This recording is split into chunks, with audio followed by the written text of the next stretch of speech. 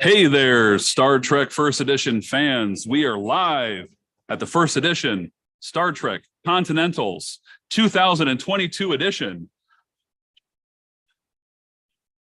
How's everyone doing this morning? I'm Kevin Yeager. I will be your broadcast partner and the TD for this event. Here in round one at the feature table, we've got Maggie Geppert and Matthew Hayes, who will be playing in round one.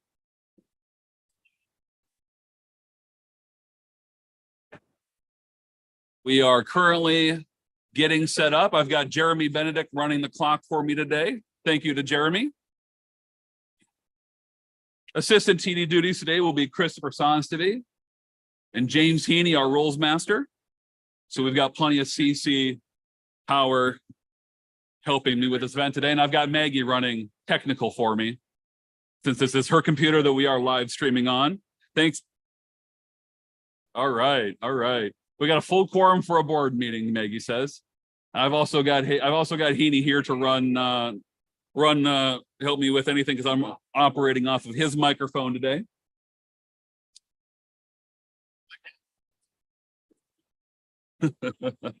All right. We're going to be going here momentarily.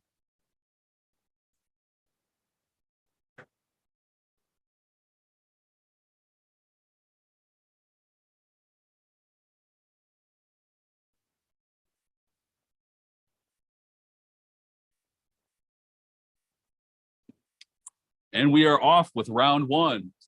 Hayes and Maggie have rolled the rock, paper, scissors dice to decide who goes first. And it looks like Hayes was the winner and is going first.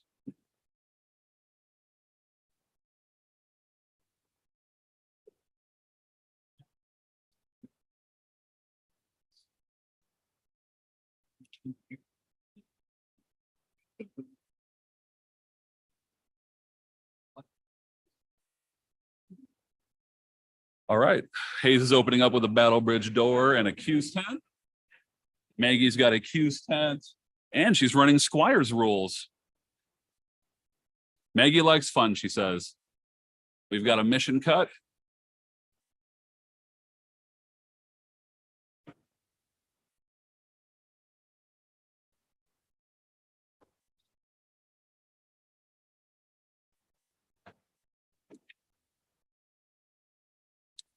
Maggie's opened up with a space. Hayes has a investigate destruction.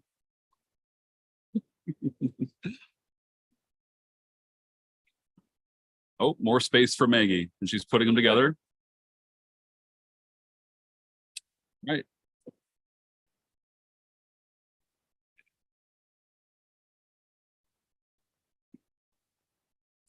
And Maggie is also in the Delta quadrant a little bit.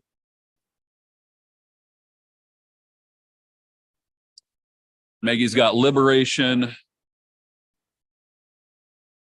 Assist Cooperative, and the Heroian Universal mission in front of her. Players are definitely helping me out here as a commentator today. They've got the space line entirely within the camera. I appreciate them for it. All right. Matt is done with the mission portion. Since Maggie's out seating him in the mission portion with a couple of spaces, she's going to have more than 6 missions.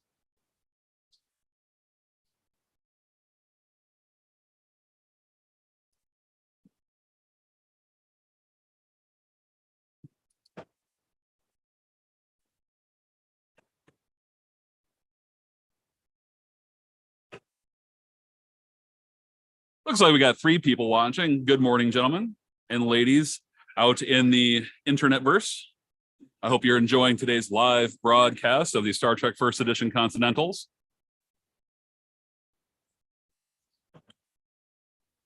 Since Maggie's running Squire's role, she's shuffling that dilemma pile very intently. She's staring at it, wishing nothing but good juju on her Squire's rolls, and now she's starting to lay them out.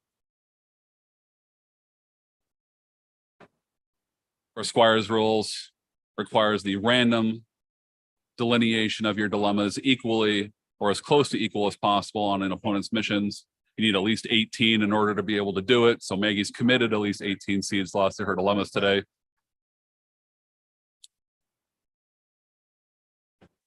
It looks like she's running, I think 18, because I think she went a bunch of equal piles. She's giving me the nod. Yes, she's on 18 dilemmas today.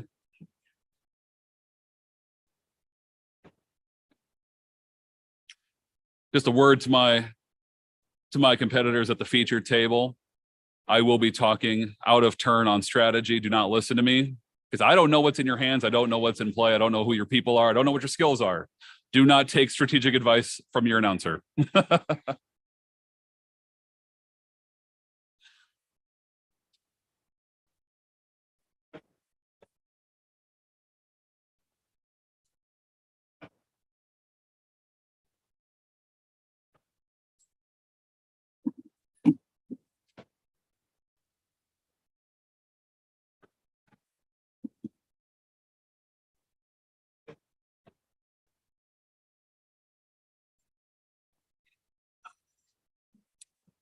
Matt is taking his time being deliberate how he was combos, and he's finished making them.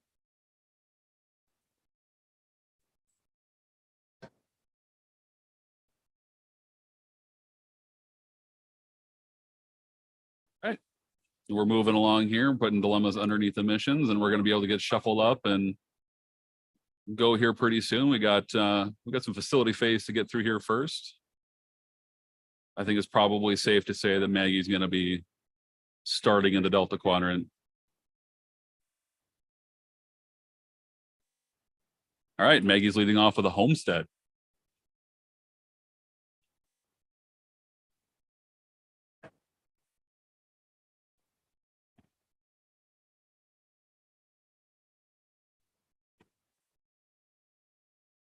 It's like Matt's following up with a non-aligned outpost.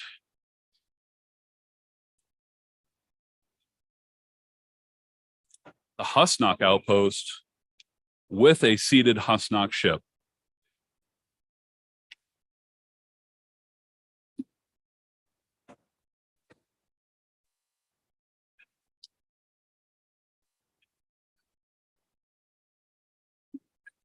Maggie's rolling with the Equinox at Liberation. I think it's probably pretty safe to say here that we're going to probably see some non-aligns get played for free on board the Equinox. And here comes the home away from home.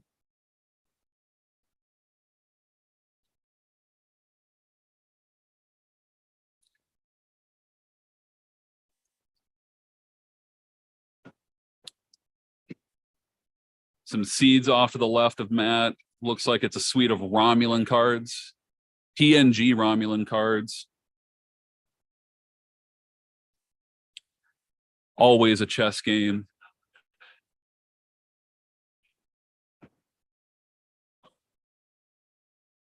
And it looks like Matt's going to be running New Civilization. So it looks like both of our competitors in this round one feature match are going to be doing alternate win conditions.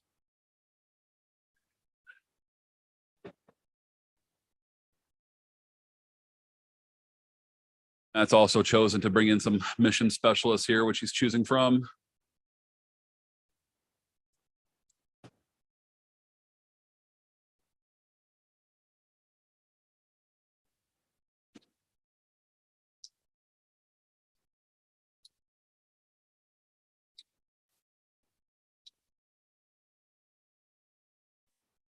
Let me know in the comments if you guys can hear me. If you cannot hear me, I'm just going to assume that I'm talking to myself going forward.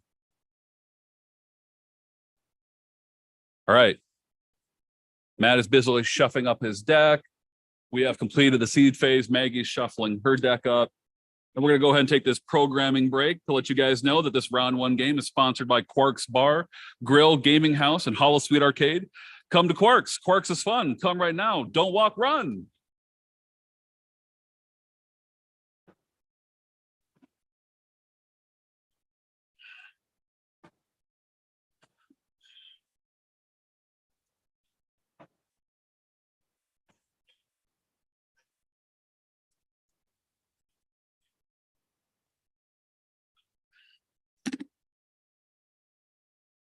All of our competitors today have been so kind as to fill out some questionnaire forms for me. I will have some human interest material for you guys to learn about the players' thoughts and so forth as the game goes on. Apparently Maggie's feeling a little pessimistic today and believes that she's going to go 2-3. I have more faith in Maggie than that, though. I'm thinking 3-2 minimum.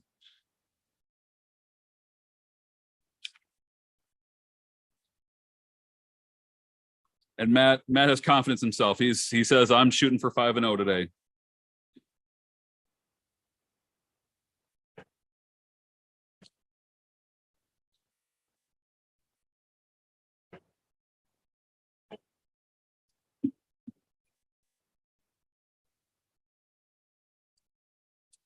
Thank you, Brad, for letting me know that I'm coming through loud and clear. Really glad to know that all of our technical issues that we had before we got started have been resolved. Thanks and shout out to Charlie Plain for being awake at this hour to be able to get us the passcode we needed to get in. So thanks to Charlie.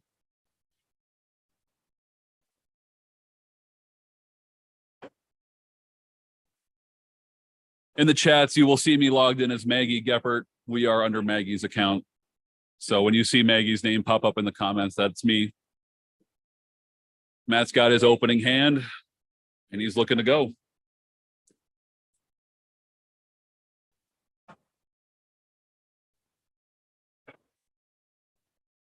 Maggie's making me promise that I don't abuse the privilege I have in her computer here and start logging into her work emails and burn all her bridges.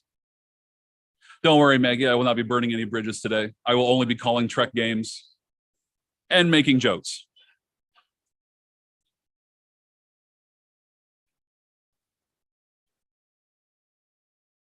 All right, Matt's leading off with a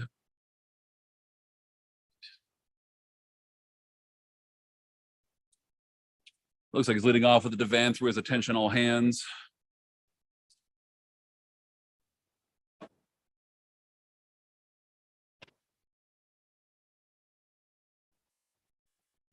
Looks like he's looking through his hand, trying to find if he has an always a chess game free play.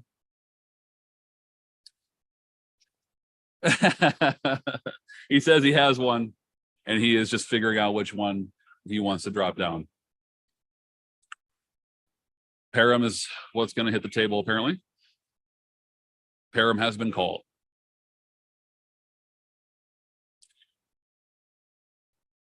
And there it is.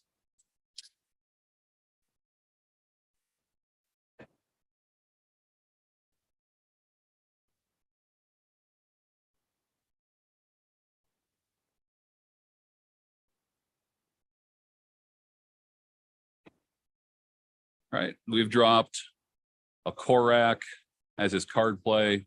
We're loading up on the Husnock ship. And it looks like we're going to be maybe getting our people together.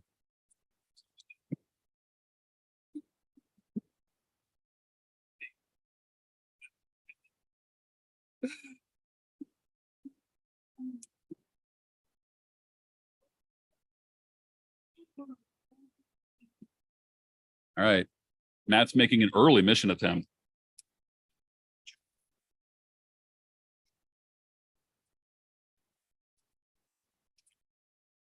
All right.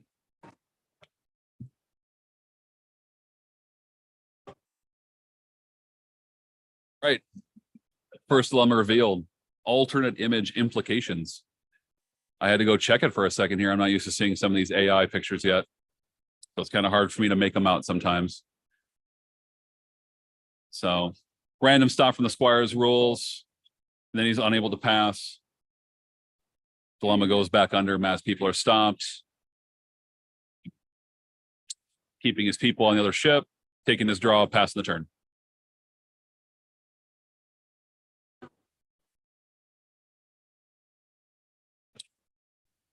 All right. Looks like play is going to pass to Maggie here. She's picking between her Alpha Hirogen. Looks like Carr is going to hit the table first.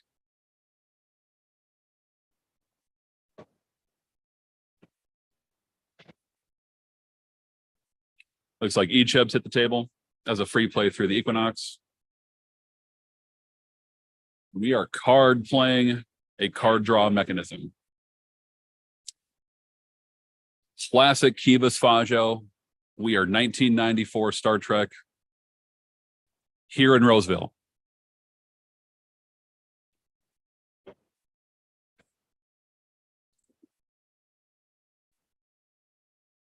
All right, Maggie's flipped defend homeworld, and we're looking for a defend homeworld target now.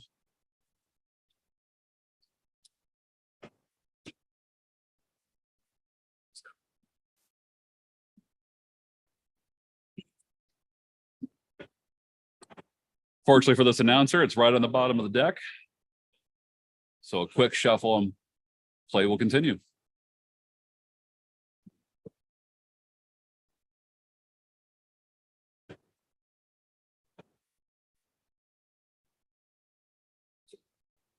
First edition Star Trek alive and well here in Roseville, Minnesota at Asmini Game Center. Thank you to Asmini for hosting us today. We've carved out a nice little spot here in the back corner wall. Place is very busy today, though. Parking lot was jam-packed full. There's apparently a 100 plus player Warhammer tournament going on today.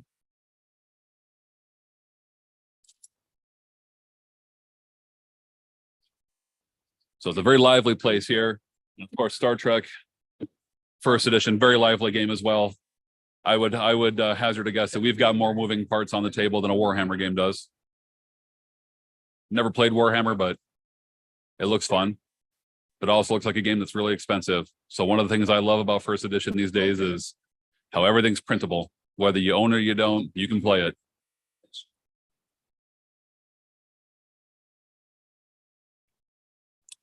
All right, Matt's dropped another free play here on his turn.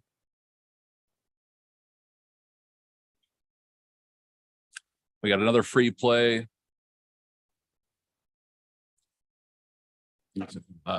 Matt and Maggie are just discussing to make sure which of these personnel is happening through which free play engine.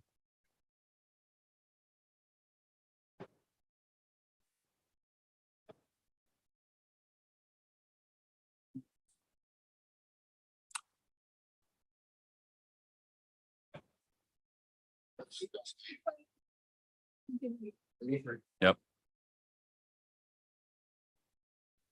Now we're just conferring to make sure here that the correct number of free plays and free draws are being assigned on Matt's side of the table. Looks like Maggie's and Matt have been able to clarify that. Matt admits that he's a little rusty with the TNG stuff. Matt's an old school player like me. Some of this new stuff is a little bit more complicated than we're used to.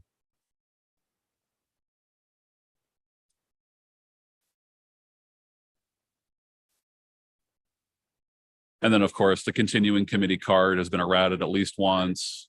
Attention all hands has been errated at one point, I believe. So we also got to make sure that we're running the most current versions of these cards. So I think we're all in agreement here now. Players are all aware of the fact that I am not just your broadcaster today, but I am the TD.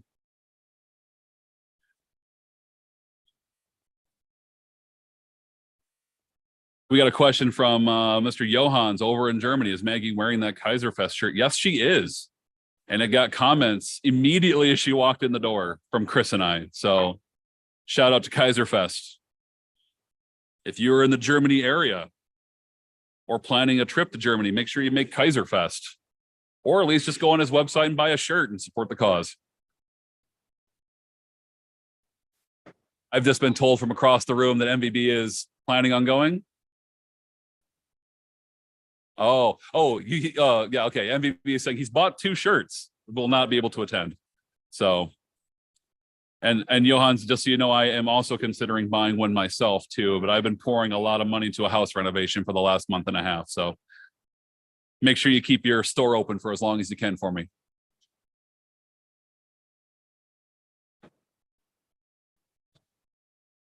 All right. Matt's put his people together after getting some free plays and card plays in. We've moved over to another mission and we're attempting again.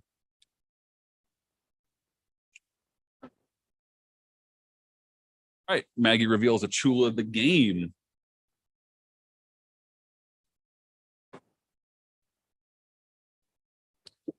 All right, we got to stop someone.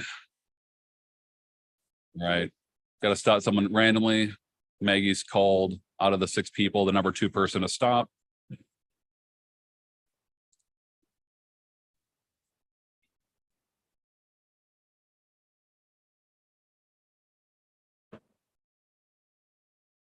All right, now Matt is busy checking to see whether or not he can pass the dilemma.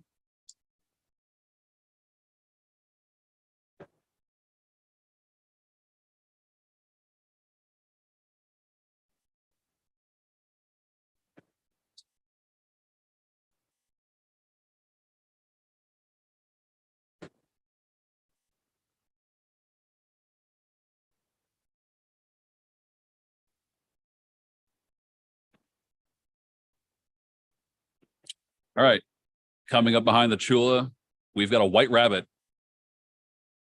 Chase the rabbit. Shout out to my fellow rabbits from South Dakota State University. Go Jacks, ears up. I am not wearing my SDSU gear today, but I'm always a jackrabbit all day, every day. We have a random stop. Now Matt's got to check for his archaeology and physics in order to beat the dilemma. It looks like he did not. And Maggie's placed a 2-turn countdown for Matt to solve before that mission's going to get doinked.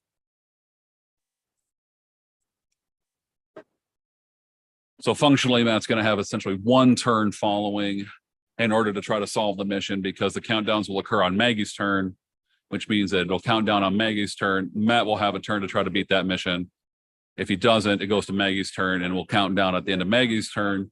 And then Matt's mission will be cut off at the knees, so to speak.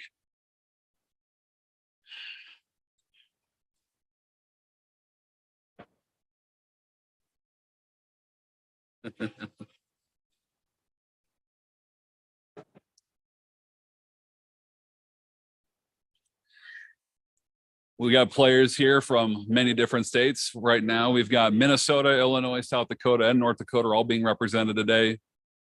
In the field from South Dakota representing, we've got Keith Rupp and Mark Mustin. North Dakota is being represented by Matt. He's carrying the torch for his state. Illinois has brought Maggie and Brian Schaeflein, our continuing committee board members. We also got Wisconsin being represented by Jeremy Huth today, carrying the flag for his state. Badger State well represented by Jeremy Huth today.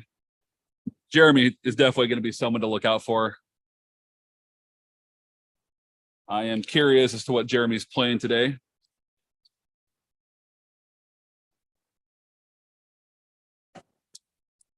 I'm sure we'll get him on camera here within the next few rounds. And then, of course, Minnesota's home court is being defended well today by Kris and Joe Kallstrom, James Heaney. State of Washington today being represented by MVB and Justin Ford. So the state of Washington's definitely brought some heat today. Whether they brought a crate of apples with them, I have yet to ask them. I would guess no, since that'd be pretty expensive to bring on a plane. MVB's telling me that he would have brought them, but he just doesn't have any faith that Delta would get them here. Delta, not a sponsor of today's broadcast.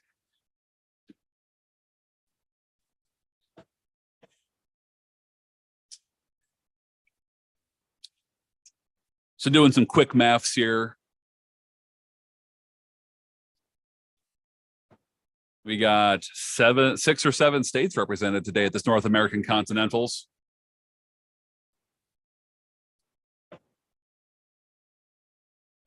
Jason Tang's made a late appearance now with his round 1 bye. So Jason Tang's also defending Minnesota's honor today. 12 players in today's field. This first round match featuring Maggie and Matt Hayes, if you're just tuning in. Quick recap of the early games. Matt's busy playing TNG Romulans, and Maggie is on Delta Quadrants, Herojans, and Holograms. She's also writing Squire's rules, which you can't see off camera right now. But the action's definitely happening here in the center of the table. Maggie's definitely putting some people together here and getting serious.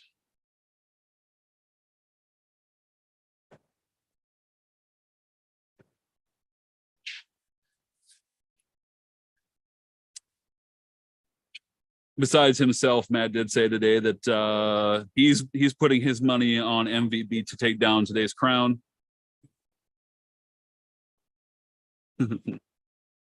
If his jank aligns. Oddly enough, that is also who Maggie's picking today. So there's definitely some weight on MVB's shoulders today to pay off for Matt or Maggie in the side pool.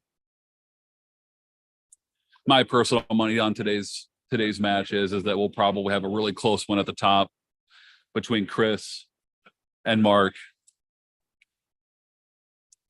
and MVB.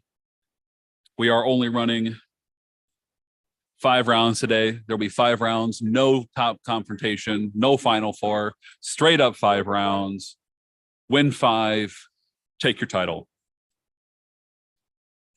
Unfortunately, due to time constraints, it was decided by Kris and I that we would not have time to do a final confrontation. We were hoping to do a final confrontation, but Asmodee's schedule with the Warhammer event, our schedule with making sure that we get Tribbles in today, later today, which is, of course, everyone's real priority around here, Tribbles. In order to make sure that we have enough time to get Tribbles in before the store closes, we have, of course, had to cut a final confrontation from today. So win 5, take it down, but you got to win the first one. So Matt and Maggie are both looking to win this first one here today. Right now, I feel like Maggie's got a little bit of an early lead here. She doesn't have a mission that's being threatened with a minus. She's also running through dilemmas pretty good.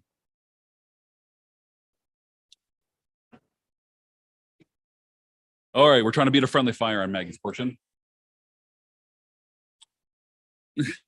Trying to beat a friendly fire. All right, looks like she's failed it. And there's going to be a countdown and a random selection of a death here. And the mission is going to get counted down.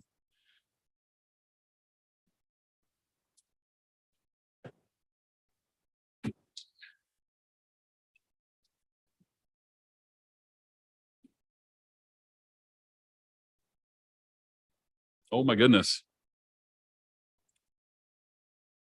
Oh my goodness.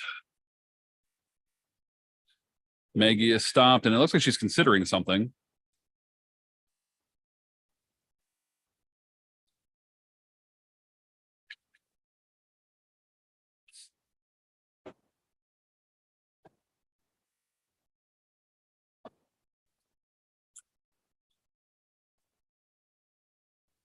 When I asked Maggie earlier this morning what she was hoping to play against today, she definitely said that some slow decks in the Alpha Quadrant would be her best matchups today.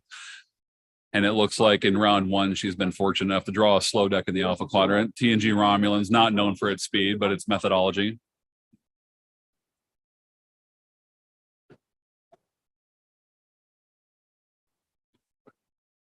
Not that it'll matter for today's matchup, but Maggie also let me know that some of her favorite dilemmas in first edition is all the science-y stuff. But with Squire's rules today, science-y stuff had to be set aside in order to make sure that she could come up with 18 qualifying dilemmas.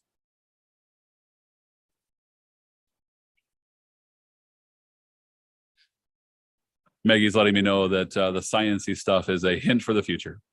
Not this game, but probably some future deck that she's going to be working on here pretty soon. Probably for Worlds, I would assume. She's tilting her head back and forth. So I'm not quite sure about that one yet. Of course, all decks for Worlds right now are entirely theoretical. I'm sure everyone wants to see how the Continentals are going to shake out for a meta first before they're going to make a decision on what they want to play at Worlds. And of course, I, Coach Kevin, am available for anyone who would like advice, consultation, or what have you with your Worlds deck once Continentals is complete. Feel free to PM me on the boards with any questions, a deck list, anything specific you want me to look at. I'm always willing. Coach Kevin is here to make your deck better.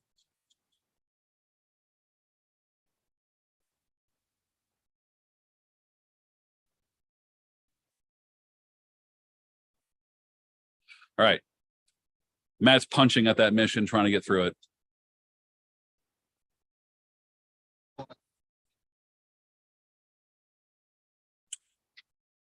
Looks like Matt is trying to take a swing at that white rabbit mission here. He's going to try to catch that rabbit before it cuts him off at the knees. Granted, though, with new civilizations in play for Matt, the exact points that he has is not really relevant. New civilization is just going to force Matt to do 4 missions today, all day, most of the day.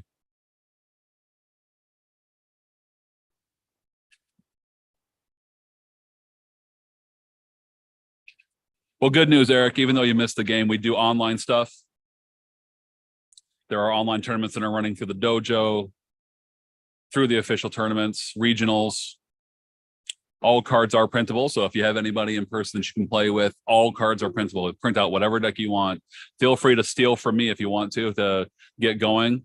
I know Kris has some really good decks that are simple for players to pick up who are coming back to the game. There's no reason you can't play the game. Play it online or play it in person. This game is very accessible now.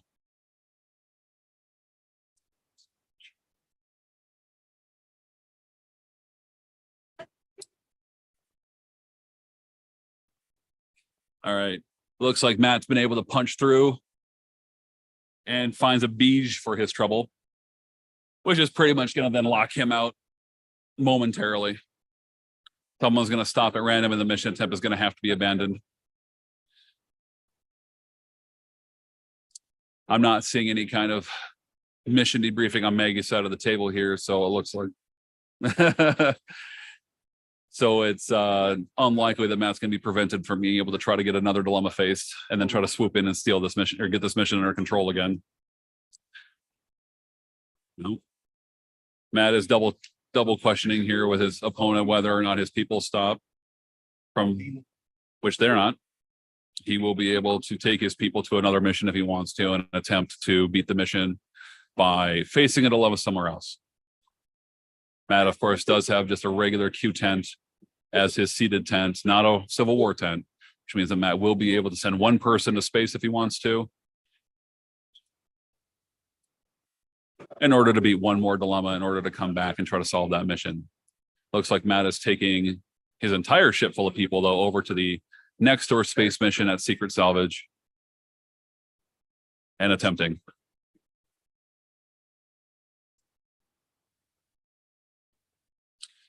First off, shuttle crash. All right, 9 people are attempting, according to Matt. Someone has stopped, and now he's checking to see whether or not he can beat the shuttle crash or not. 9 people, you know, probably 40% odds he'd be able to have what he needs. All right, stopping a youth. Matt does have a youth, he says. He's found a youth, and a youth is going to stop.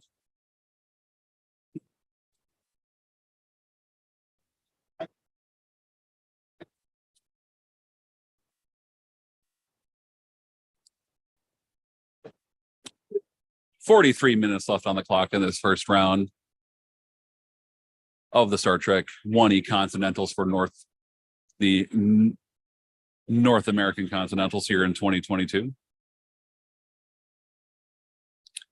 The day is young. Hopefully my voice is able to hold up for all the rounds today. I'll apologize in advance if it starts to get a little scratchy in the future, but years ago, I had official radio training and learned how to get your voice to stay in longer. And of course, it sounds like Heaney's microphone's coming in loud and clear here, so I'm not having to talk very loud. I also don't want to interrupt the players too much here with what I'm saying. So, all right, it looks like Matt has been unable to get through.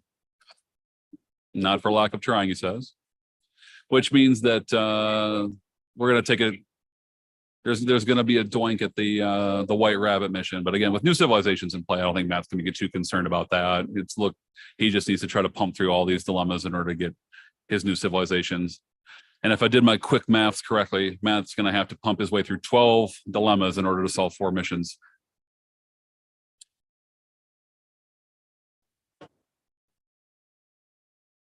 All right, Maggie starting her turn here with a couple of free plays.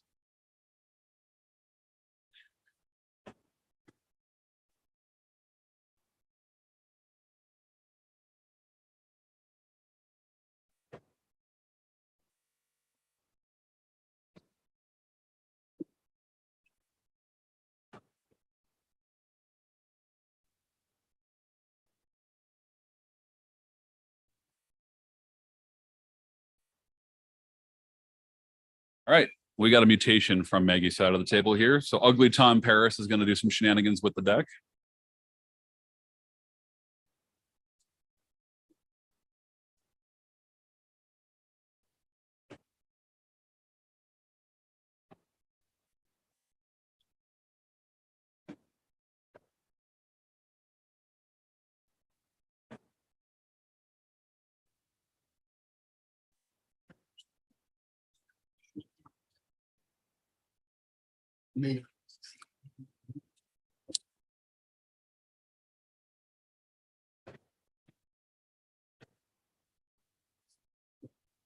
Game is young here. We got 40 minutes left on the clock. We've got 3 mission attempts made by Matt already in the first 3 turns, and we've got 1 mission attempt from Maggie. Matt's openly commenting on how he feels like his deck's moving along here, getting 3 mission attempts in already. I can't disagree with that. One of the strategies for trying to deal with Squire's rules is just make as many attempts as you possibly can just to push your way through as best you can. Nobody knows what you're going to face, so Squire's Rules being one of the newer cards here from one of the newer sets. It's definitely a fun card.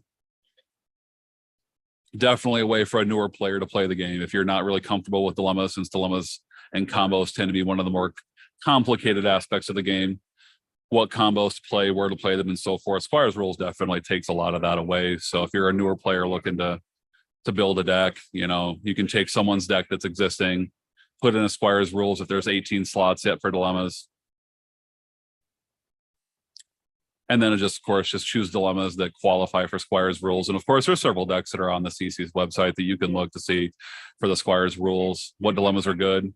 Maggie's deck from today will, of course, be posted. And so a person will be able to use that as a template. Plus the other ones have been posted within the last, few months.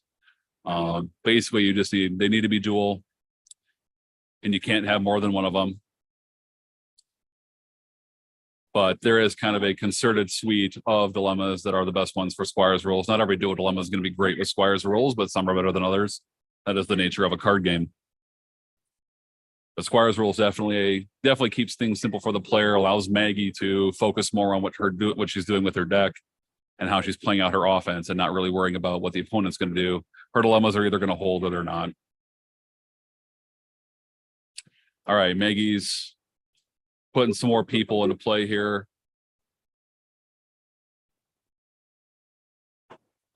She's looking through her deck right now in order to try to find a download, I believe.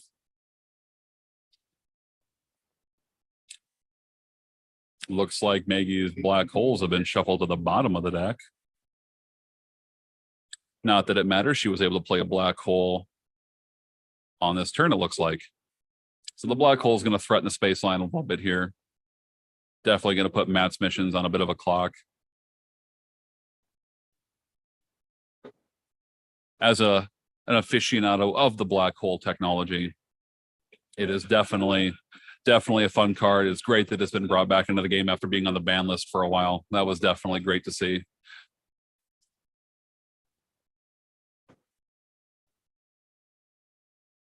All right, looks like Maggie has chosen to use her romantic partner download in order to have Kess grab Neelix. Oh, gotcha. Doctor, not a bricklayer. My mistake. Doctor, not a bricklayer. Kess's medical is going to grab the geology off of Neelix today. How very sweet of them.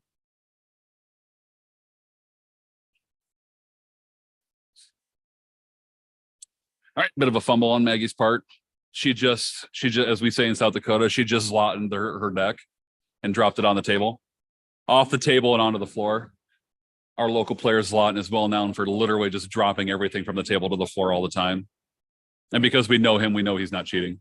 He literally is just that fumbly when it comes to shuffling his cards. That's right, Steve. Black hole is legal again. Black hole was put on the ban list for a while, and then it was brought back almost intact on its original wording. It was basically just errata to have a countdown icon to make the rules aspect of it much simpler. And that's pretty much it. I mean, some of the wording on there was just clarified to make things easier, but black hole it was out for some years, and it's been back now for, I believe, 2 years.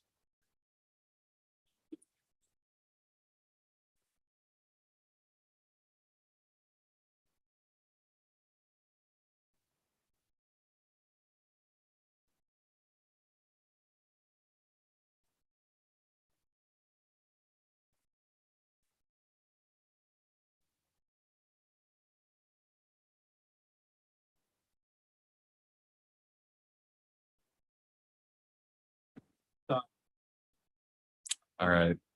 We had a rules question from Matt on the black hole. I was just clarifying for him there. It's exactly how the black holes changed it, because he was thinking that it was 4 full turns. And I'm like, that's the old wording, and that was counting both persons' turns. And now the rules change on it with the countdown icon has simplified it that you only count down the owner's turns. That's made tracking it much simpler.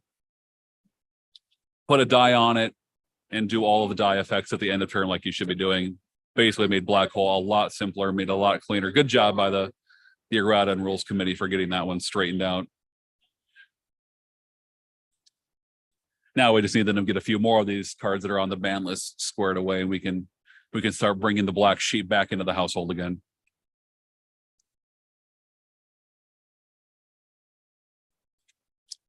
Oh yeah, Blade of Takan. That's right, Steve. Blade of Takan has definitely got to be a threat. If you're playing against Black Hole, Blade of Takan is definitely a threat.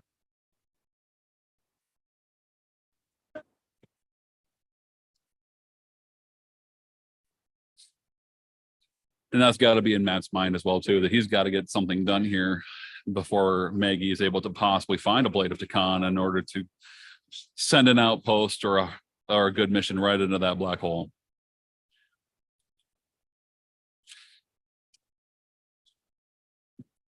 It's old tech, but it's still good tech.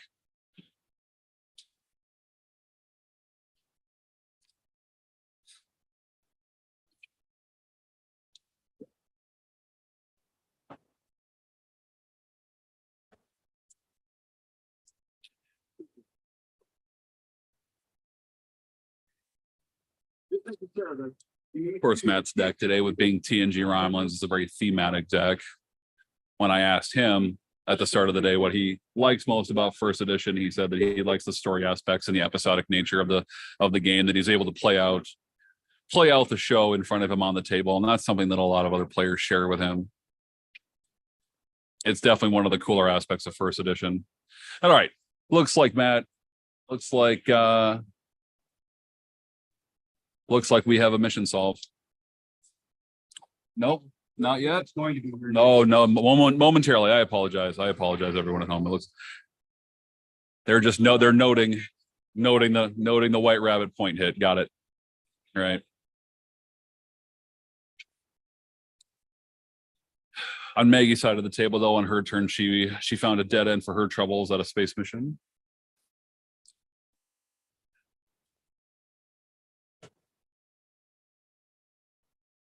And she's blocked out of her planet mission a little bit. A little bit of clutter on the board. It's hard for me to see exactly what's going on there.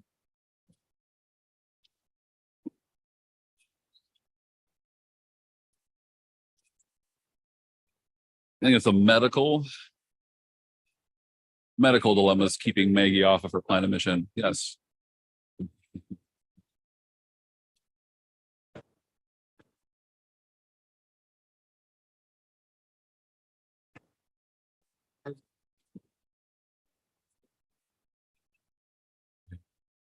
Matt's put a few more free personal Romulans down onto the table, and we're going after that mission, he says. Just making sure he's got what he needs to get his first mission under the belt.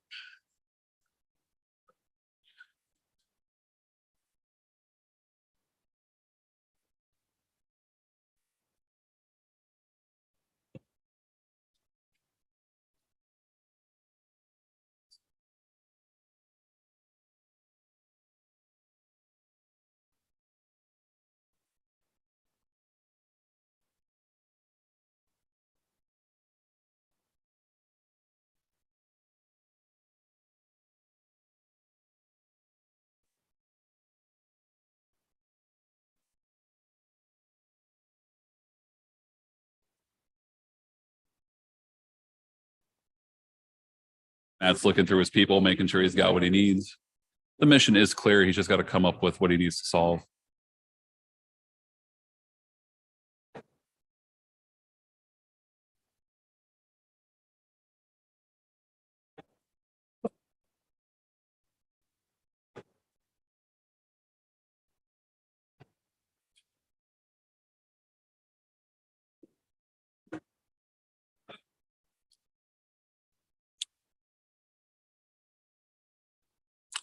Looks like we're struggling on Matt's part here to come up with coming up with his skills he needs. He also says that he's responding to my criticism here by saying he's also planning for the next mission as well. So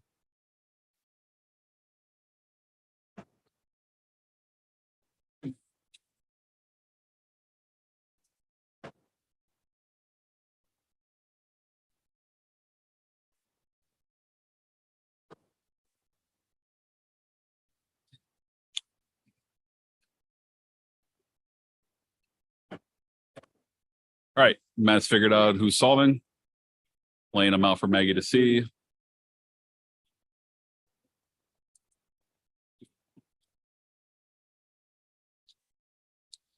And also, so you know, Kaiser, Christopher Sonsteby is also wearing his Kaiser Fest shirt today too. So we're gonna have more Kaiser Fest on stream at some point today.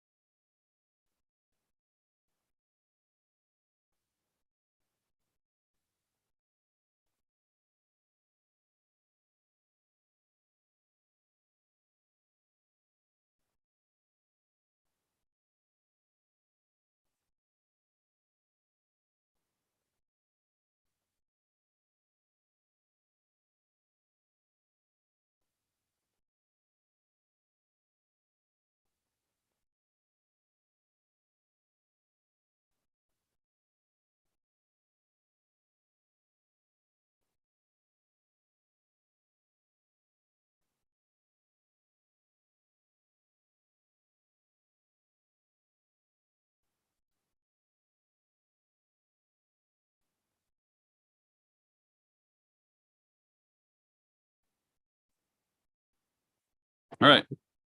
Apologize for my absence there, everybody. Just had a little moment, little technical difficulty I had to deal with now. Getting back to the game here. Matt's making another mission attempt here. Face the dilemma. Random stop is occurring. And it looks like it was enough to keep Matt from being able to move forward.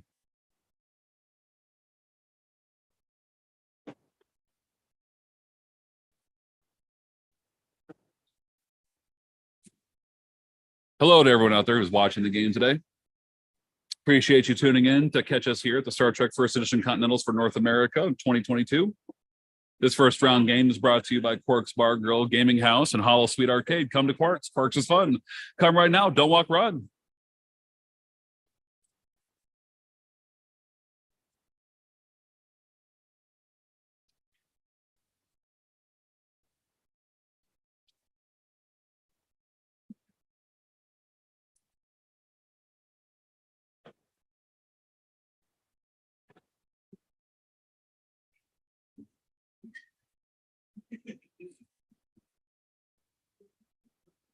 We got 26 and a half minutes left in this first round game. Matt continues to try to move methodically through Maggie's dilemmas.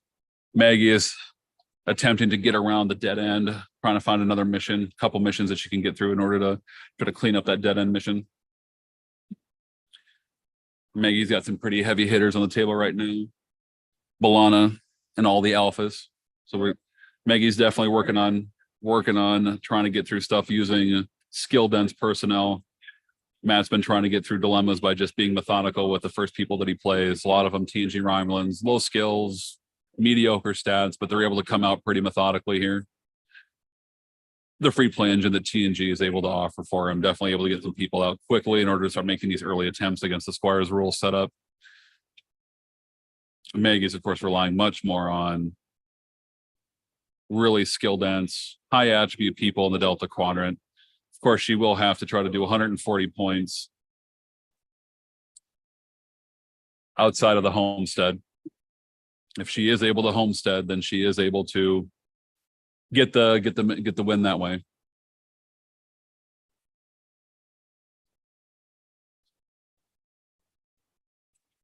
course, the skill dense personnel definitely help with getting through dilemmas a bit easier.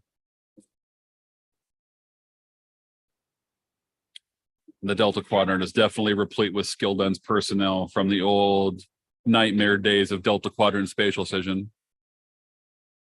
We called those the dark times, when the evil ones would commune and you would see multiple copies of the same personnel over and over again. It was not fun. And they would run into 6 copies of Lady Combo Scow. I think we are all happy that those days were in the past. The current OTF rules are definitely superior to the way that things used to be back in the early 2000s. And I'm getting a thumbs up from 3 different people right now.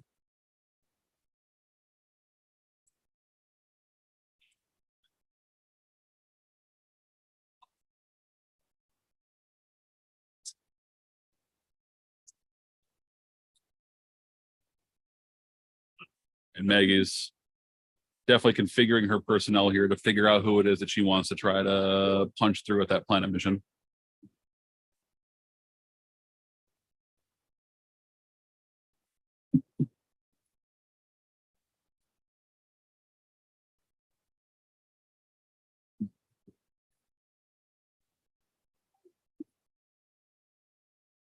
Thank you.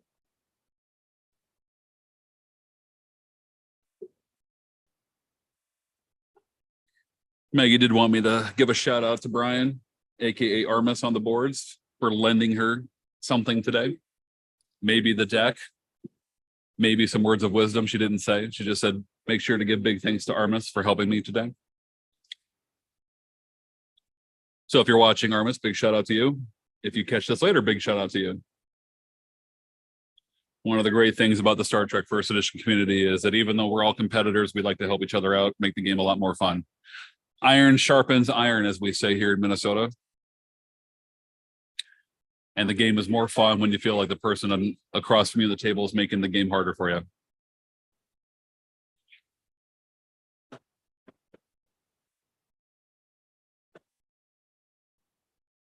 All right, Maggie's definitely coming up with a group of personnel. We are making an attempt. And we are checking dilemmas here to see what Maggie's going to face. Right. Armenian disintegration protocol has been revealed.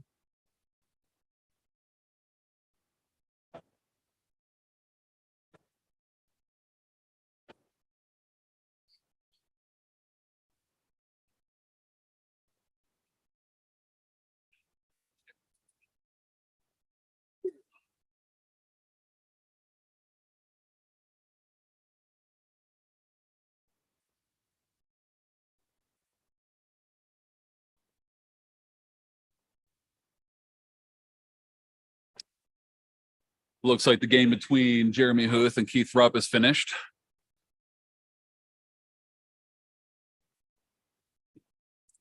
My associate TD Kris today is handling some of the duties while I am doing the live broadcast.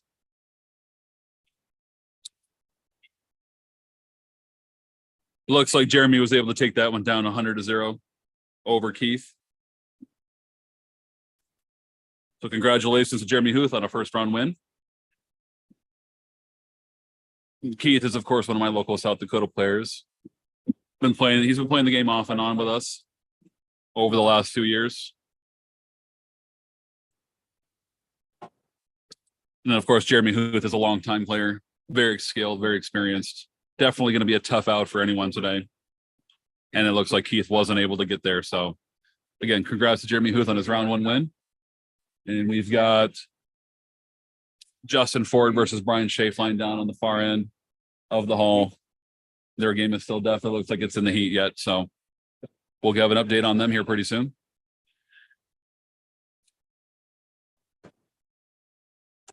Yep. And in Maggie's turn, we had lost a space mission to the black hole.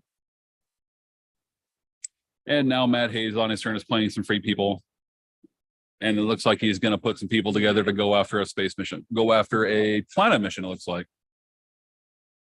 Yeah, it looks like he's staying in his Husnuck outpost mission. And is going to probably give it a go here.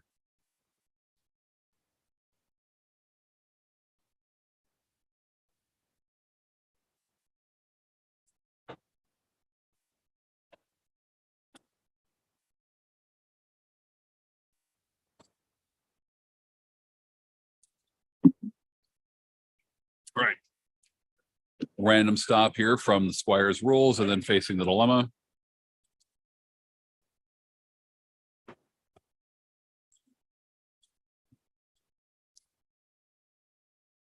And based on these sleeves, it looks like Matt's going to lose a mission specialist to the stop.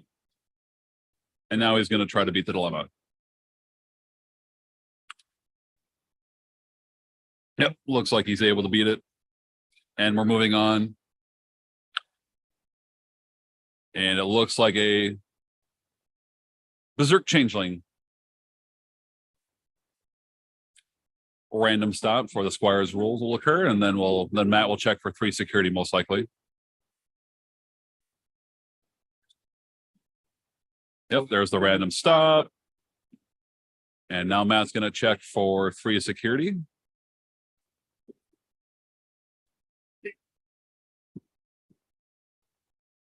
And it looks like Matt's going to come up with it, no problem. Security, of course, being a TNG ramen specialty, I don't think that the 3 security was ever in danger here. I'd be willing to bet that he's probably got 4 or 5 security in that group. But yeah. And it looks like Matt's been able to beat it, and we're moving on to the last dilemma. And it looks like a rules of obedience. So we'll do a random stop for the Squires again. And then it looks like Matt's got to try to get through this one after a kill from Maggie. So this one's going to be a little bit tougher. The rules of obedience, of course, definitely one of the more popular dilemmas these days. Definitely a very strong dilemma, both in the Squire's rules and in regular dilemma combos. Definitely pulling its weight. It's always good to see when design's able to come up with a really interesting dilemma like rules of obedience. Of course, what makes it so strong is the fact that you get a kill guaranteed out of it before you check for a while.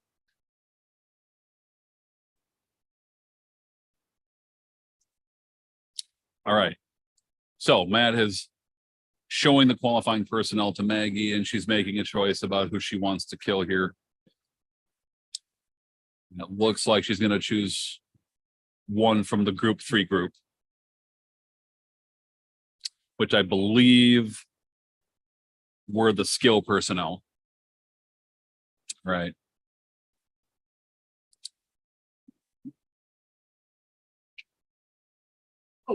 Right. Death has occurred. Yep. And now Matt is going to simply check to see if he can beat the dilemma.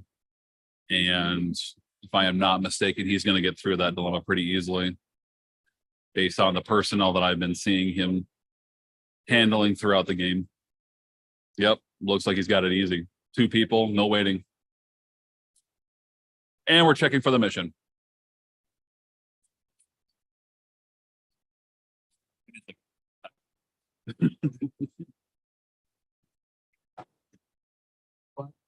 No mission briefing. This group will be. All right. Looks like Matt was able to solve. No. He's not able to solve. But he's not stopped per 1st edition rules. He beams back up to his outpost and is calling it a turn.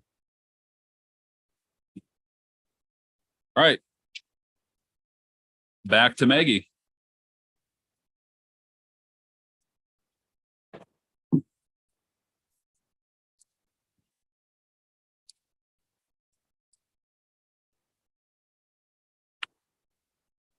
Looks like we've got 9-10 people different watching right now. Hello to everyone who's watching. Glad that you're able to tune in today. This first round matchup brought to you today by Sluggo Cola. Drink Sluggo Cola, the slimiest cola in the galaxy.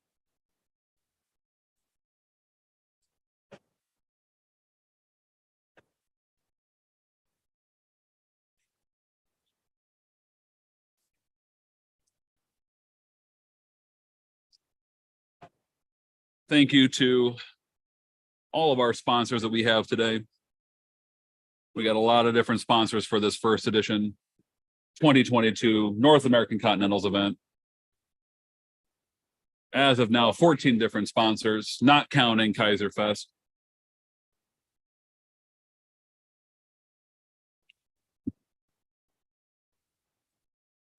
Looks like we got a result in. Justin Ford versus Brian Schaefline. Justin Ford was able to take a full win, 100-30. So Jeremy Huth was able to take down 100-0. Justin Ford was able to take down his round one, 100-30. So some early wins for Justin and Jeremy. We have an even number of earned buys today. So when we get to the second round, the earned buys will be matching up against each other. And that means that Justin and Jeremy will have to face each other in round two, and Brian and Keith will be facing each other in round two, most likely.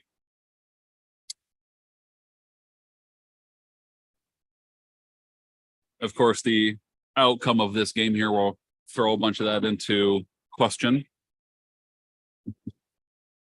If this game isn't able to go to a full, is not able to go to a full result, then Brian and Keith will be matching up against one of these competitors.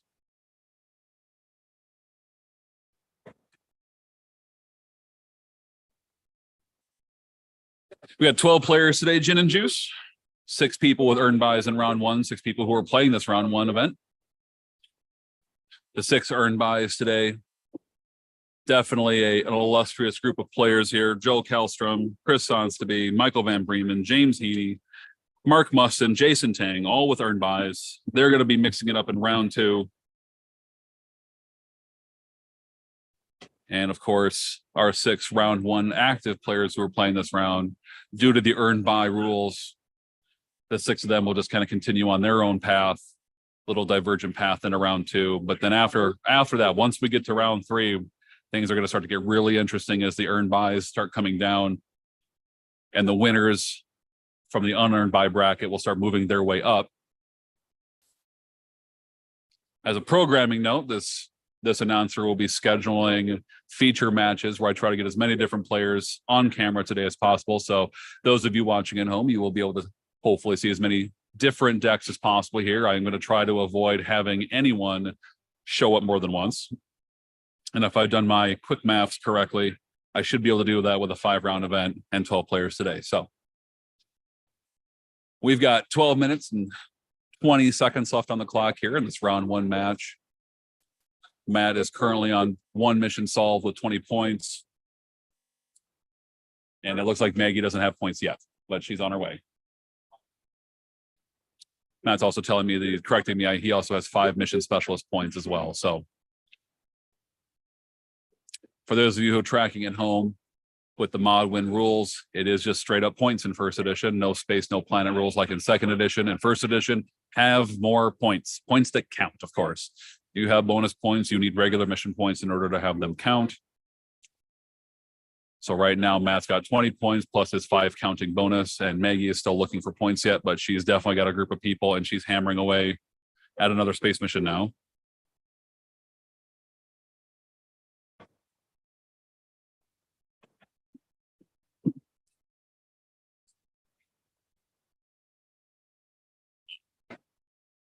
Yep, we registered with 5 rounds. So we are going to play 5 rounds today. That's bolstered by the idea that since we are not doing a final confrontation, 5 rounds will either be we have 1 true winner, or we will have someone who wins 4-0 and then they got to defend themselves, which in either case, I think is very appropriate for North American Continentals. I personally would have liked to see us do a top 4 as we've done in the past, but we simply don't have the time, and we have to make concessions on how much time and our host location. So 5 rounds will be happening, guaranteed.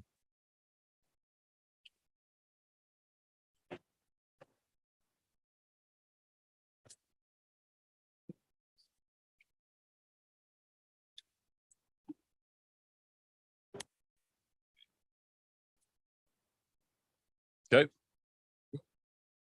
Looks like Maggie was unable to get through her space mission here, and we are ending the turn, counting down the black hole 1, at which point the other space, universal space, will disappear when it gets to Maggie's next turn. If Maggie's able to solve, though, on her turn and find a Blade of Takan somehow, there might be one of Matt's missions going into the black hole instead, but it's yet to be seen whether or not Maggie has a Blade of Takan hiding somewhere. Of course, since she only has 12 seed slots to work with here, maybe the Blade of Takan didn't make the cut, which would not be surprising. Because, of course, you know, maybe she just wants the black hole just to kind of threaten stuff.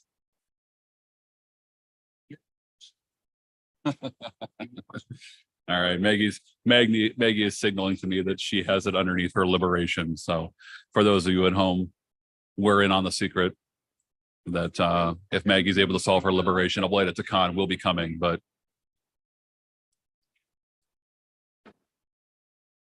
it also looks like Liberation's the mission that Matt heavily seeded under, so that's going to be tough.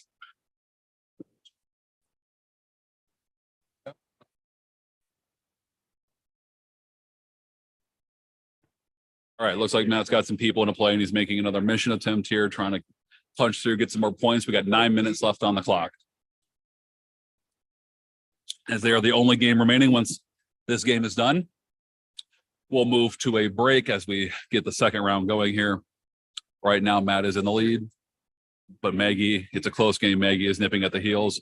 Matt continues to try to move methodically through Maggie's Squire's rule setup.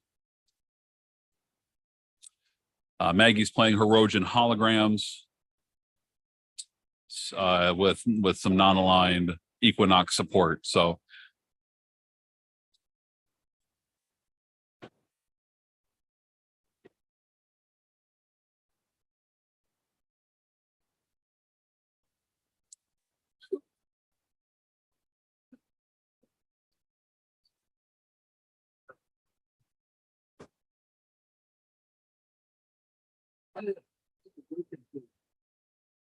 all right, looks like Matt's going in after Secret Salvage again.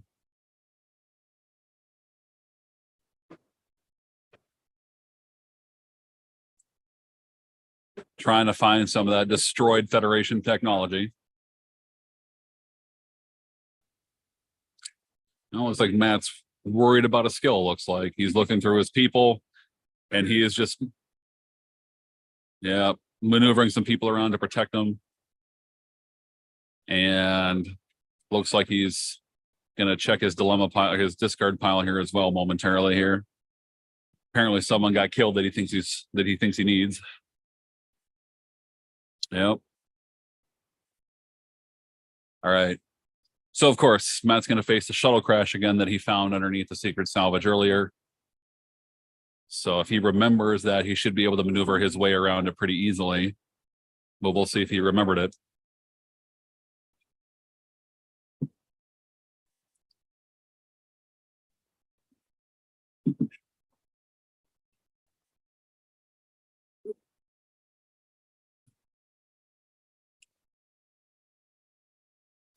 All right.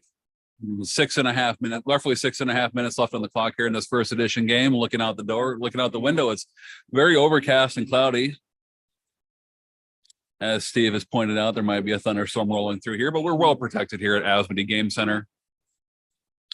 As long as the power holds out, we'll be able to continue to bring you this live broadcast of the first edition of North American Continentals 5-round event today. Again, this first round brought to you by Sluggo Cola. Drink Sluggo Cola, slimiest cola in the galaxy.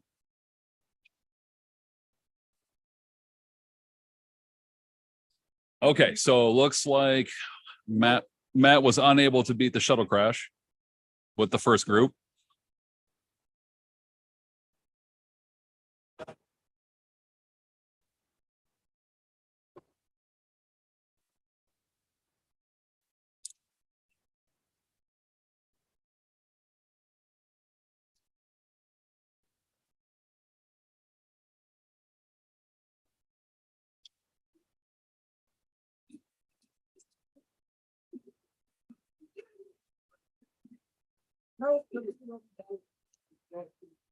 All right, so it looks like Matt was not able to get through the mission.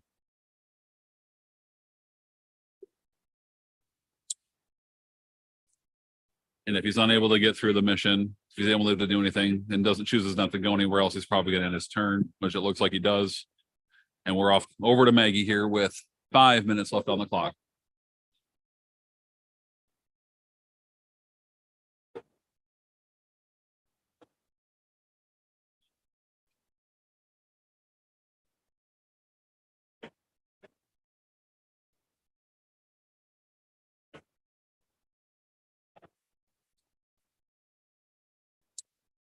All right.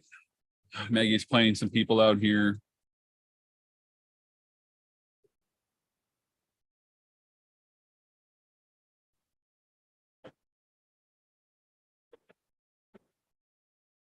Yeah, I'll be the first to say gin and juice. Watching YouTube on your television as opposed to your computer or your phone, definitely vastly superior. I got a 52-inch at home that I just do everything on.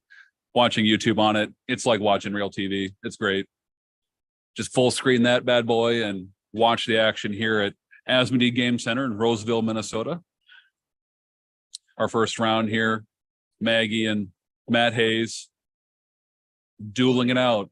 Maggie's going in after that space mission on the end of her Delta Quadrant space line, looking to try to get some points and get out in front of Matt. Right now, the clock is very much an issue. 3 minutes and 50 seconds mark.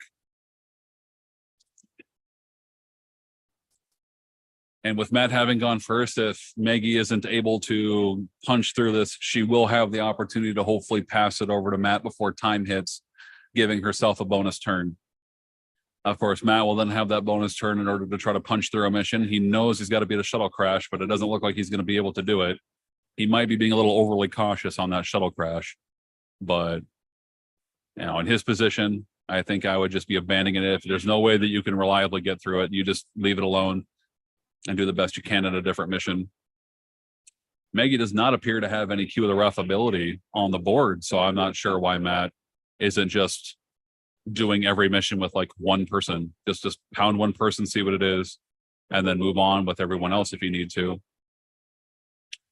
But I guess that's his thinking process. He knows his deck better than me.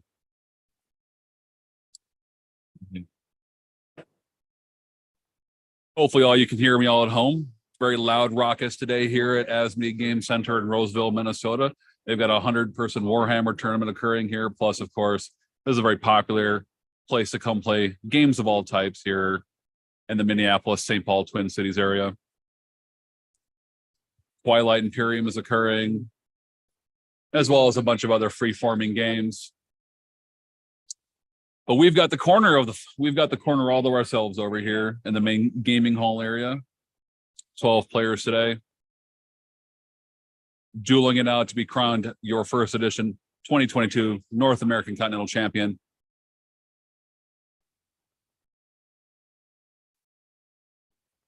Two-minute warning.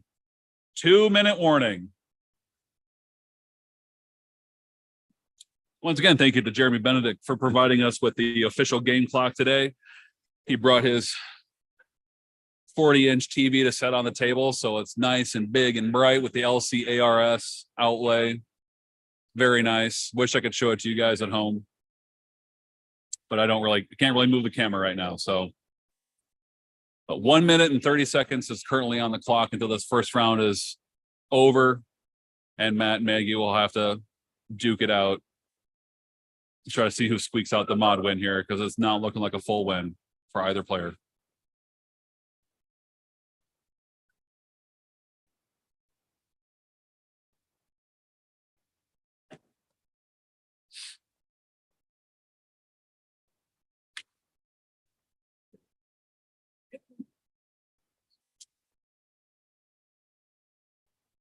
All right, so Matt's making some final moves here. Play was passed to him, so it looks like they're each going to get one last turn here before the game is over. And with 45 seconds left on the clock, it looks like it's just going to be each of them need to do the best, and the clock is no longer a factor, other than deciding that it looks like it's going to be a mod win for one of them in this first round.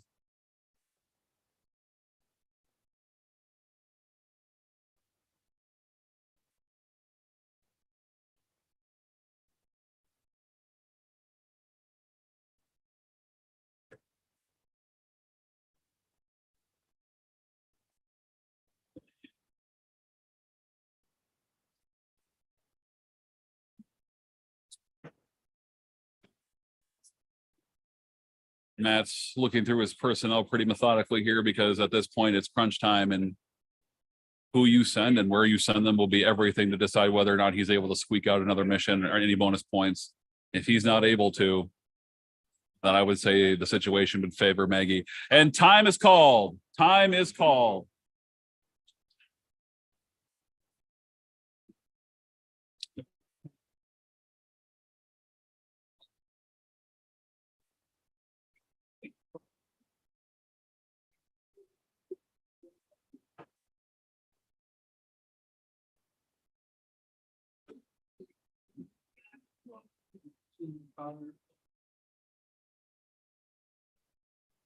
All right, looks like Matt has chosen to send all 13 in, and he's just gonna try to pound it.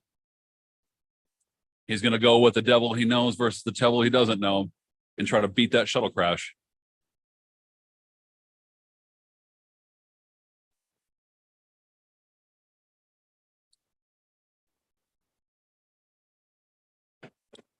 All right, looks like Maggie's got a couple of choice people here following the random stop.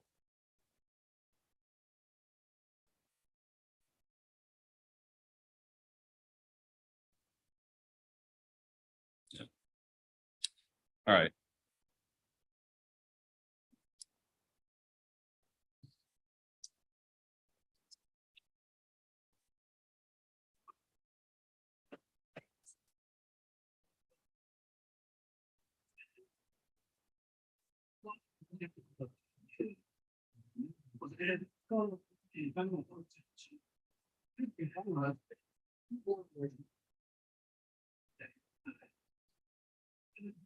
Oh boy, look out, everyone. Caleb Grace has entered the building. Caleb Grace is in the building. Star Trek CCG royalty is in the building. Two-time, back-to-back, second edition world champion.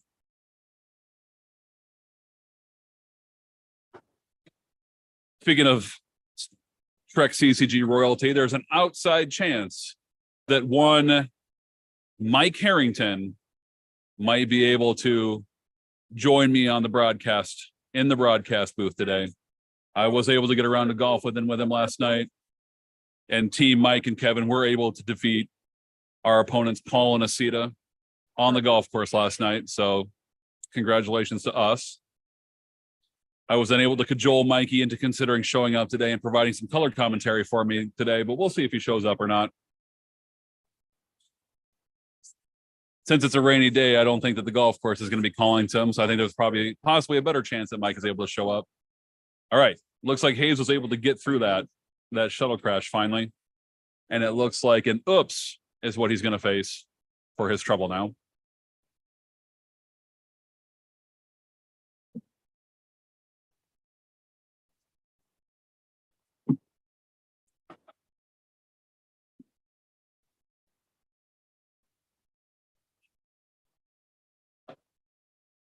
All right, looks like Matt was able to get through the oops, which of course not surprising. Later in the game, oops is not a very strong dilemma since all you need is 3 staff stars, super easy to get through. And then it looks like a Thasian powers is what's going to follow up here.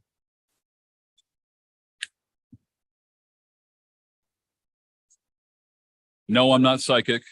There is just a slight delay between what I see and what you see at home.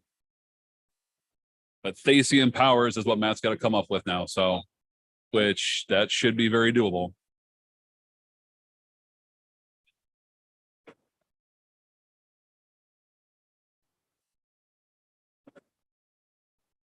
All right, so there's a little question between Matt and Maggie as to how Thasian powers works, whose hand is discarding and so forth. Matt's checking his attributes right now to kind of figure out what it is that he wants to do. I think in this situation, you know, your hand is irrelevant at this point because this is your last turn. So, you know, pitching your whole hand in order to beat Thasian powers is absolutely the play. I mean, it's not even a question. But realistically, though, I mean, as long as Matt's got the skills for the mission, it looks like he's going to probably be able to solve that mission.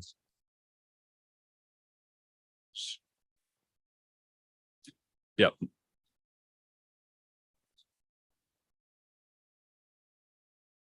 I'm 41,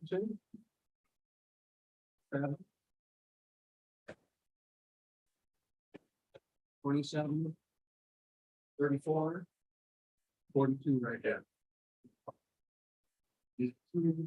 All right, so Matt has decided just to punch the whole hand out. Looking at the cards that hit the table, absolutely none of them are relevant in this matchup anymore. It's Battle Bridge Door out of the hand, a random event, and 3 personnel, including Talera, none of which are going to be relevant since time has been called. So Matt needs greater than 41. He's counting it out. He's got 42 and still 2 or 3 more people in hand. So Thasian powers beat.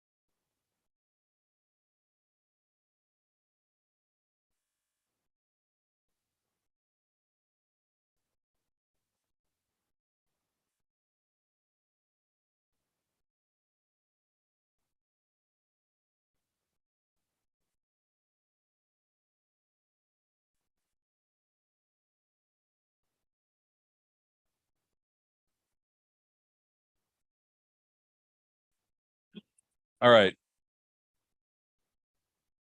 So you need to do some stuff.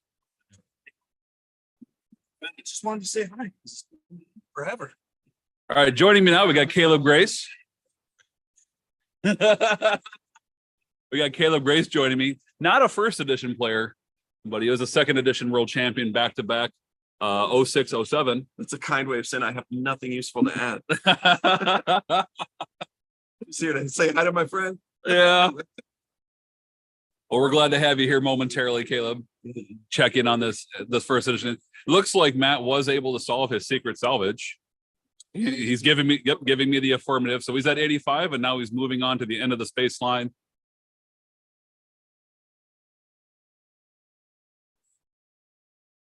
Moving on to the end of the space line.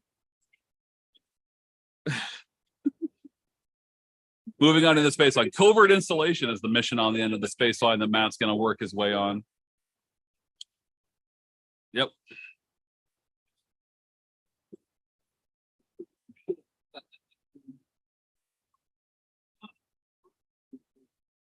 So Caleb, how's life been for you?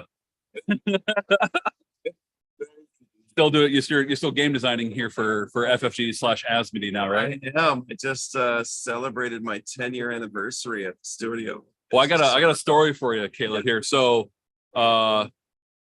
couple, pre-pandemic, me and the guys in South Dakota, we were playing the Star Wars Destiny card game, right? Yeah. And I got to name drop you because one of the guys that we played that game with was like, he was just like, oh, I played this game. And I'm like, well, that's actually the game that my friend Caleb designed. He's like, you know Caleb? And I'm like, yes, I know Caleb. Caleb and I played games together. He won, and I'm telling this guy all the story. Caleb won the Star Trek World Championship 2 years in a row, and then the one that he doesn't go, and then I win it. And then so I got to name drop you and have somebody be like in awe of the fact that I know one Caleb Grace. So I feel sorry for you. yeah, they're huge fans of your work. They're huge fans of your work in that game. So oh, that's great to hear. Huge fans. They were huge fans. They were like, they even asked me, well, I have thoughts. Can you give me like Caleb's number so I can give him his thoughts? And I'm like, I don't think that's kosher. No, not Destiny. It was a different game. It was one of the Lord of the Rings games. It was one of the Lord of the Rings games. Yeah. 8 years. Yeah, it's the one that it's that one. I don't remember which title of that one it is because I know you guys. Yeah, it's the card game. Okay. Lord of the Rings, the card game. The actual card game. Yep. All right, we got a rules question for Maggie. So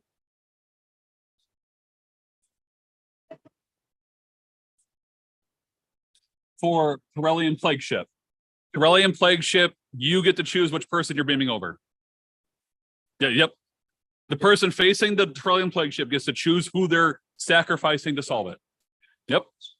All right, so looks like a Corellian Plague Ship combo got faced. Matt was able to work his way through it. Looks like he's chosen to pump Vacor, send Vacor off to die for some 5 points. That brings Matt up to 90 points, I believe. So Matt's actually going for the full win here, and this broadcast may have to eat his words that a full win wasn't looking likely here. So,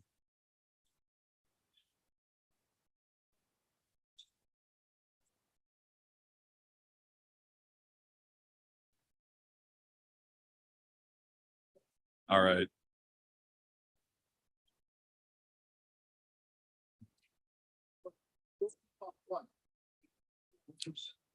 All right, Matt's got 7 people left as he's facing Spatial Rift. So Spatial Rift is all right. It looks like the 2 random selections for the lower decks that Matt's going to flip over. With no lower decks in play, it's not looking good for them to be able to survive. And yep, it absolutely looks like they're not going to survive here. So, all right, my hat is safe. My hat is safe, Caleb. I don't have to eat my hat. Matt was not able to pump his way through that Spatial Rift. Yep. 1 second. Yep. All right. So Matt's gonna have to sit on his 90-point hoard and hope it holds up.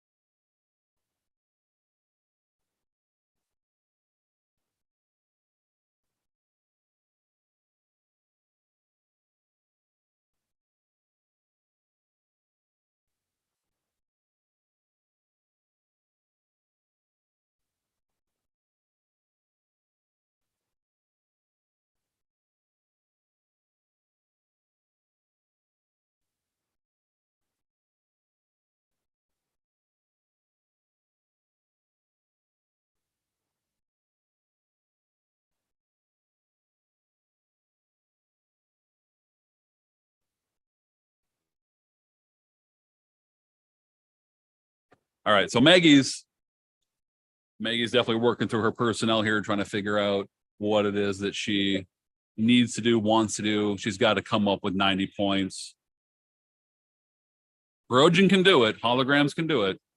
But the dead end is the cakewalk. But she's got to get through. She's got to be very meticulous here and get through stuff in order to have that dead end possibly be the winning play here.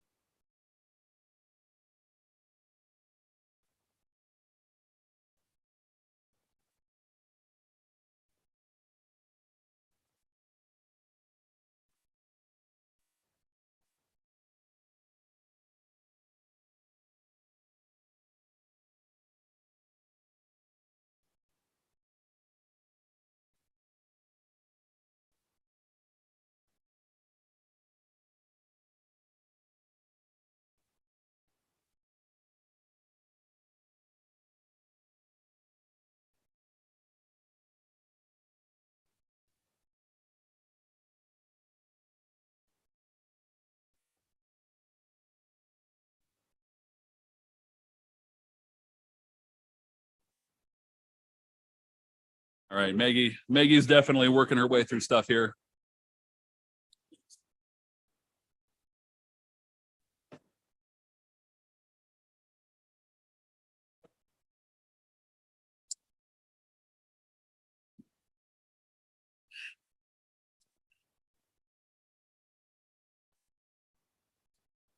All right, we're in crunch time, ladies and gentlemen. Maggie is absolutely trying to work her way through this. This is the beauty of 1E. The end of the game time has been called puzzle. Trying to make sure you put the right people in the right place. And Maggie's definitely got enough people in play that coming up with skills should hopefully not be the problem. It's just whether or not the decisions that she makes here are the right ones.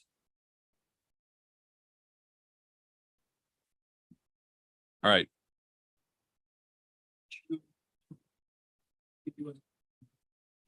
Still play. Okay, so I'm gonna have to check. I have to see the card. All right, we got a question here on requesting the item for off of Distant Hill. Yeah, because she's playing for free or drawing the card because it's all part of the action phase. Whatever happens is just happening as a result of the action phase. Yeah, because like this isn't tied to anything. All right. Okay, so Matt has chosen the free play option. Right. Matt has chosen the free play option. He does not want to give her 5 points because they may matter. That's a very logical decision.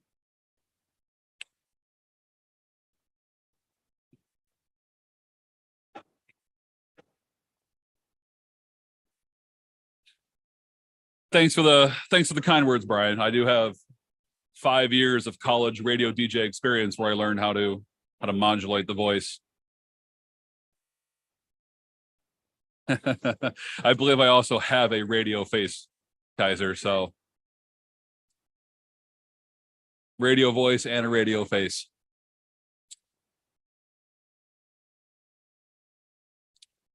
Total side thought here, but the TV show News Radio back in the 90s, one of my favorite shows of all time. Back when Joe Rogan had not gone insane, when he was just a comedian who was funny and not a grade A idiot.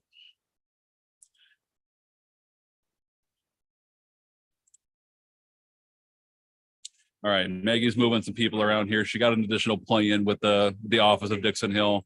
That could end up being very big. We'll see how it turns out. All right, Maggie's called. The bodies are hitting the floor. And she is slapping everybody down. No more finesse. All raw power. And we're going in.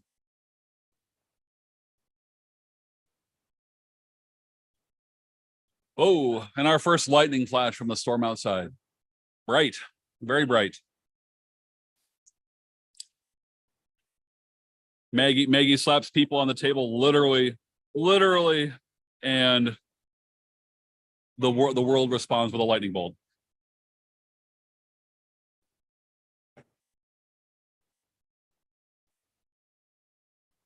I don't know if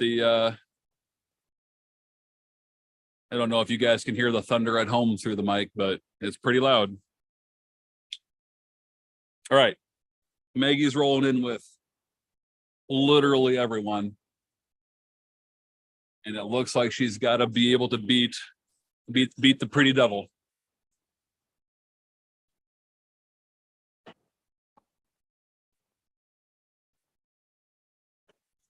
I had to walk over and double check the title of that card. I haven't seen Flim Flam Artist in so long that I totally forgot what the title of it was.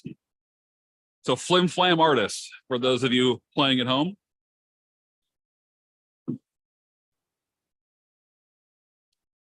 And it does look like there is one additional dilemma at the mission that Maggie will have to get through behind the Flim Flam Artist. And it looks like Balana has been the choice for the Flim Flam.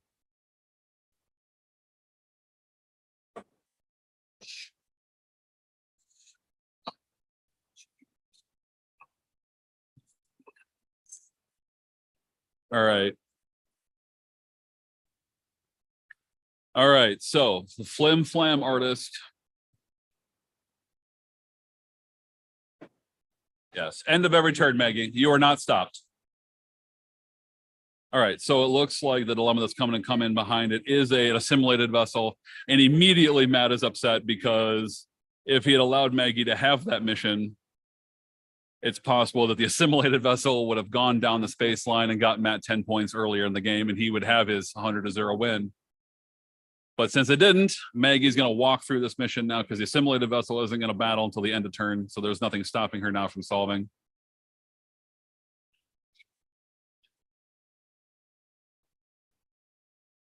Although those 10 points from the assimilated vessel are now there for Maggie to take with ship battle, should she need them.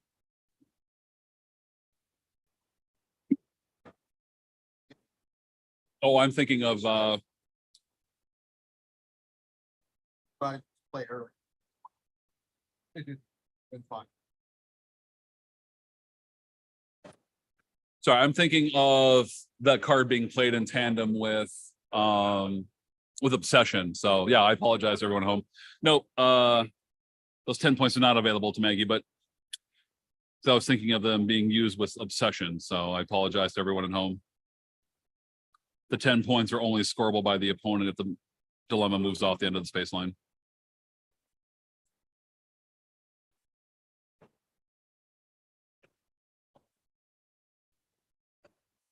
All right.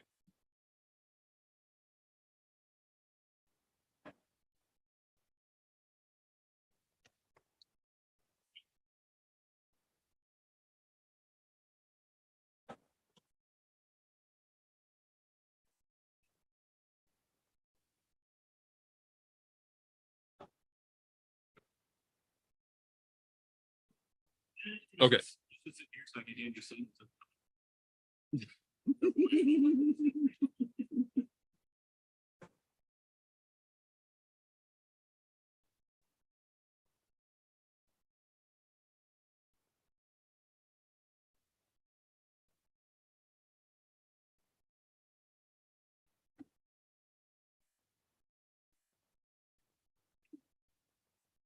All right, so looks like Maggie's got the mission in the bag, and she's moving to Liberation.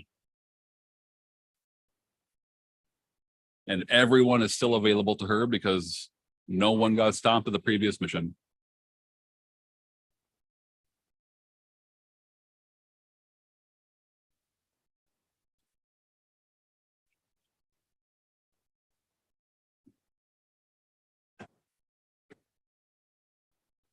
I mean, Maggie's working hard for this one. If she's able to squeak this one out, she will have earned her Sluggo Cola, the slimiest cola in the galaxy for this run in this round one match. But she's got some work to do. She got an entire mission. All right, we got an early scout encounter here coming up on the first mission.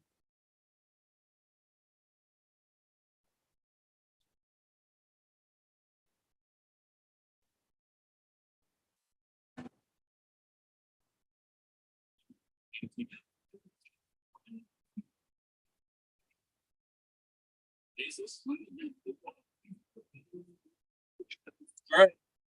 Okay, so we've got, ladies and gentlemen, we have our Hammer brand bowling products, Hammer of the game. Hammer of the game. Maggie has pointed out that the quantum singularity life forms are an illegal play. Matt does not have an AU door. Matt's inadvertent mistake has been hammered down. Hammer. Nothing hits like a hammer. The anti-combo got played. The anti-combo has failed.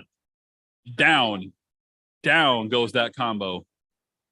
A Romulan ship, quantum singularity life forms, very, very potent combo, very original combo, but it doesn't work if you couldn't see the quantum singularity life forms to begin with. Matt has been caught in an inadvertent mistake, and Maggie continues on.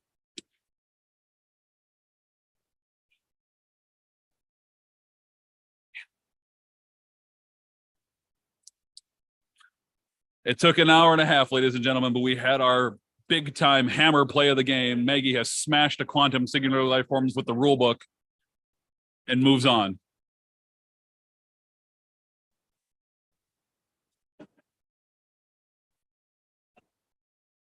All right.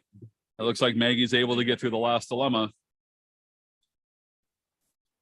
And now we're checking for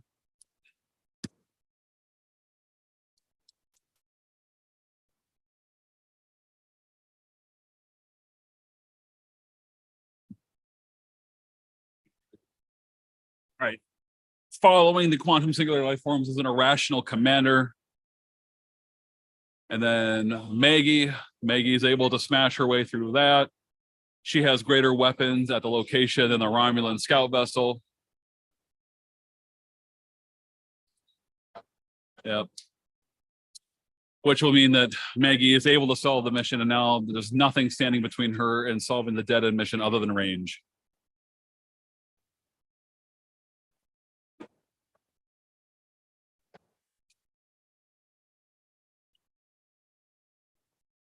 I mean, it's certainly an easy miss to play TNG Romulans and think I don't need an AU door, and then just simply forget that your dilemma requires it. So, you know, it's just one of those things where, you know, one is absolutely a game of 1,000 moving parts, and it's very easy to forget, which is why it's always highly recommended you play test a deck with a friend. True tie. Okay, so now we got to count up mission points here. It's looking like it's a true tie. So one moment, sports fans, while I verify the points with the players. Okay, so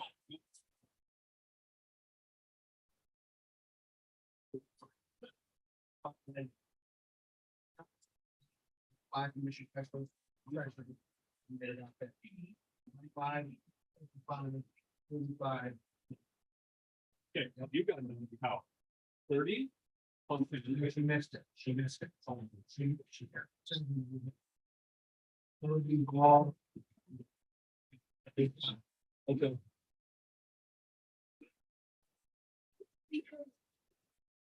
Okay.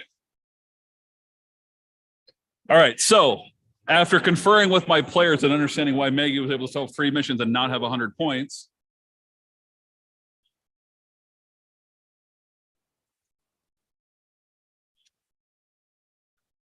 okay, just double checking Homestead here. Homestead doesn't mean you just win on 3 missions. You still need your 100 points.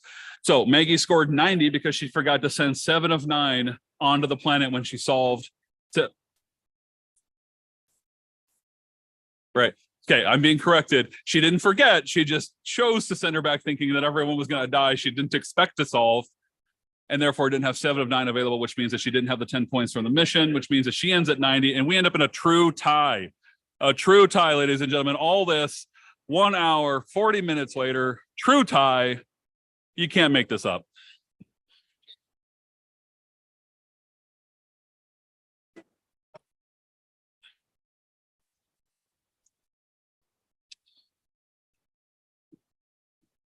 All right, everyone.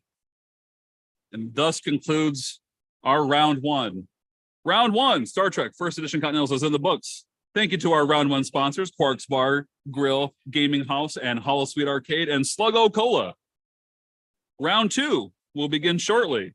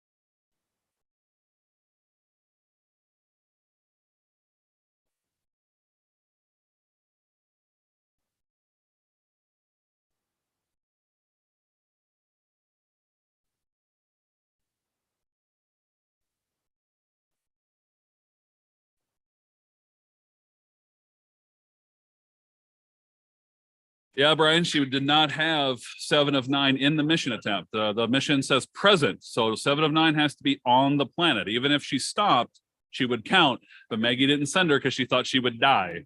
She anticipated kill dilemmas, she says, and there were no kill dilemmas, so she walked through the mission.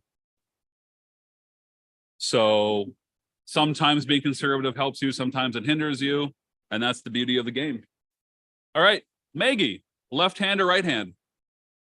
Left hand. Okay. All right.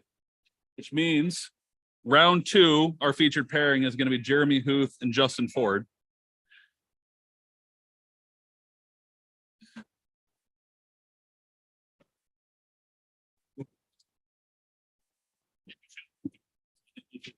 All right. Kris Sonsteby, let me like to give a shout out to Marcus Eberline for fixing what the issues that we're having with entering tournament results right now. So, and Jason Tang has been added. So Marcus, if you are watching, thank you. And Jason Tang is in the system. Thank you.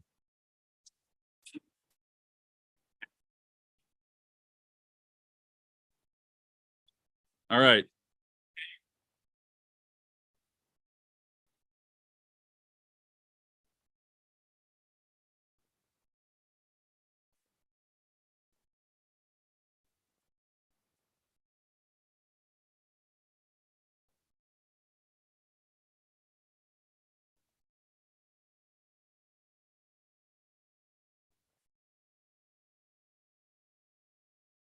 All right, sports fans at home, I'm going to go ahead and get pairings done for round 2.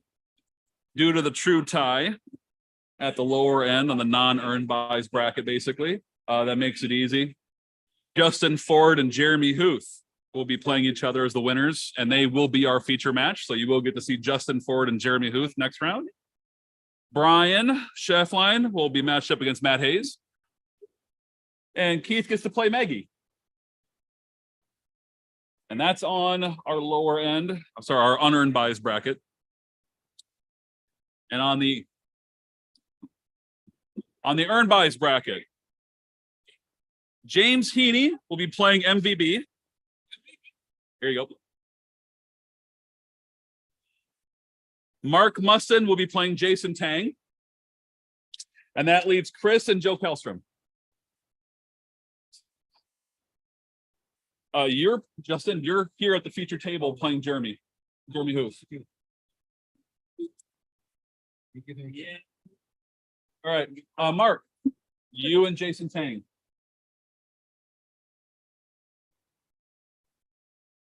All right, Matt Hayes is cleaning his stuff up, and we're getting Justin Ford and Jeremy Huth into the feature match.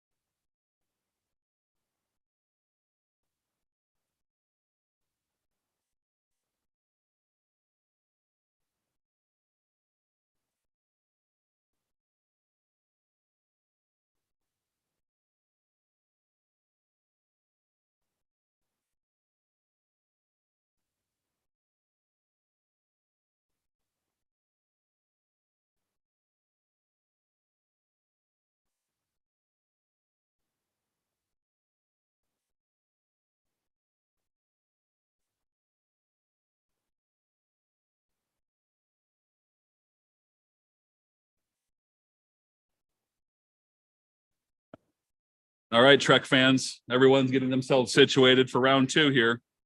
Once again, I've got my friend Jeremy Benedict running the clock for me. Big thanks to Jeremy again. If you're just tuning in, our round 1 is concluded.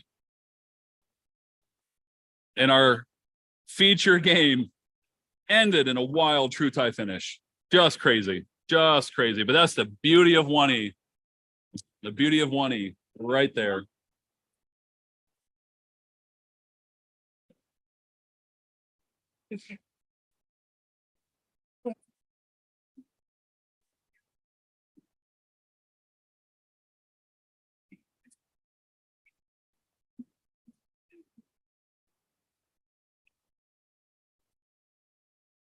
All right.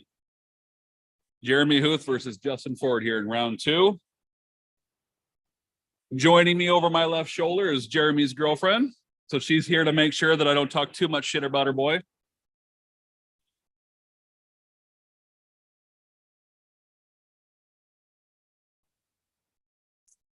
Jeremy, of course, a 22-year veteran of the game. And Justin says that he's been playing since the very premier days of Deciphers, whatever math that is. Both are very much into solvers, according to their own words. And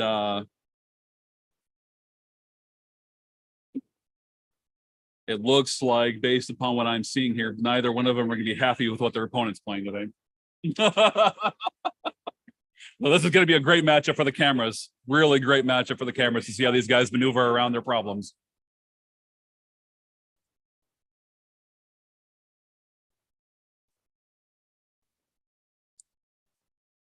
Thanks, everyone, for joining in. The time is 12:30 in the afternoon Central here in Roseville, Minnesota. The sky is dark. The rain's coming down. The lightning's flashing, but we are having a great time here inside the Asmodee Game Center. And it looks like everyone's kind of getting set. So I'm going to go ahead and see where we're all at here.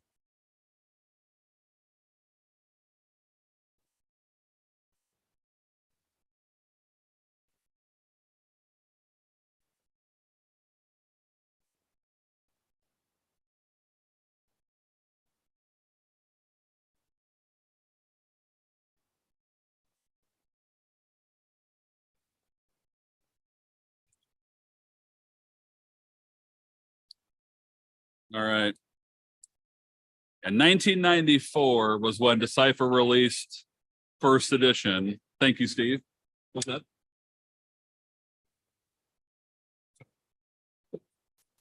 Okay. All right. We got a thumbs up from everybody. We're going to go ahead and get the clock started. First edition players, you may begin. All right. Temporal Conduit from Battle Bridge and Accused Tent from Jeremy Huth. AU Door and Accused Tent original from Justin. All right. All right. Okay. All right. Justin's going first. And it looks like we're getting our mission shuffled and ready to go. And the mission phase is underway.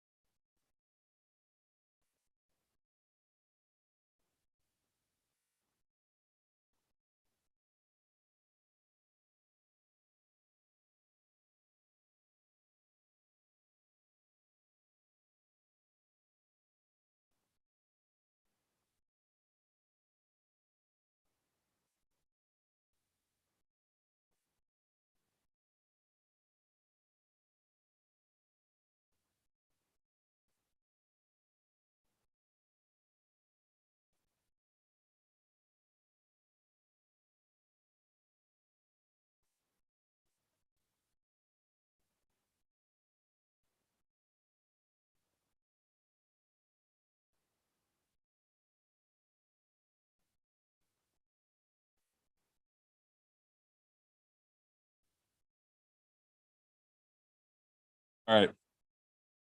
All right. So looks like Justin's brought out Bajor, and Jeremy Huth is definitely showing a classic Borg mission setup here. Whether he's actually on Borg is a question or not, though. I think at this point it's equally likely that Jeremy would try to Serbian double bluff this one.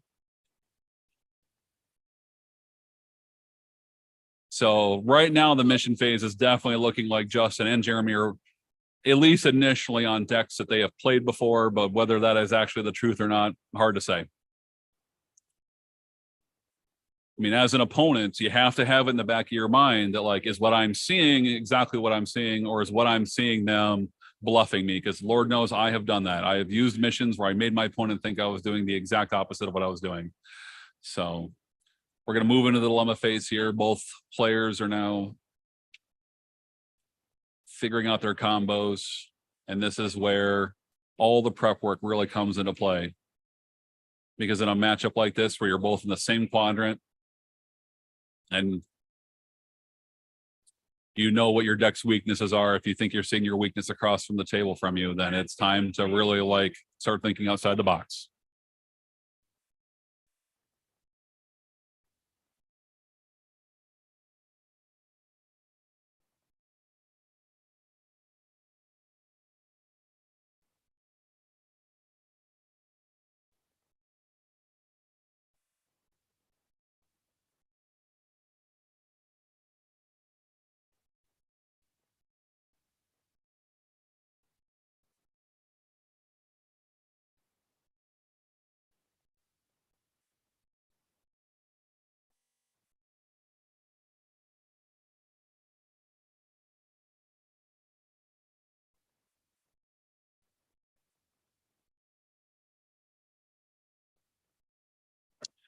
All right, so dilemmas are getting splayed out pretty quickly here. Both of these competitors definitely seem like they know what they're doing, like they have a plan. So we'll see how their plans work out. And yep, dilemmas are going underneath missions. So the decisions have been made. The dilemmas are locked and loaded. And now we move on to actually seeing what they're playing. And Justin comes out with a, it's like Justin's going to come out with a Deep Space Nine. And Jeremy's loading down hidden agendas here. So once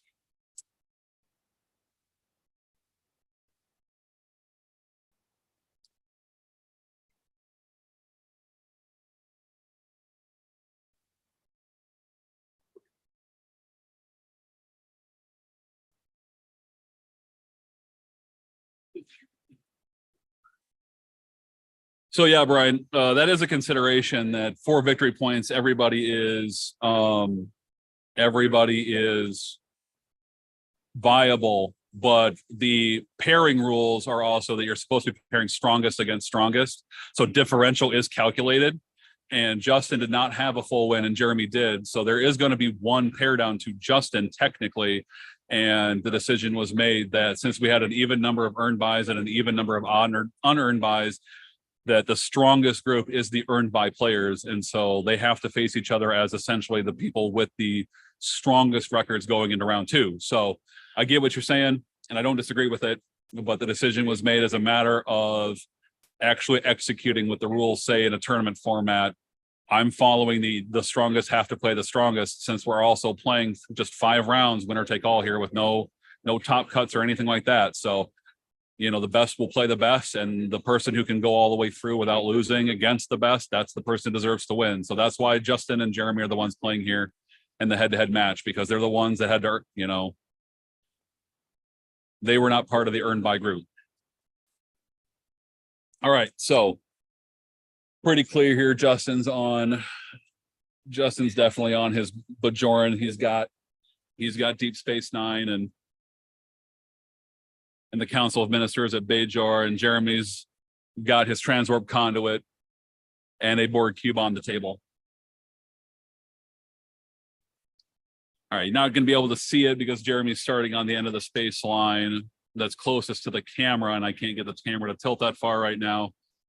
But that's why the camera is tilted the way it is right now. The transwarp network gateway is on the far end, but yes. Thank you, Jeremy.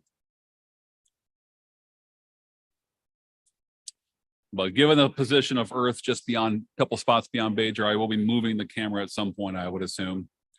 So I'll do my best to kind of keep the camera. Moving so you guys can follow the action. But right now, Justin's just dropping people at Bajor. So that's where we're at right now. Yep. All right. Thanks to Jeremy there for showing us his cube with the holodeck door on it. So looks like Jeremy's consideration is he doesn't want to face at all an emergent life form. No emergent life form, Jeremy says today.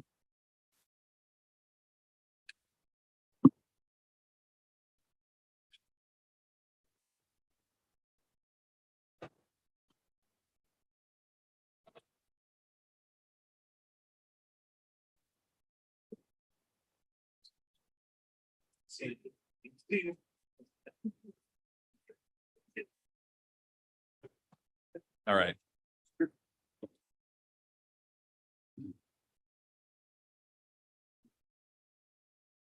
All right, so down on the far end of the space line, I'm going to move the camera here so you guys can try to see it. But Justin has a Federation outpost with the Reunite Legends on it on the far end at the same mission that Jeremy's got his Transwarp Network Gateway. So again, I apologize for the limitations of our camera here. 20 space lines, pretty long. If this was a 2E game, we'd have it all covered. But I'm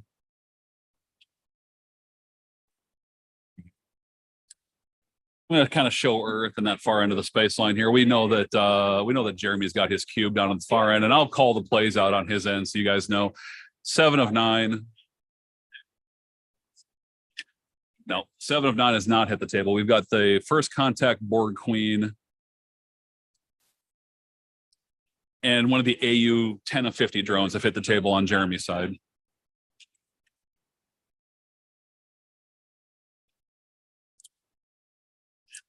All right.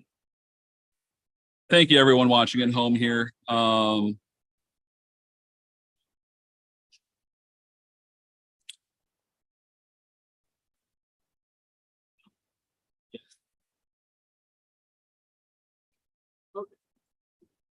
Okay, so all right. We got a Mazaka drone from Jeremy hitting the table, and he has chosen to punch that Mazaka ticket on turn 1. He's drawn 3, he's drawn 4, all right. He's taken all the draws that he's going to, and now he's choosing to do some downloads.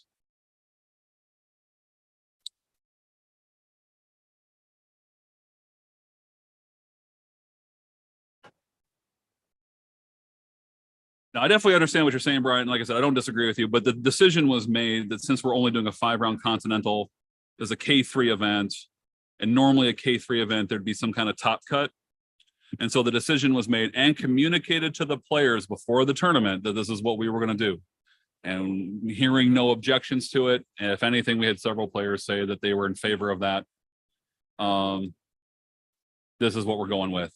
Our interest is in crowning the most legitimate 1E Continentals champion that we can, and the best way to do that is to factor in wins, but also quality of wins. And the only way that I can objectively measure a quality of win is to use differential, because in first edition differential is such a moving part, and truly is frequently tied to how well you were playing. Because in 2E you can win 100-0 and it be a close game, but in 2E you can do that, but in 1E winning 100-0 typically means you completely dominated that game. So the decision was made by Kris and I that this is what we were going to do. We are going to run differential and stuff like that as kind of a way that we're going to make our pairings today, so that we make sure that there's no weird situation at the end of the day. It also means then that if for some odd reason we end up with one clear winner after 4 rounds, that the 5th round means that the person that person would play to try to defend that winning record is the person who also has been winning in the most dominating fashion. So there's consistency in what we're doing with this decision, Brian. I hear you, and I don't disagree with you at all. But we decided to make the decision here that the OPG does not forbid us from being able to do it this way. So.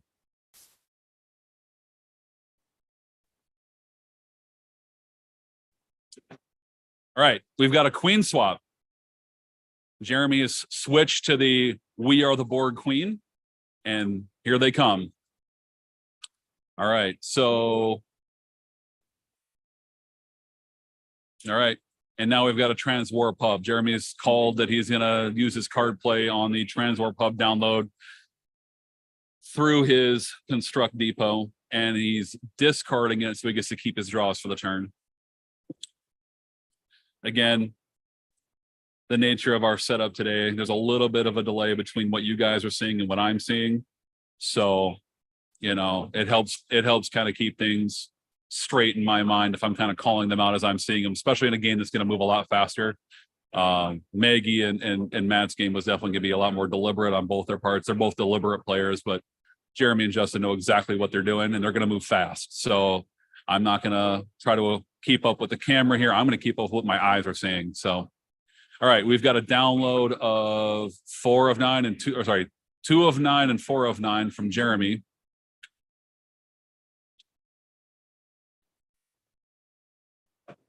And they're going directly into play. Oh, I apologize. It's 7 of 9, 7 of 9 and 2 of 9. The foiling on 7 of 9 messed with my eyes a little bit. And then the interlink drone has hit the table as his free play. I got a rules question here, so I'll be stepping away momentarily.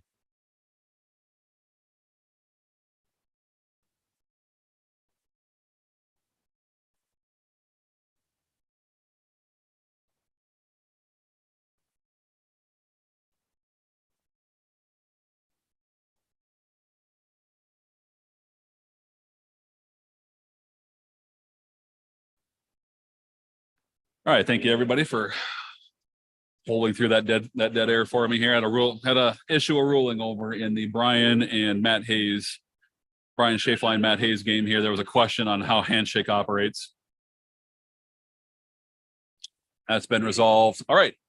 Jeremy Huth has decided to load up, and it looks like he's gone through his Transorb Network gateway, and he's gone to Earth already.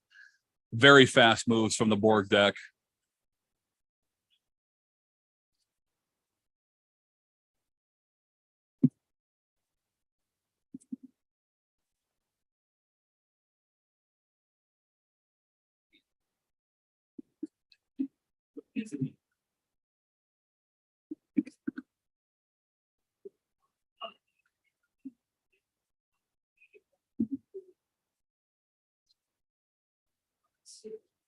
Right, we're off the Justin side of the table. Looks like we've got Lenaris Holm hitting the table for free. We've got Anya hitting the table as a card play. Oh, okay. Oh, okay. Sorry. He's just maneuvering his people. My apologies. And he's taking his holodeck to Bajoran warship.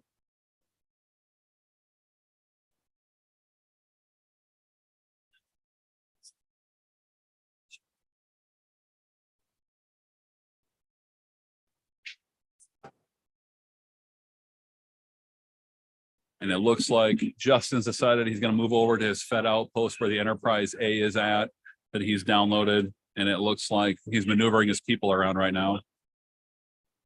He's got a couple of his espionage cards into play on the Cardassian mission. So he's going to be able to attempt those missions, regardless of the icons on there, because it's espionage Bajoran on Cardassian. That's a big thing for Bajor. It's a way that he can attempt Bajor without having to deal with HQ Secure Homeworld, either as a seed card or having to devote taking charge as a seed card. The Zeppelite freighter is the ship of choice right now for him. And he's moving that to, I think, characterized neutrino emissions is the mission he's at right now with it. And the Bajoran warship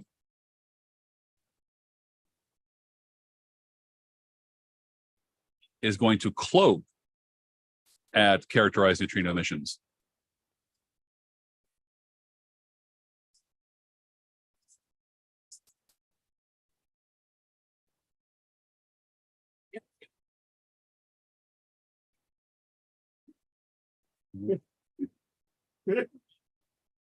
All right, on Jeremy's side of the table, he's passed the turn to Jeremy. Jeremy's decided to queen swap back to the first contact queen, and he's selected a skeleton coming into play.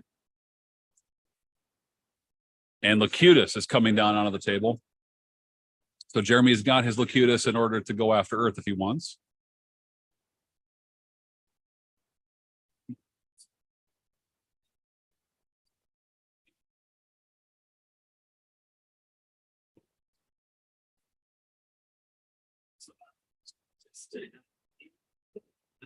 And this broadcast is opinion. Both of these decks are definitely firing out with their A games right away. So this is definitely a good match so far.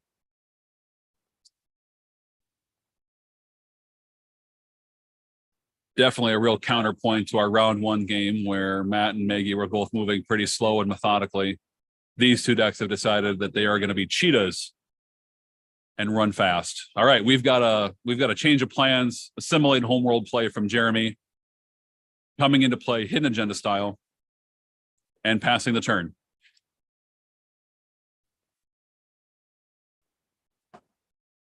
So we're over to Justin's turn here. You'll see that here in a moment once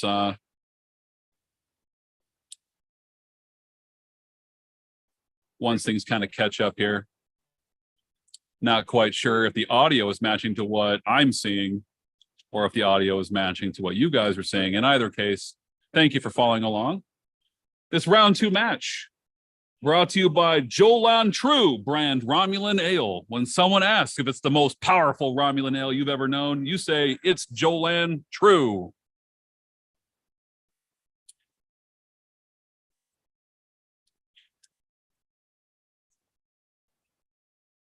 So thank you to our sponsor, Jolan True brand Romulan Ale.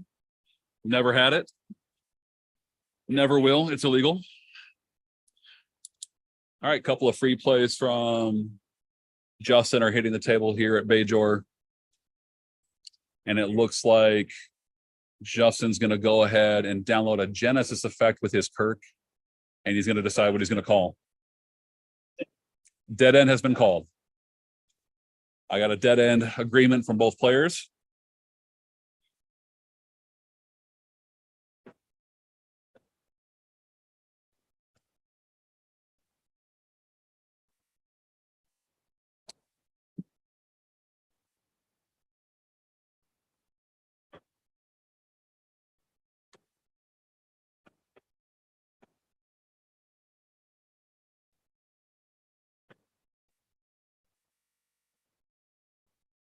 I know that these two guys are definitely fierce competitors today, but there's one thing they can agree on. They both love Italian food.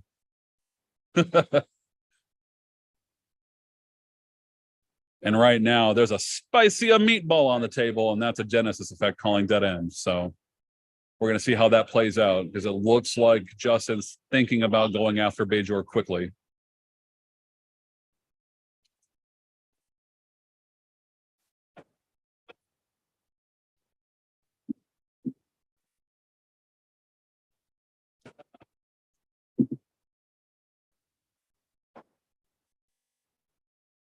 All right.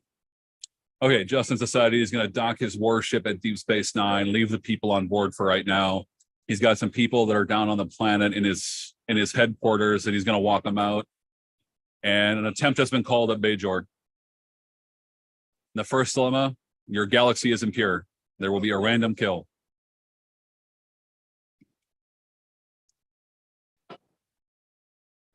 Oof. Random universal Bajoran guy bites it. And quickly, an experienced Beej, no waiting.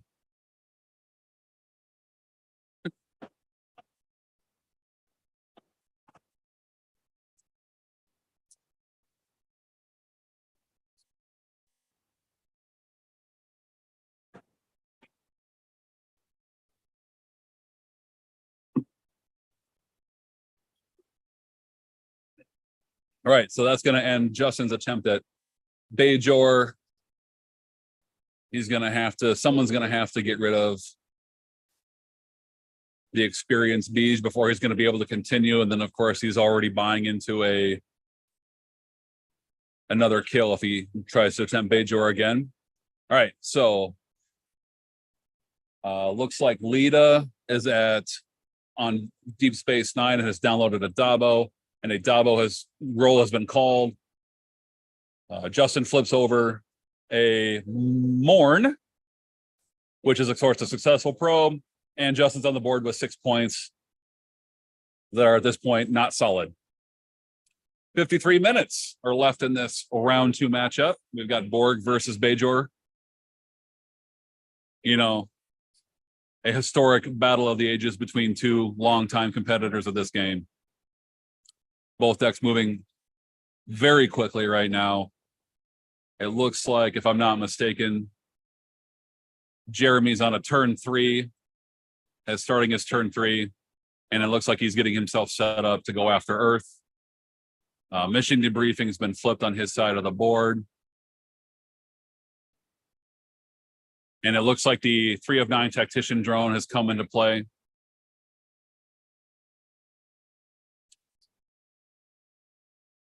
And the Borg data node drone is into Jeremy's hand now.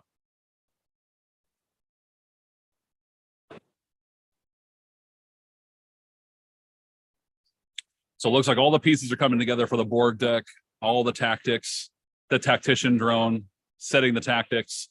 Jeremy has decided to go ahead and flip his assimilate counterpart and targeting Earth with Locutus. So the decision has been made. Jeremy's committing.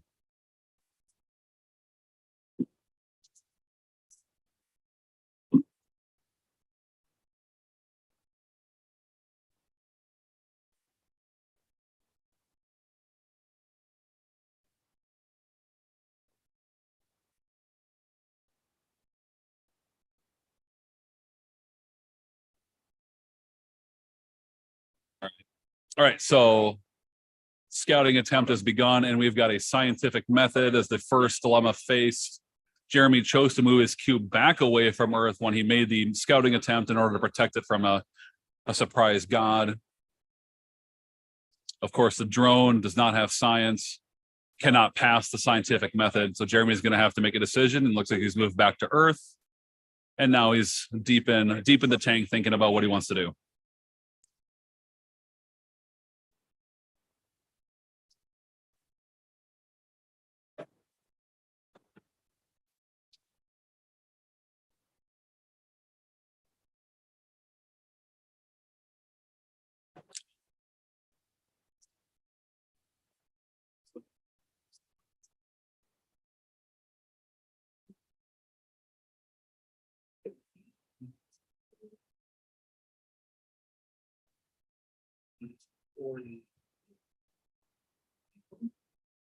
All right.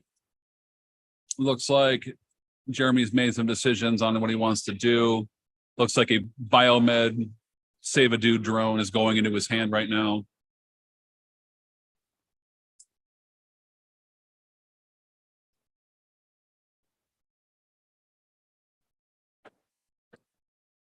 All right, and he's decided to pass the turn. So, all right, so Jeremy's decided he doesn't want to do anything more at Earth. Now we've moved over to Justin. Justin's dropped HQ War Room and another free Gant.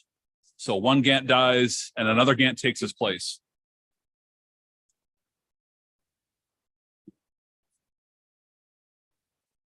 Bajoran Interceptor has come into play. It looks like as a download with his of some kind.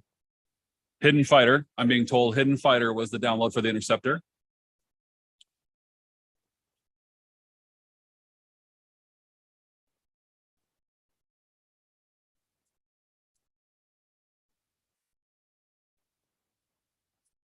All right, Interceptor's taking off and flying to the space mission that's next door. And he's made an attempt. So we're going to see what's that characterized neutrino missions. And all right, dead end, no waiting. Dead end, no waiting, and the beach has gone away. So Bajor is reopened again.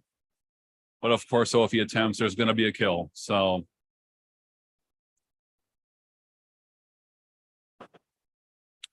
that's looks like a pretty smart series of plays on Justin's part here. Get the beige out of the way. And now he knows where the dead end is. So that's definitely going to clear up his lines of play in his decision making going for the next few turns. I mean, knowing where the dead end is pretty big, especially this early in the game. Being able to know that mission's basically like, okay, there's one dilemma left there, or one or two dilemmas that are left there. So now I know what I got to do. And now he's so already Justin's drilled down at Bajor, and he knows what he's dealing with at characterized neutrino emissions. He's maneuvering his people right now, figuring out what he wants to do. And it looks like he's thinking that he might want to do another mission attempt somewhere. Yep, an attempt has been called. An attempt has been called at Bajor. Another Gant has died, and medical crisis has been revealed. So looks like the medical crisis is not passable. So now Justin knows exactly what he's dealing with at his two closest missions. He knows that he's going to have somebody die to the galaxy is impure, but since it's his choice, he can maneuver around that really easily. So really, he just needs to have one idiot medical crisis plus an extra when someone gets stopped randomly by the medical crisis, and then have the mission skills behind it. So, all right, Justin's called for another Dabo. Gant and something have been risked. He's flipped over another copy of Gant. Gants are getting the job done for Justin today. And he draws the Gants. And now Justin's up to 12 non-solid points right now. Non-solid meaning that they don't count because no mission's been solved yet. So both players are effectively at 0 for the purposes of the score, but Justin's got 12 in the bank, ready to count once his paycheck comes through.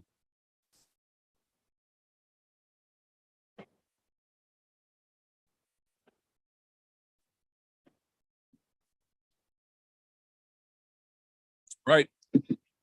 Justin's taking his draw and pass the turn over to Jeremy. Jeremy's decided that he's going to convert his card play to a download, and he's gotten second to double his skills. Biomed drone and the Borg data probe drone were his other plays for the turn. And he's chosen to download the Borg data node, which then will spring into his adapt. So it's looking like Jeremy is making decisions about his line of play for the turn. And the question will be, does he want to finesse the scientific method or does he want to blast the scientific method with the adapt?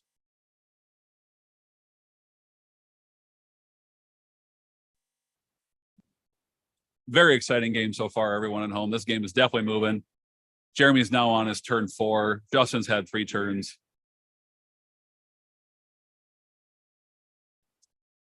And Earth is under attack. Bajor is under attack. Things are moving along rather quickly in this game. We're at 45 minutes left on the clock, so we're at the half. We're a little more than halfway left of the game. Plenty of time for these two decks to get done what they need to do.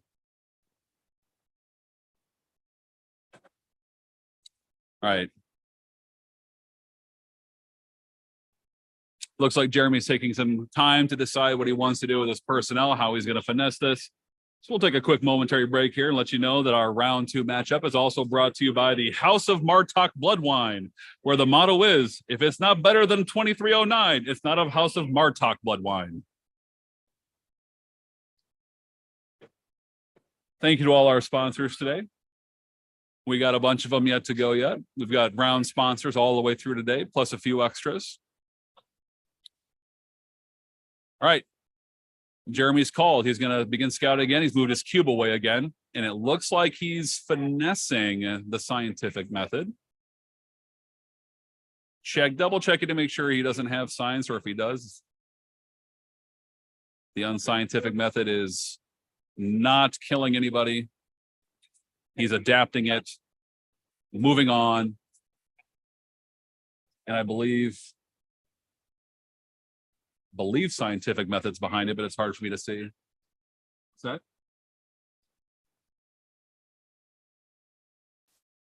We got a Spock's brain. Sorry, Spock's brain.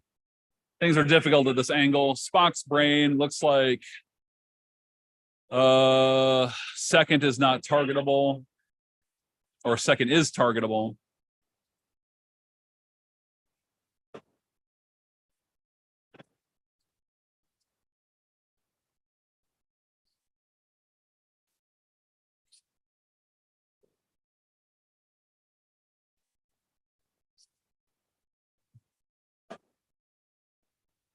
All right, so Jeremy is double checking Spock's brain here to make sure that everyone understands what it's doing.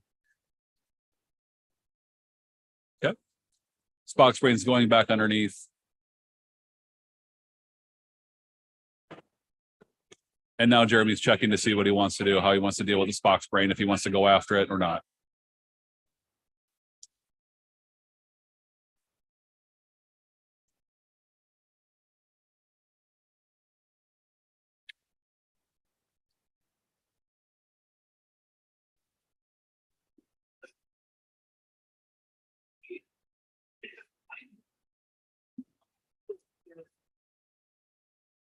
Right.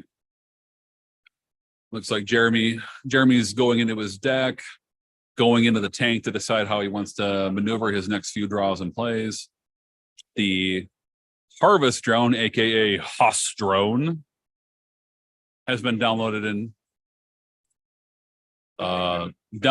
his hand, because I believe second came in off of a card, off of this one download in a play. So yep, Huth drone is going into the hand, and he's passing the turn. So on On Justin's side, we've got more Gant, more Gant, all the Gants. The entire Gant family has been present for this round 2 game. This is his brother Daryl, his other brother Daryl, and his other brother Daryl. For those of you who are old enough to remember the Bob Newhart show.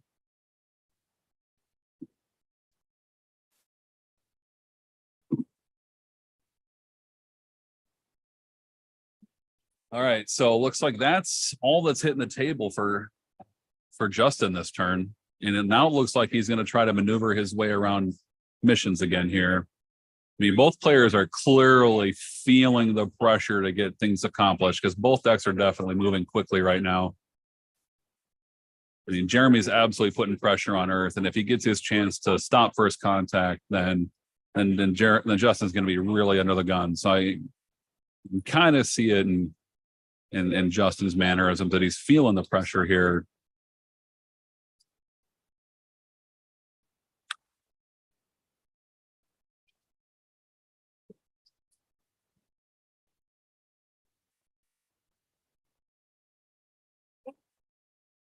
All right. So looks like Justin's flown over to relocate settlers, made a red shirt, hit the oops. So oops, nothing has happened.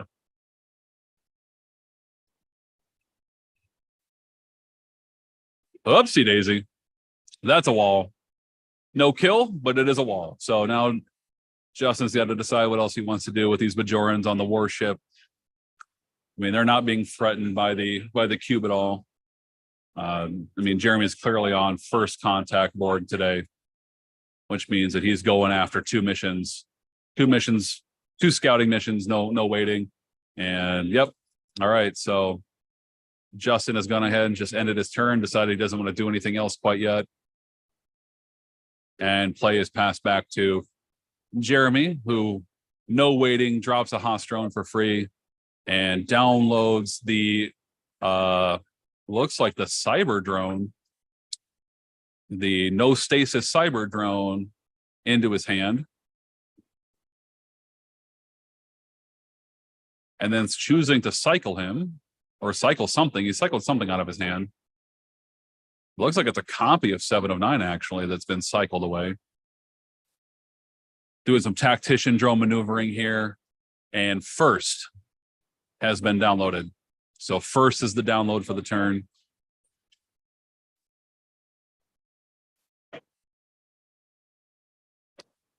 Not that Justin's gonna threaten anybody on his ship. First will be available to do any battle with any intruders, but I think Jeremy's more or less just deciding that he wants to have that leadership and treachery available to him. He's decided to begin scouting again, quickly downloads the adapt with the data node and hammers Spock's brain. Two adapt negative obstructions at Earth. That's our Hammer brand bowling products, hammer play of the game. Jeremy's decided he's just hammering Earth. And of course, behind it, the scientific method. Very, very, very current combo, very anti-science combo right now, but the board with their skill sharing and their adapts are just blowing through it. So Earth is now clear, and we've got a download of a change of plans. That first contact board queen's doing all the work right now. The data node picking up the slack. So scouting has been cleared at Earth. So an end of turn download of a change of plans with the first contact board queen for Jeremy. So Jeremy's next turn is locked in place. And now Justin knows that he's got his turn and then his next turn to kind of get stuff done before Jeremy is going to be moving on.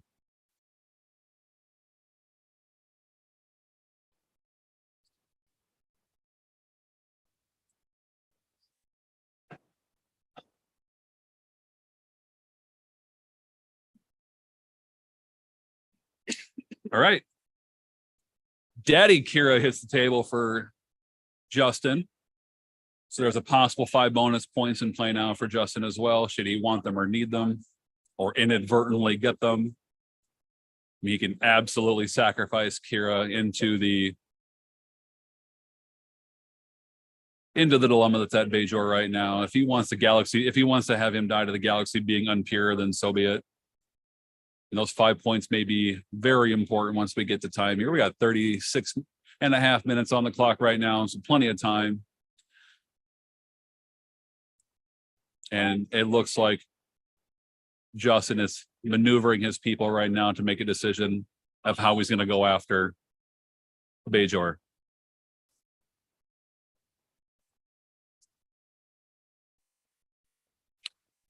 So we might get our first legit points on the board here by the end of this turn, in which case that'll put Justin out with a pretty sizable lead since he's got a bunch of bonus points sitting in the bank waiting to transfer into his account. There's also been 10 that's been lost, apparently.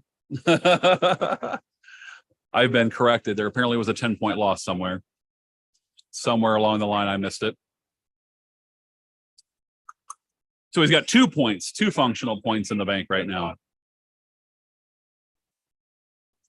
Again, bonus points, both positive and negative, don't count towards anything until you have mission points. You can technically go into the negative, but for all functional purposes, until you got mission points on the board, you got nothing that's worth talking about anyway. All right, so medical crisis on the attempt. Beats it.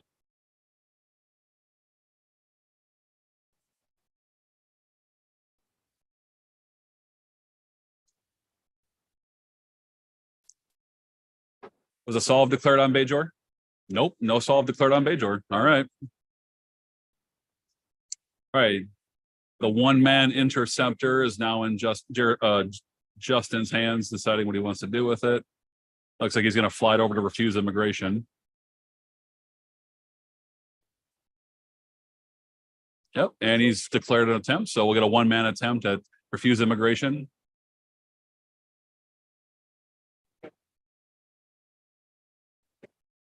All right, Romulan mine probes have been revealed, which does nothing since there's only one man, but obviously it's all to set up the friendly fire, which then is going to kill that guy. So more Gant death.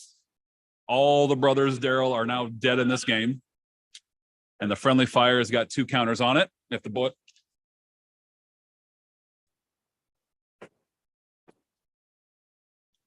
All right. So it looks like Justin's lines of play here are becoming very clear. He's got a friendly fire to wait on.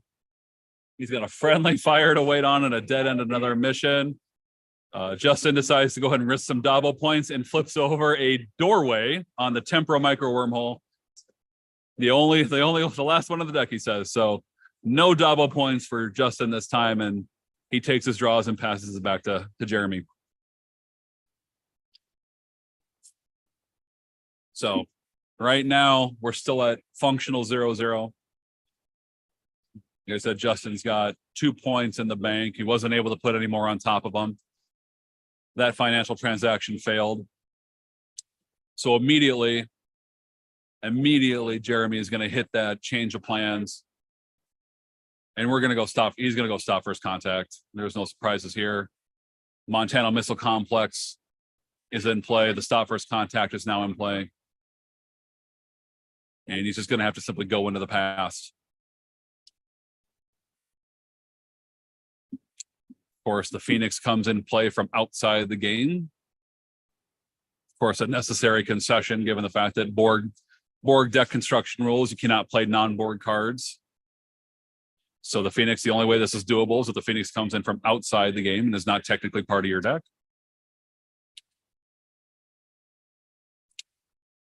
All right. All right,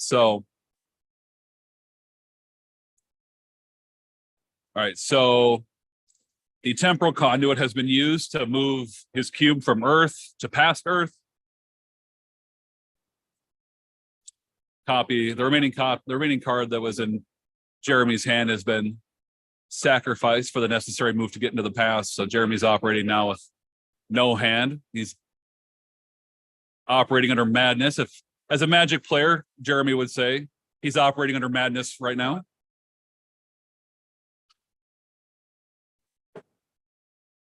Probes, hits a Borg cube. What a pull off the top. That's a pull off the top, ladies and gentlemen. Nothing like a second Borg cube in order to stop first contact with. Very thematic.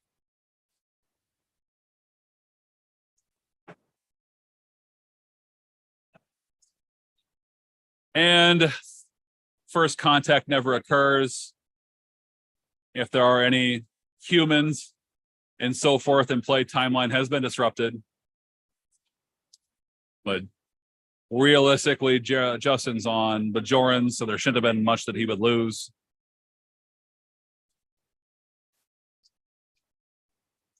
And Jeremy is just going to go ahead because he probed. He has to go to his end of turn step now, and he's just going to take his draw as a download of the quantum drone again. All right, rest of the game. Rest of the game. Jeremy will have doubled point boxes on his Borg objectives. He's flipped his population 9 billion all Borg in order to make that happen.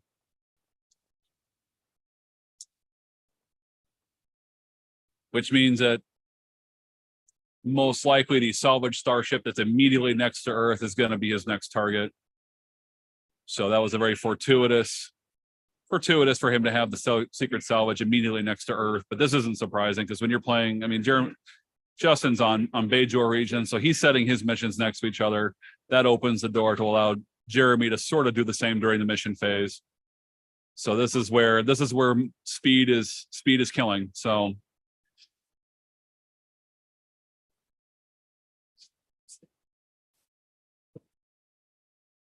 right, Lupiza hits the table.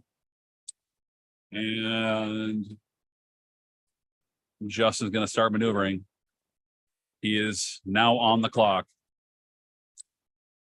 Granted, though, Jeremy's operating on Locutus, so unless he somehow decides to go with a different counterpart, he's not going to be able to same turn probe at Secret Salvage. So that'll give. Yep.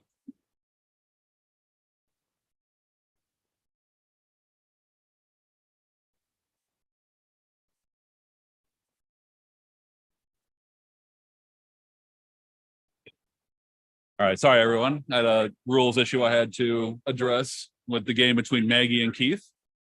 Looks like Keith played an interrupt on Maggie's turn. Maggie wasn't sure if it was a legal play on her turn or not, and it was. All right. Justin's in the tank right now because Jeremy is definitely threatening him. I don't think it's out of the realm of possibility here that Jeremy is going to be able to win the game in 2 turns. 1 turn to scout Secret Salvage and possibly blow everything up, and then another turn after that to make his probe.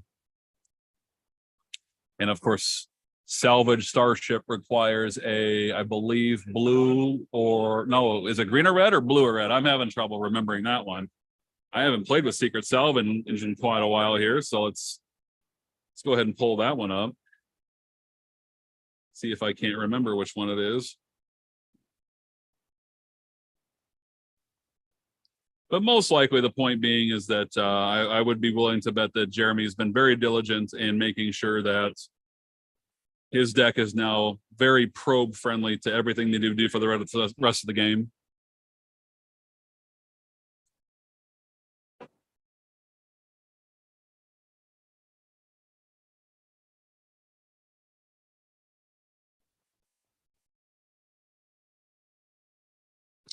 Oh, yes. Green and red. So if all the blue drones are out, then Jeremy's going to have a nice, easy path to his Secret Salvage. So green and red drones are what Jeremy wants to see still in his deck. Of course, he's got his Queen's Borg cube in there as well. All of his extra copies of the Borg Queen are still in there. So I would be willing to bet that Jeremy is definitely on a 90+% chance of being able to successfully probe. So, and it looks like we're off to the races here. Secret Salvage has been flipped, revealed. A scout has been called, and we are scouting. And it looks like Immediate Disintegration Protocol is the first reveal. Of course, he cannot use his 6 Universal Borgs to get past it because it's non-Borg clause on it. He has to have the engineers or the security. Since we're in space, Since we're in space, engineer is going to be the play. So first dies. And now he needs 2 engineers. 7 of 9 of the queen with the interlinking.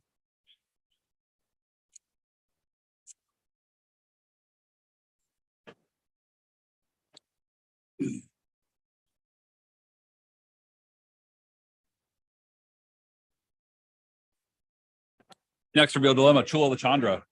Jeremy's shuffling up his people. We're going to see who goes through, but they're drones. Lots of drones here. So a lot of things are going to go through.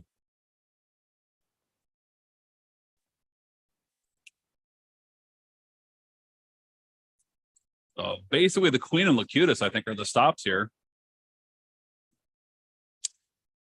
Locutus isn't present anymore, so it's just the queen that's going to stop, leaving all the drones to face. Ooh, linguistic ledger domain. So Anthro and Exo is what he needs. Looks like Exo on the Haas drone. Anthropology is going to be the tough one. No anthropology.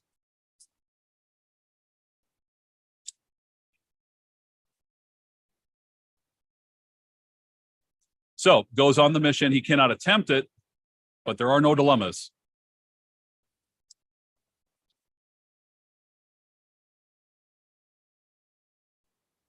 All right. So it looks like Justin was trying to set up. I'm not quite sure what Justin was trying to set up with that. Having linguistic ledger domain is the back dilemma of the combo. Isn't going to keep the board player from scouting because now from probing, because scouting is now complete. So Jeremy takes his draws past the turn. Justin plays Jedzia, or Vedic Jedzia, and Orta. Vedic Jedzia and Orta hit the table. So this is what Justin's got to work with here, and he's got a lot of work to do. All right, battle's been called. It's going to force him to rescout.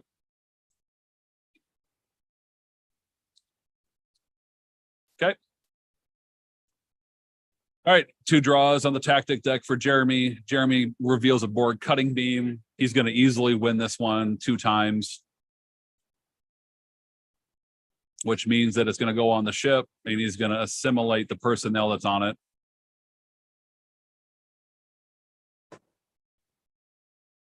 Of course, the battle then resets. Jeremy has to rescout.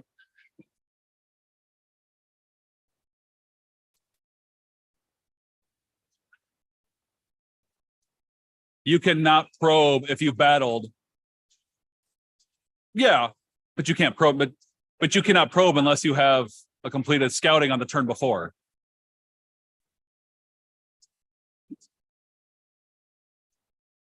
Okay. Honestly, it doesn't matter because that dilemma doesn't stop you from scouting anyway. So what's that? Right. Yeah, he cannot probe next turn. It's functionally the same outcome. He cannot probe next turn. He has to restart the clock. Yep. So, all right. Some rules questions going on here about exactly when the battle stops him from doing, and what is only important is he cannot probe next turn. He has to then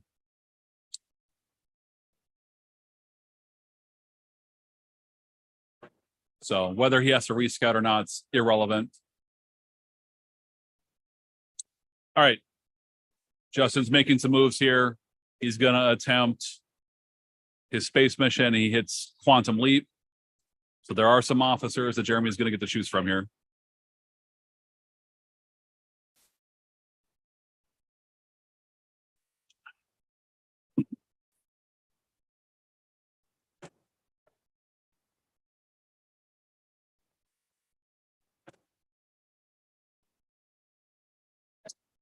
All right. So the attempt is being made from the Bajoran warship, it looks like. And there's plenty of officers that he's going to choose from here. I would say there's a really good chance that Jeremy's going to be able to pick off somebody good, but Justin's going to probably still have the Arco, the 2 Arco and security. or the 2 Arco and officer, I believe. All right, so Julian Bashir makes the leap. Oh, sorry, correction. Julian Bashir got timeline disrupted and they just caught it. And Lenaris Holm is going to the pass.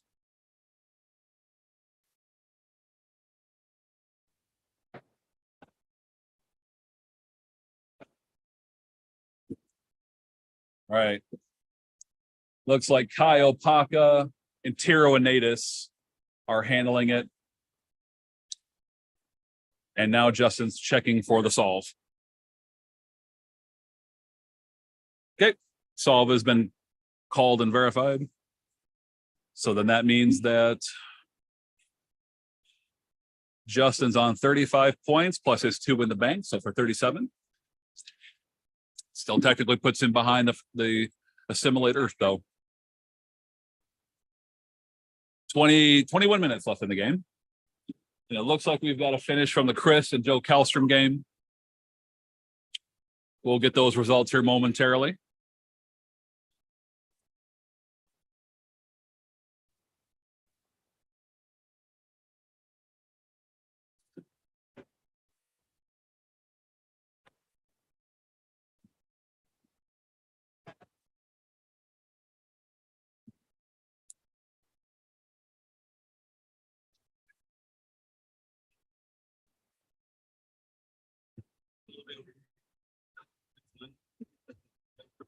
That's why.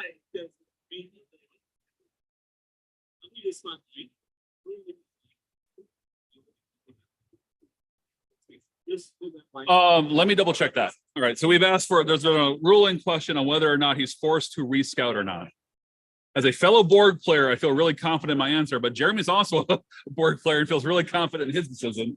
So let's just double check the rule book on that one.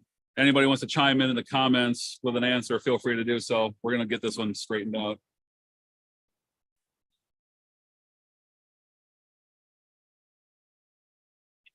Yeah. Yep. Right. Wow. So, okay, let's get to the OP guide here.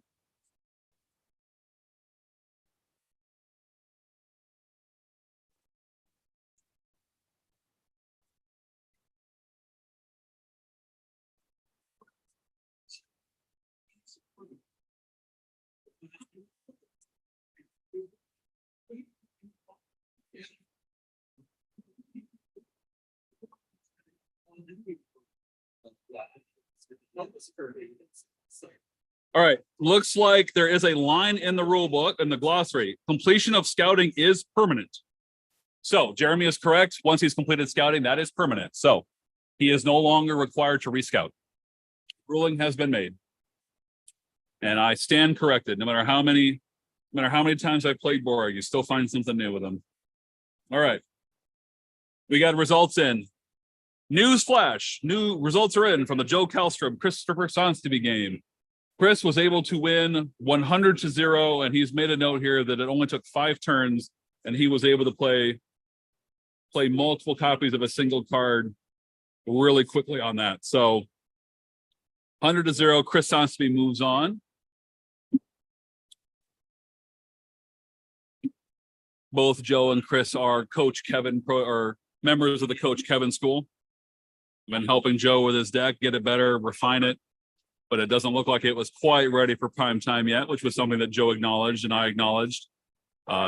Joe is really trying to branch himself out from playing Borg. He's not playing Borg today. After his TNG Borg did so well at Worlds, he said that he wanted to be moving on from playing Borg and didn't want to play Borg at all today. So he's been working on a new deck these last month or so, and I have been trying to help him massage it to its best place for him. But it looks like it has a little ways to go to be able to handle the big stuff right now. So, but Kris Sonsteby moves on 100-0, which puts him at 8 victory points. Joe's at 5 victory points then. And we might be seeing one of the two of them in our next feature game. All right, getting back to the action here. Justin's busy trying to hammer his way through stuff right now.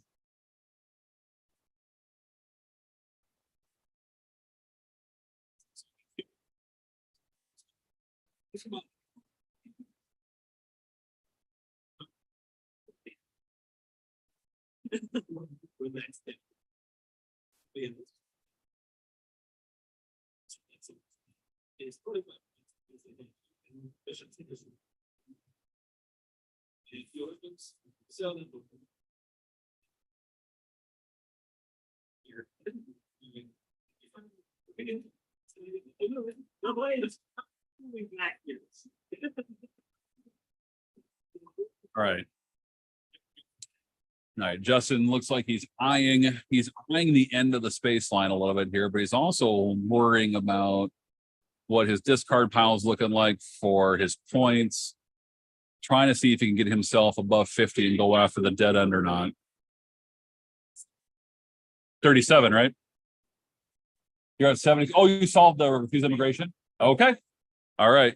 They've given me an update on their current points situation. Okay. So Justin is able to go past the dead end.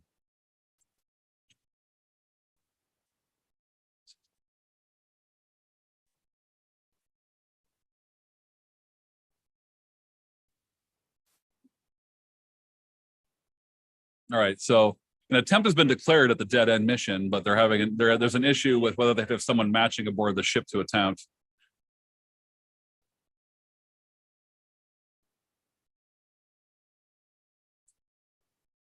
They've made their decision on it and have not asked for a rules clarification on it. So Justin has decided that he's going to add a non-aligned person onto the ship. This is their decision. This is not a ruling on my part. Looks like it's going to actually work out to his benefit a little bit because he's going to get to see the dilemma without losing that person. And it looks like misinterpreted history is the dilemma that he's going to have to get past. So Jeremy's hit him with a misinterpreted history, and now Justin's got to get through it to win the game. But he's got nearly all of his personnel available to him to try to do it. So this is a tight one, ladies and gentlemen. Another game, another round, another tight one.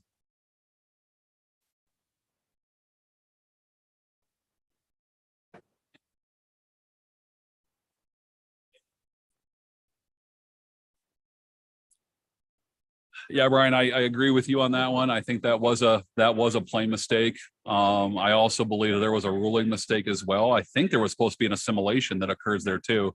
I haven't played with board cutting beam long enough to remember whether or not it does that or not, but I believe there should have been an assimilation there. But yeah, I agree with you on that one, Brian. That would be the lack of the assimilation plus not doing it the other way. I think was a mistake because it opened the door. It opens the door again. All right, looks like we got another completed game. MVB versus James Heaney appears to be over, and Kris is handling it for me. So we're gonna have those results to you here momentarily.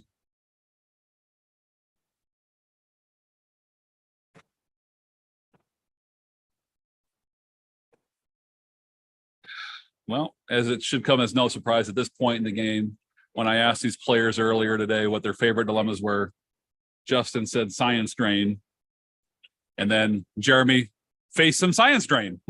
So no surprises there. Jeremy has said, though, that his two favorite dilemmas in the game are Scout Encounter and Alien Parasites, both classic choices. All right. Justin's going in to face a misinterpreted history.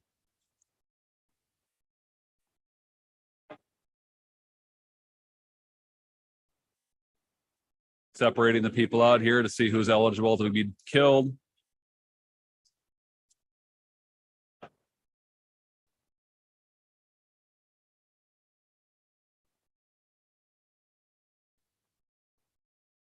Thank you.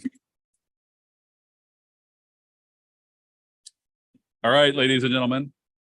Looks like the misinterpreted history kill is being chosen from. Jeremy's busy looking through the people to see if there's anyone feels like he needs to kill, someone who's beneficial. And while he does that, the results are in from the James Heaney, Michael Van Breemen game.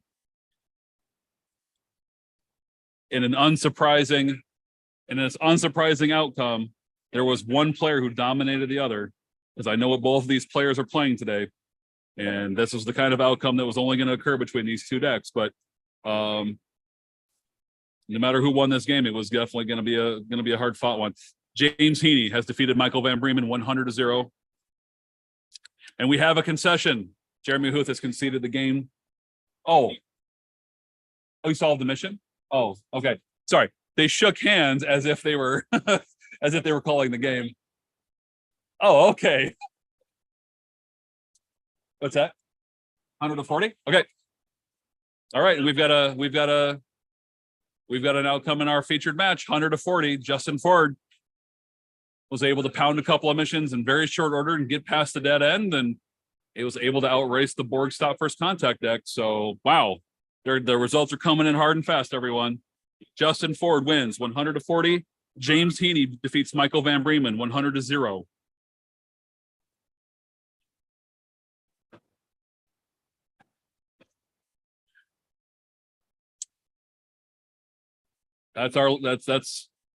That's our round 2 featured game, everyone.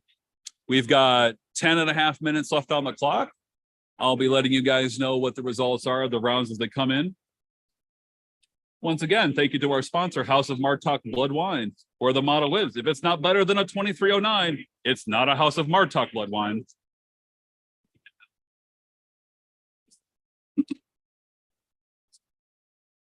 Yeah. Yep. They're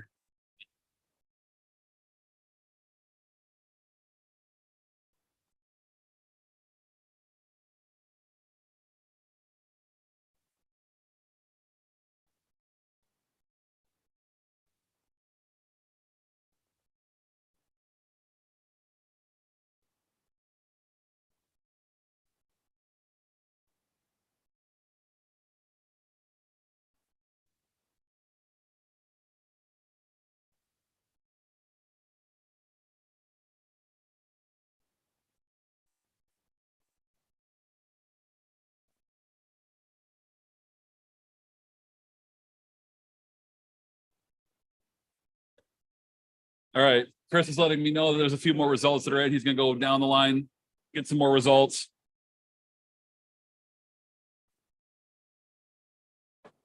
As our players pick up the game here in the second round. Not really clear who our third round matchup is going to be quite yet, but we are going to go ahead and take a broadcasting break. Be sure to stay with us live. The next round will be starting hopefully soon, but we've got 9 minutes left in the round, plus any additional time.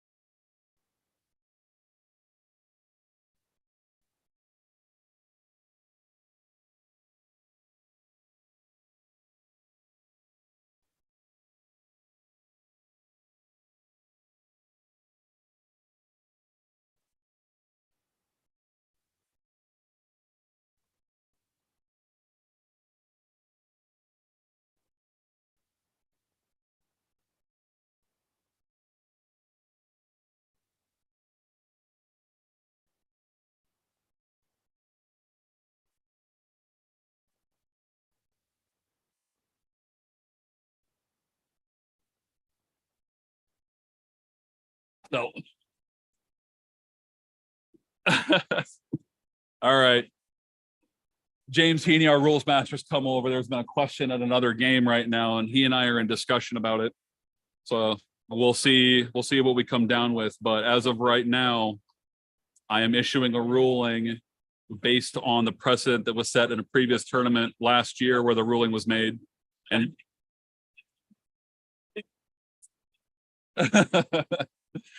so the ruling was made last year in that tournament, and I've told James that that's what I'm relying on as the precedent that was set there. I scoured the rule book when the question was asked me because the player in question came to me and asked me to verify whether or not that was legal or not. And to my best of my ability, I said that that's what we come up with. So I'm going to confer with James here again.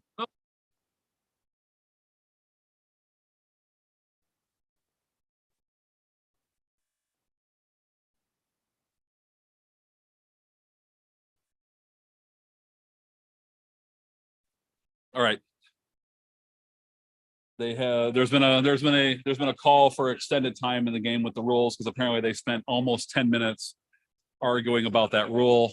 As the TD, I've made the decision that they're going to get 8 minutes back because that's the number that they could agree on, was about how long they spent on it. So per their request, I'm granting 8 minutes additional to that game. The question is, though, the question right now is, to those of you at home who are not participating today, I can let you in on it. Basically, one of the players today is attempting to use established trade route to solve PNZ outside of PNZ. And the objective requires that you have more than 2 times the attributes that's showing on the mission. James came over and said, what's your ruling on that? And I said, you just have to have greater than 20 because 2 times 10 is 20. And he's like, well, what about the X? And per the ruling that was made in Europe last year, I don't remember who the player was, but they built the deck where they were doing it with a non-aligned deck. And the ruling there was they just needed to have the attribute greater than 20 because the X is variable and a variable attribute is not set until the moment it becomes relevant.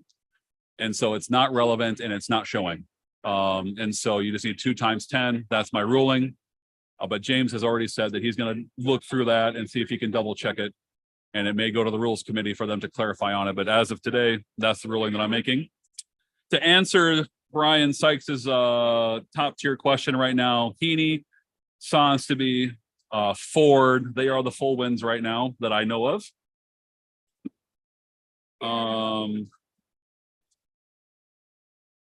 And then we've got Joe Kallstrom, Michael Van Breemen, and Jeremy Huth, who are at 5 victory points. And then the rest of the games are still underway. But yes, the ruling question is whether or not established trade route requires greater than 20 when it's on a PNZ and there's multiple PNZs in play. And that's the ruling that I'm making at this time. If someone else has something would like to chime in on that, they're welcome to. I mean, James and I are both of the same mind right now that he says he can't find anything that contradicts my ruling, but he's going to dig into it.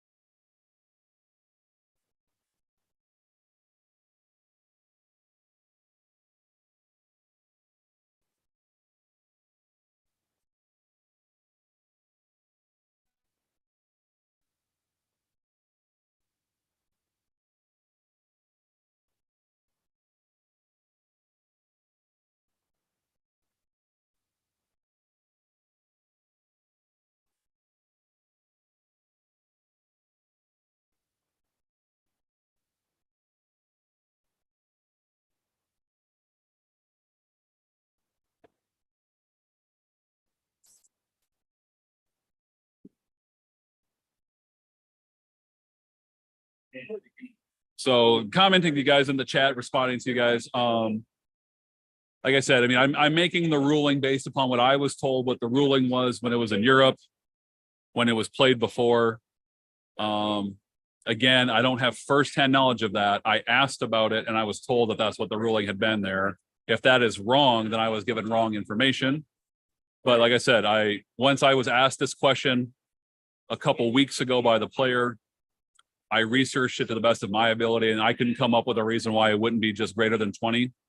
But if someone can find it in the rules, I am certainly willing to change that ruling. But for the purposes of the game that's being played right now, that's my ruling. But of course, though, as the TD, I reserve the right to clarify that ruling or change that ruling with supporting evidence. So if you guys out there want to find it for me, please do. And I will be searching here in the interim. It's also been decided that there's probably going to be a lunch break now.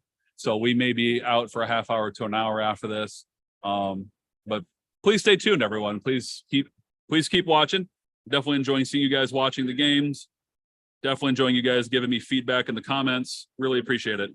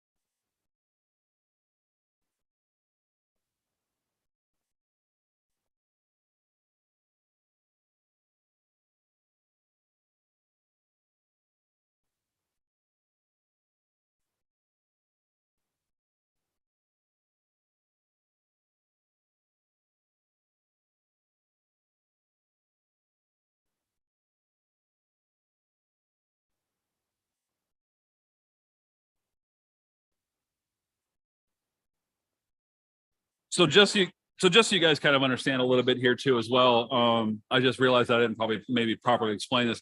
Part of what both I and James right now are kind of relying on with our thinking is that under the rule for point box, showing PNZ doesn't show 120. It doesn't show whatever the value is, 10 times X. It's showing 10. And established trade route is asking for, let me pull up the card here again.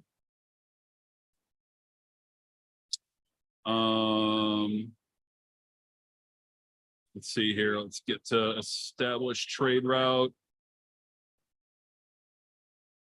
Established trade route. Greater than mission points times 2. And so right now, what James and I are waffling on is whether or not, mission greater than mission points times 2 is defined at the moment that you would. Now, here's the thing is that I get that at the moment that you are looking at those missions, you can say that it's worth that, but it's not actually worth that until the moment you solve and you check. And so right now, what we're relying on, what I'm relying on for my ruling is that even though, yes, you can look at the space line and say there's this many PNZ missions and therefore X equals this, that X is not relevant until the moment you solve when you actually score the points. And so we're kind of relying on the idea that a mission is showing a value, and under the showing a value rules, it's only showing a value of 10, and that the X is irrelevant to what it's showing. So, I don't know.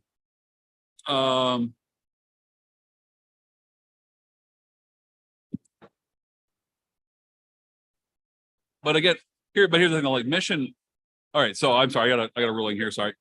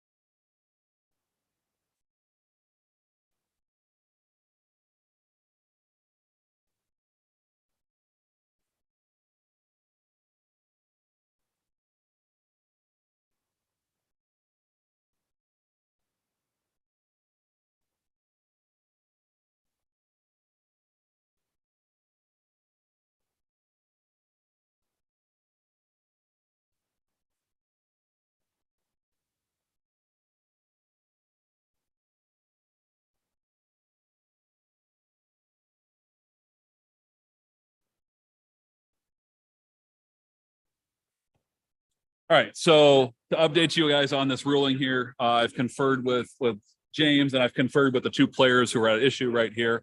The ruling's going to stand for this round, but I have warned the player who's playing the deck that it is going to be subject to change for future rounds, because obviously the interest is in making the correct ruling. I don't have enough information right now to change my ruling because I had to make the ruling when it was asked, and the players have continued to play operating under that rule.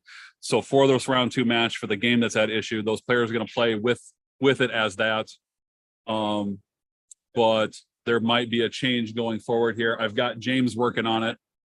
He's going to keep trying to search for an argument that I can buy into. So I appreciate you guys adding in your thoughts here. We're definitely taking it under consideration.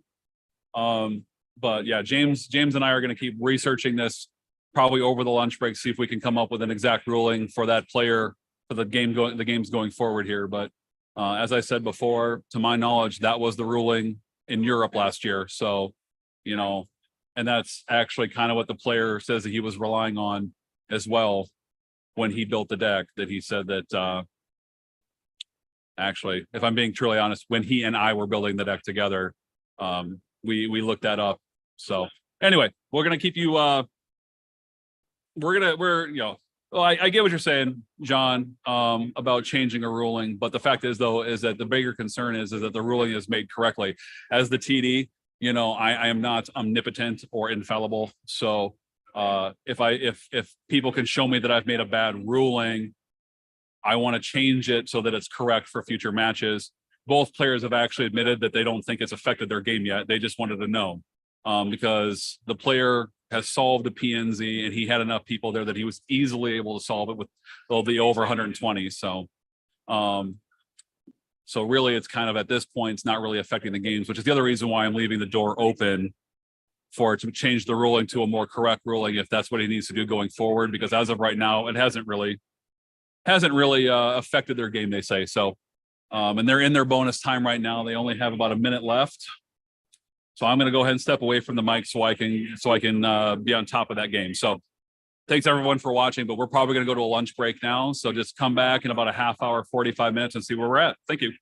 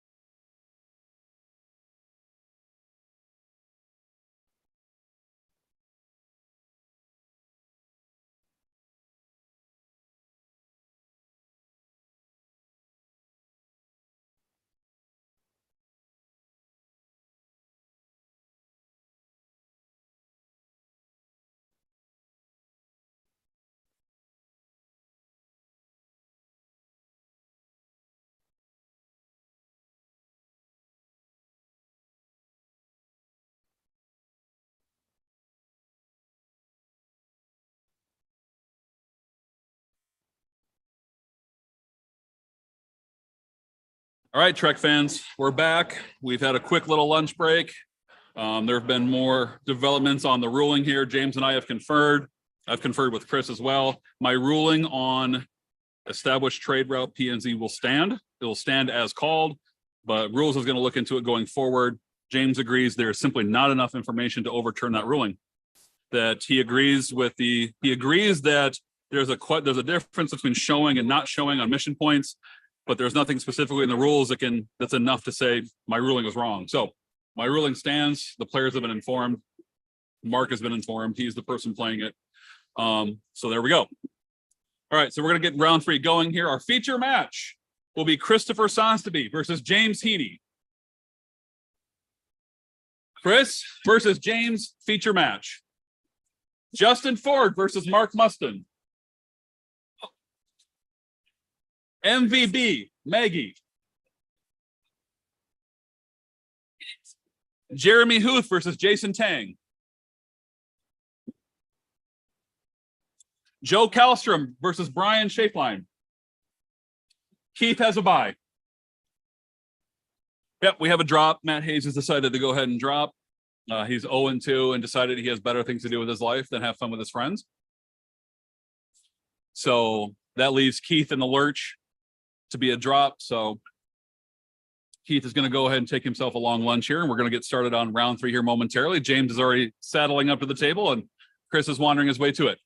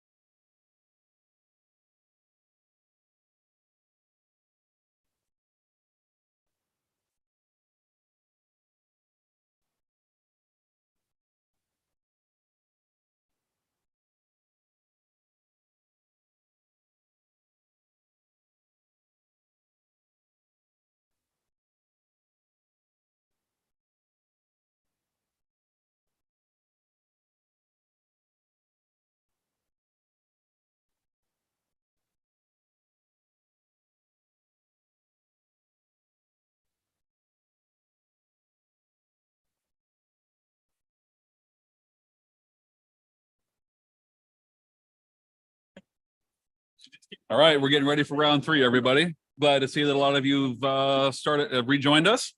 We're going to get going here pretty soon. We got James and Kris in our featured match. They are 2 undefeated players. Behind them, we've got Mark at 7 victory points. And he's playing the other remaining 8, which is, of course, Justin Ford. So this is our featured match. As 2 people I've not put on camera yet, but then going forward, I'm probably going to have some. You're gonna get some second looks at some decks. So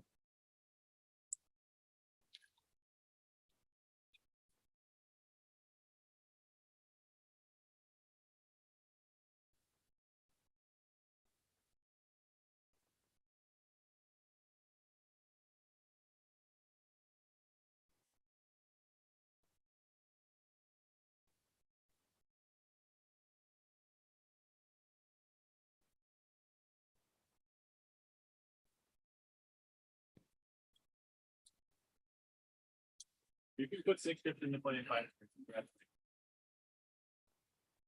that gonna work? Yo, Brian. So coming from the chat, Kris, Brian Sykes would like to say that you got some big jobber energy with the orange shirt and the orange hat off to the side.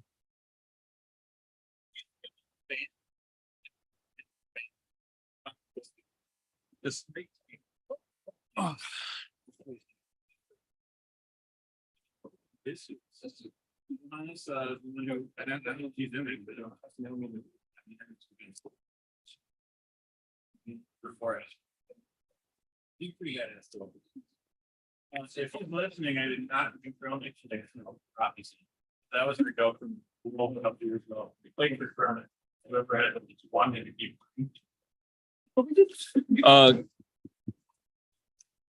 So Johans, if you're watching, Kris would like to know whether or not you have some trail mix for him. I don't know what the story on that is. I've just been told to ask you. Play for trail mix, apparently. Something's going on with that. So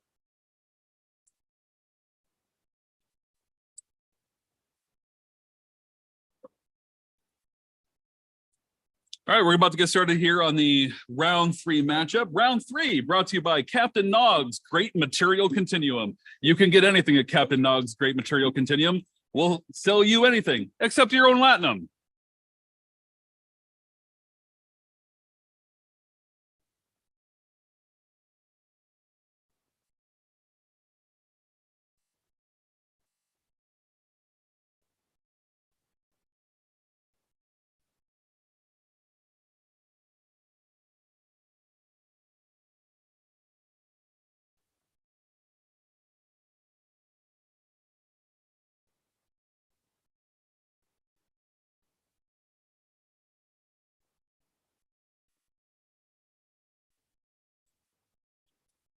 All right, Kaiser would like you to know, Kris, that he can find some, and he will munch them in support while you play. All right, so round 3, Star Trek First Edition players, round 3. Are you ready? Thumbs up, thumbs up, thumbs up. We are good to go. Round 3 begins now. All right, who's going first in your match? Did you guys rock, paper, scissors that or not? You rolled dice. All right, Kris is going first. Kris leads off with neutral zone mission. All right, James counters with his own neutral zone mission. Here comes a PNZ from Kris.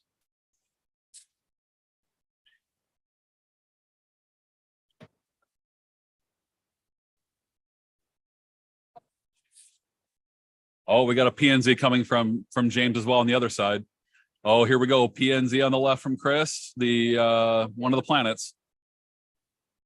All right, James is surveying this neutral zone and decides to stick a very expensive investigate anomaly on the left. There are some calls here for stealing right now. All right, Kris drops covert installation, I believe. Welcome to the first annual neutral zone matchup here and not the neutral zone.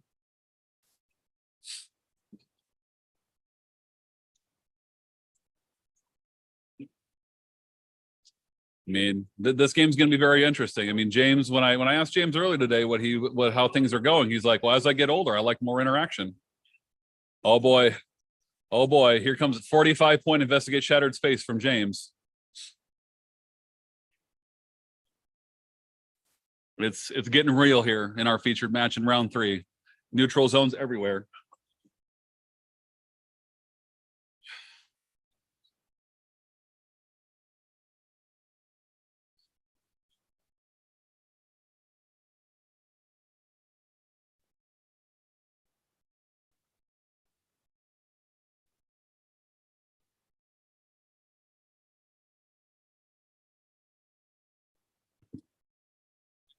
All right, we got some duplication here. Looks like investigate destruction and that comet mission has been duplicated.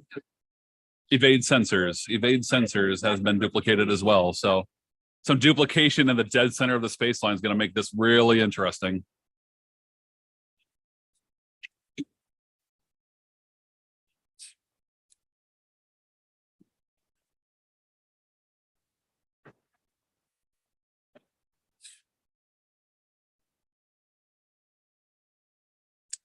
Couple of old pros here. Both James and Kris been playing this game for a long time. When I asked Kris what he enjoys most about Trek over all the years, he says deck building, no question. Deck building is the most fun aspect of this game. Whereas James just says he can't quite pin down the most fun thing about it. But if I had to guess, I would say it's probably deck building as well for him too.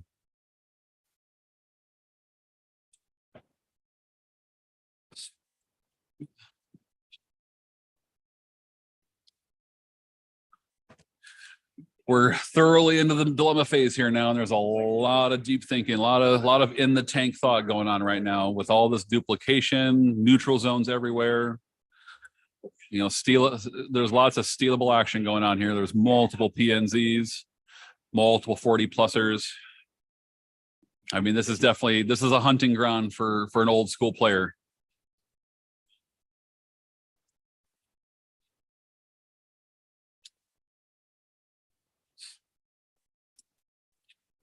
I'm assuming James has given me the green light to say this to the masses out loud, but when I asked him if he had anything he wanted to say, he wanted me to know that next week's rules update will have some good news for Zaldan fans. So if you're a Zaldan fan out there, James has good news for you.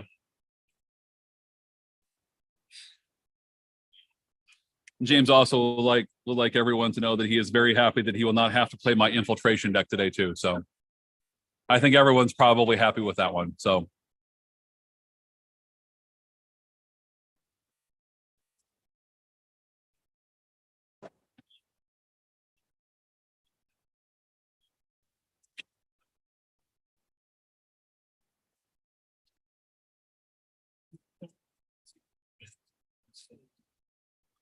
Legitimate. Either dude, so I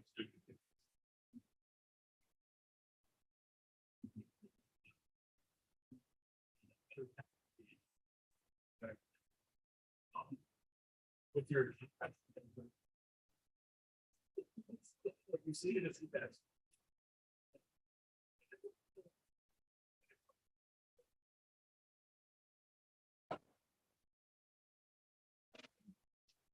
both players very deep in the tank here with dilemmas. Both of these players well known for their ability to take their existing combos, pre-made combos, and just go crazy with it. Oh, okay. Oh, James is being modest and saying that he just simply can't make his brain do that. But everyone knows that dilemma combos are just a suggestion to Kris.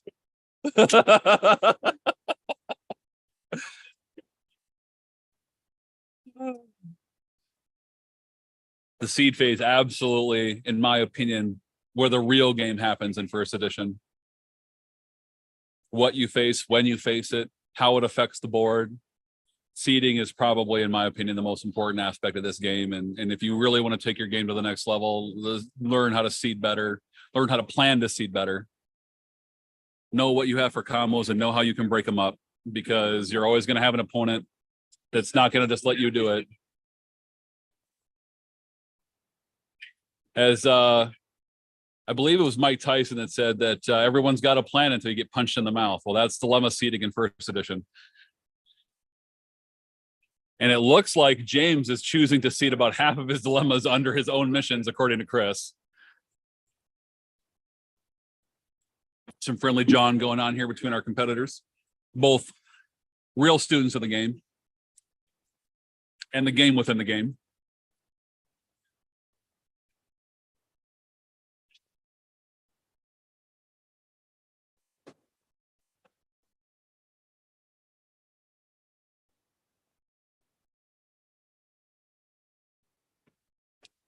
When asked how many years these guys have been playing the game, it was funny. James said since Premier, but not really serious until 2012, whereas Kris just simply says Q variable.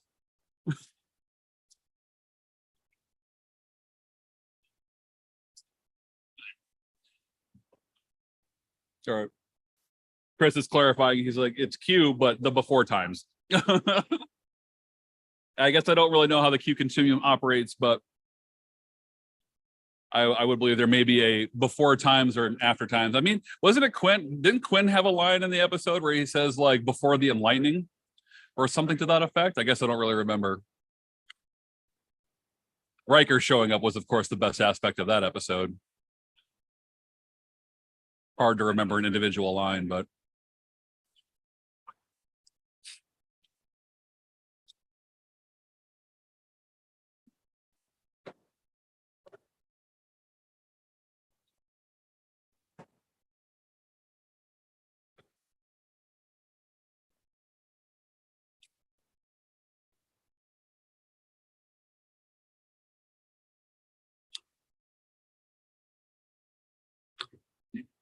Both players very much deep in the tank. So let's go ahead and take a little broadcast break here. Welcome our new sponsor, Reginald's Pawn Shop. Reginald has the things to make you go. Thank you to all our sponsors. Quark's Bar, Sluggo Cola, Joel True Romulan Ale, House of Martok Blood Wine, Captain Nug's Great Material Continuum, and our newest sponsor, Reginald's Pawn Shop. Reginald has the things to make you go.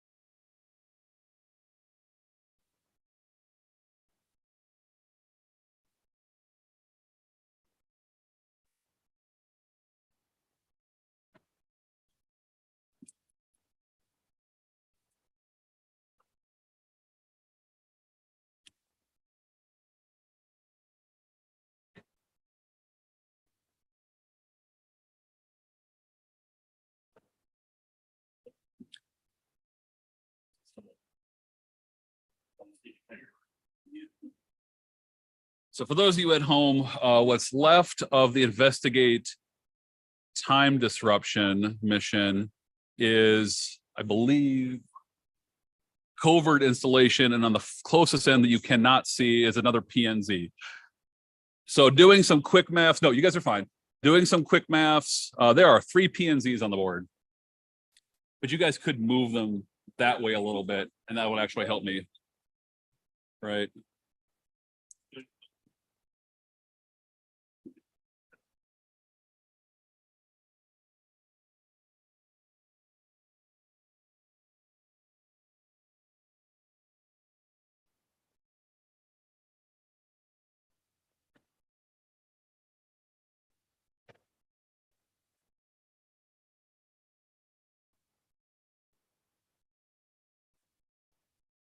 All right, we're getting into the waning hours here of the seed phase.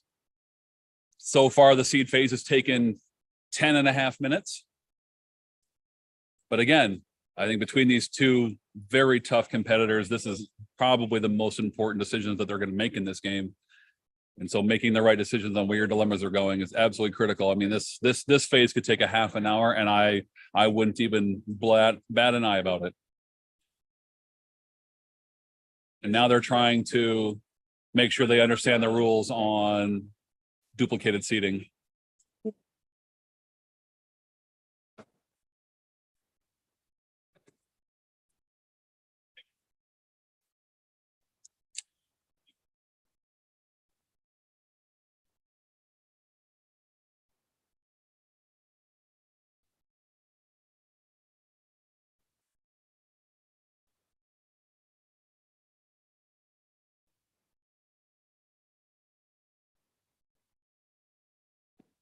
Okay, we've got the duplicated seating rule.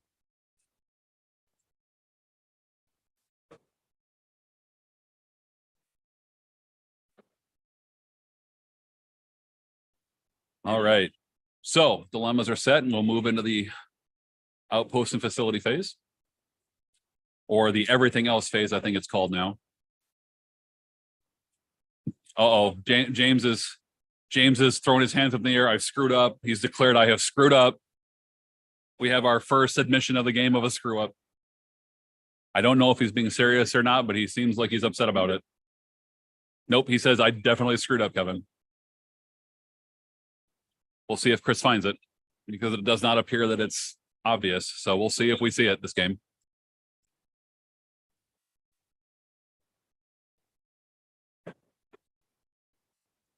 All right. Neutral zones are out. And James has a cybernetics expertise in 2 hidden agendas to go with his battle bridge and his Q's tent original. Kris has unsurprisingly a relentless to go with his neutral zone. And here comes the ultimate user off the continuing mission. And James has gone continuing mission into it's always a chess game. Oh, here comes an obsession. James has dropped the obsession.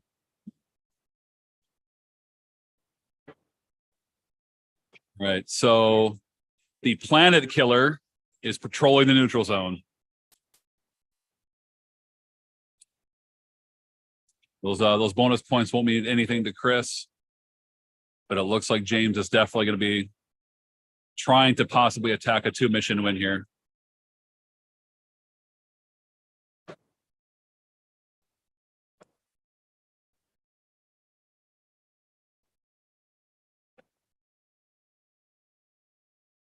So Kris is deciding where he wants to put his copy of Strategic Base.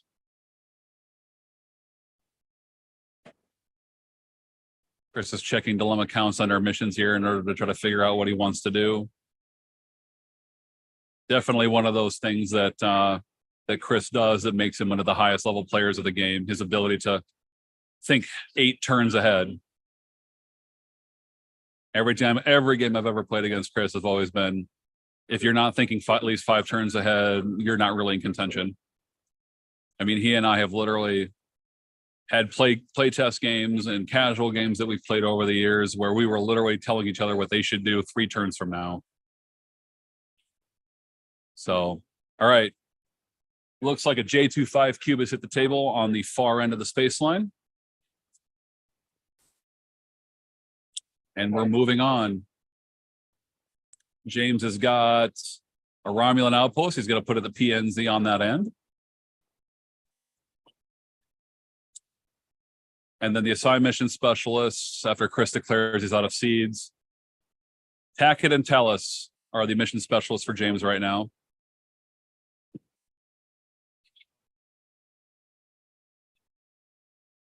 Okay. All right. The players are given a little smack talk here. James has declared, I have beat Kris several times in a row, 3 times in a row. I don't know if I can do a 4th. And Kris says, well, win streak's a win streak until it isn't. Oh, Kris says it's over today, but it's over today. All right. Got my clarification here. James is saying I got the win streak, and Kris says, and it ends now. Right. Right.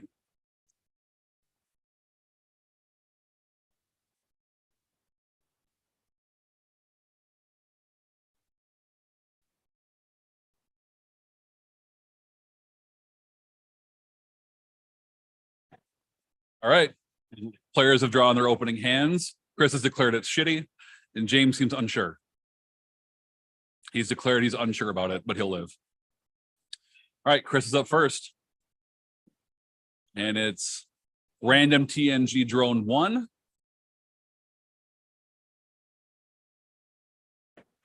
I apologize to everyone at home. The TNG drones are a lot harder for me to follow which ones they are, so I will be a little bit less precise this time.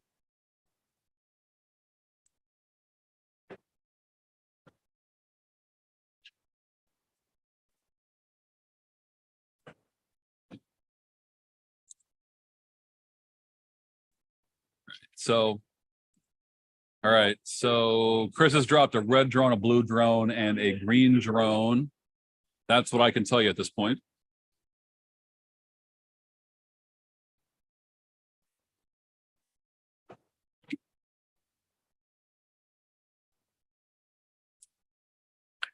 Kris has got the red archaeology female-looking drone for TNG. That's the one I can pick out, because she's probably the most important one for TNG Borg, since she's got the best combo of skills for them to do stuff with. And Kris is going turn 1 download of a consume outpost. James is organizing his side of the board here. Right. Both players have decided, hey, let's just slide down a little bit because we're going to play on this side of the space line, apparently. I find it very interesting that James chose to willingly be down there with Kris. So that kind of implies that he's got a plan. Kris gets a Romulan outpost at the mission where he's then able to get the 3 draws off of the strategic base. Kris takes his draws and seems happy with them. Shakes his head. Nope, you're wrong, Kevin. I'm not happy with him.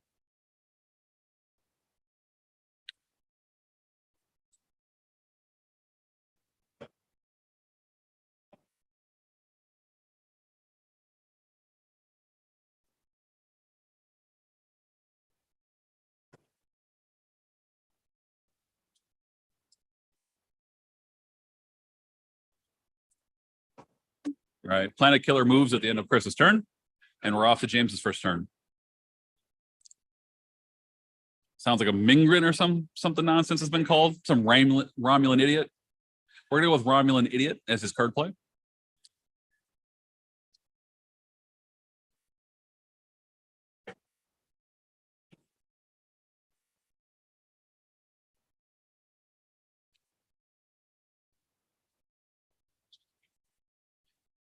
All right, a couple of free plays from James. He's now checking his hidden agendas. Defend Homeworld's been called, and Talak's been called for his Defend Homeworld download. Not surprising. Cybernetics seems to be a big thing when you've got cybernetics expertise in play.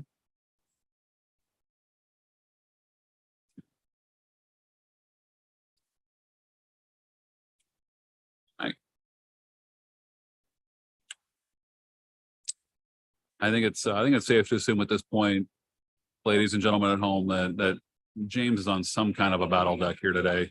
He's playing Obsession with a large target, and he has openly said it to me on the side that before the round started, that he's like, in my quick little pregame interview with him, he's like, I think the question may come down today to, can I blow up Kris at least twice with my stuff?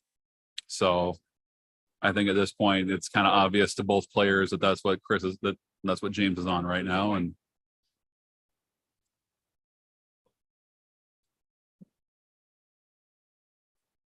all right, there's some back and forth jawing right now from Kris and James, little friendly banter back and forth about who's got the bigger guns. So I think they're both under the understanding here that it's going to come down to whether or not Kris can withstand the assault or not. But I would also say it's safe to say that we're probably a couple of turns away from whether or not that's going to be a question with an answer. All right, we're on to Kris's turn here. Drops a free drone, takes a card draw off of it. Just double checking his what he's going to need for staffing here for his next drone play. Obviously, for the J25 cube, the reason why you play that for TNG Borg as your starting cube is the lower staffing requirement so that you can move sooner and have a better chance of getting that bonus draw when you scout, but then also more importantly, that you successfully complete your objective because you need a staff cube. All right, so Kris tented and found armor.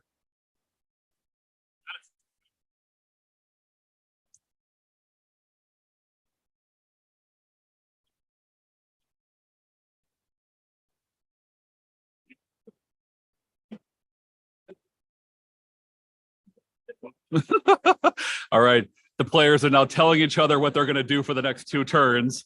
And Kris is very confident in the fact that James is not going to be happy with it. Kris has told him before he even does anything, he's like, there's nothing in a dead end, and I'm taking your mission, and you can, and then color for a language. So Kris is definitely subscribing to 1987 Spock rules with colorful metaphors.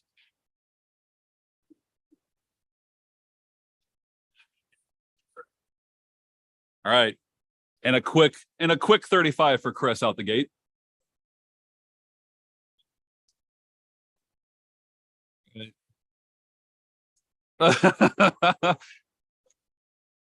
Kris is apparently feeling so confident in his position right now. He has just flashed James his 4 adapts in his hand. So the confidence is running high with these competitors right now. The junk is swinging, and it's swinging wide right now.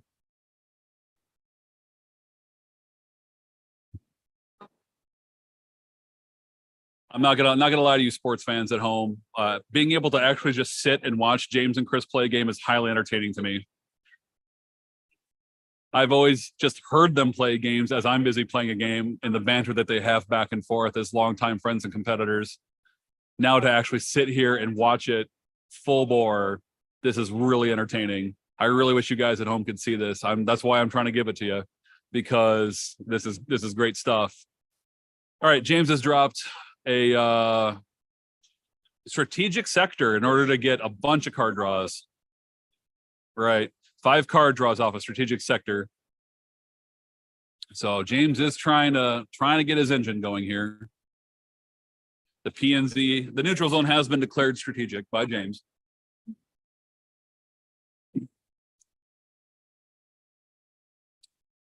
James has just commented on the fact that I don't care how big your junk is, and you can swing it all you want. I'm not going away.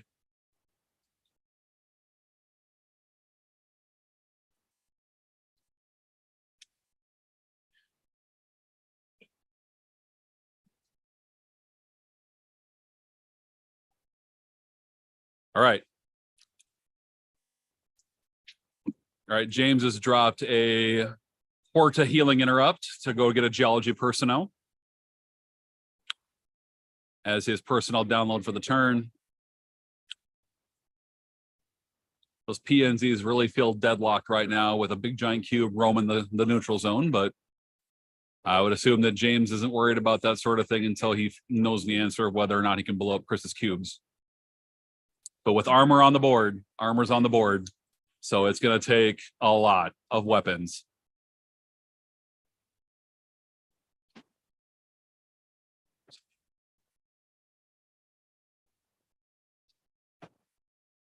All right. James is openly commenting that he's worried that Kris is going to surprise drop and eliminate Starship.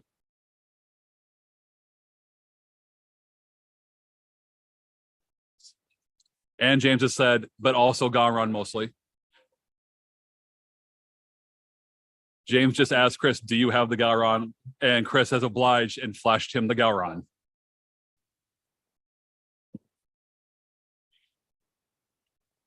Can you tell that one of these guys plays poker and does not care that he has a tell or not?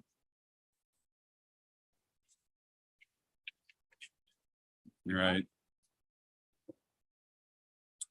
All right, James is asking some questions of himself while Kris is making statements about, I'm throwing fastballs today, James, can you hit them?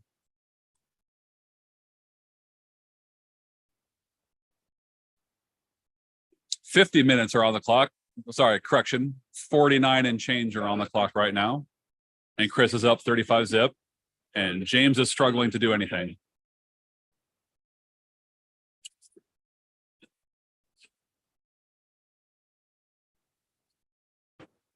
Okay. Players are conferring on how far that's moved. I'm gonna have to make a TD ruling. Okay. TD ruling. Kris went first. Move. James went. Move. Kris went. Move. You just went. Move. Yes. Okay. Ruling has been made. All three of us are in agreement as to where it should be right now, as we talked it out. It's the real question is going to be whether or not James can do anything about that. I mean, he may want those points, but with Kris's cube and a flash Gowron, I don't know that James can go after those points right now. So I think Kris is already boxing James in really good here. I think Kris's swagger that he's got going right now is entirely justified.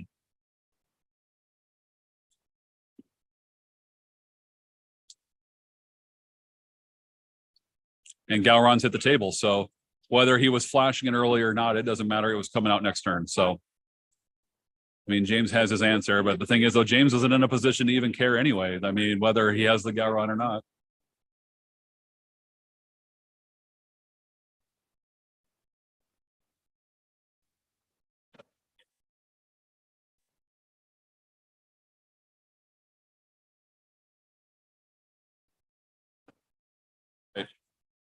Kris remembers to take his draw when he begins his scouting attempt, something he's been complaining in my ear about, that he's like, Kevin, I owe you $1 for every time I forget that. He's caught it. He's caught it each time so far today. So I have no money in my pocket yet. And I just told him that if he misses it on the stream, he owes me double. So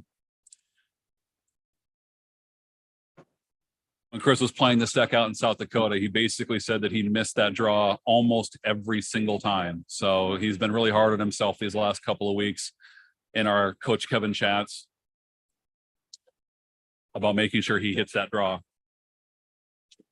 And of course, and with TNG Borg, every single draw is extremely important because whenever I've tried to build a deck and play it and see what I can do with it, it really feels like with TNG Borg that if you miss a draw, it can shut your engine down if you miss it. Because if you don't hit your plays and get your free draws, you know, it's tough, especially since you're trying to dig for adapts and Q's tense in order to make sure that you're getting the right tech into play at the right time. So, you know, Kris is definitely in the driver's seat here. He's firing on all cylinders, got the swagger, and he's looking through his people right now to decide whether or not he feels it's safe for him to go scout a planet.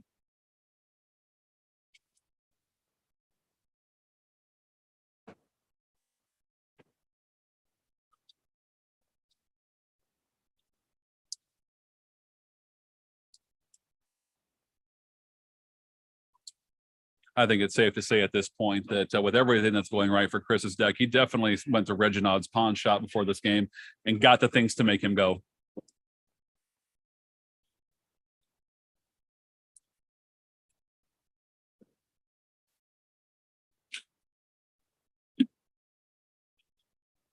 .45.5 minutes left on the clock. And again, another round thing. Big thanks to the big Jer over there for running the clock for me today.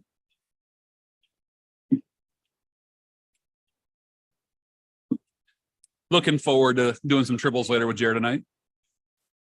Jer always has some really interesting stuff whenever we play Tribbles.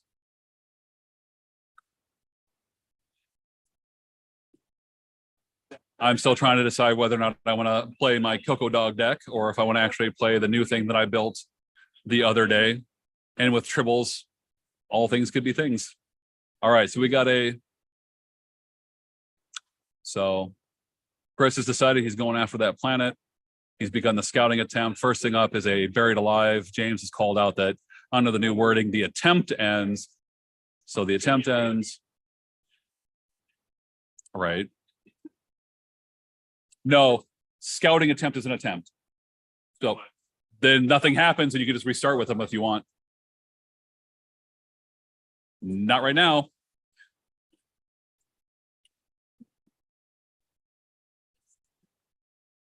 Right. So Kris has found the mistake that James realized that, well, Kris doesn't need to actually have a ship there to scout with. But let's pause for a moment here. Guys, time. I'm calling time as a TD.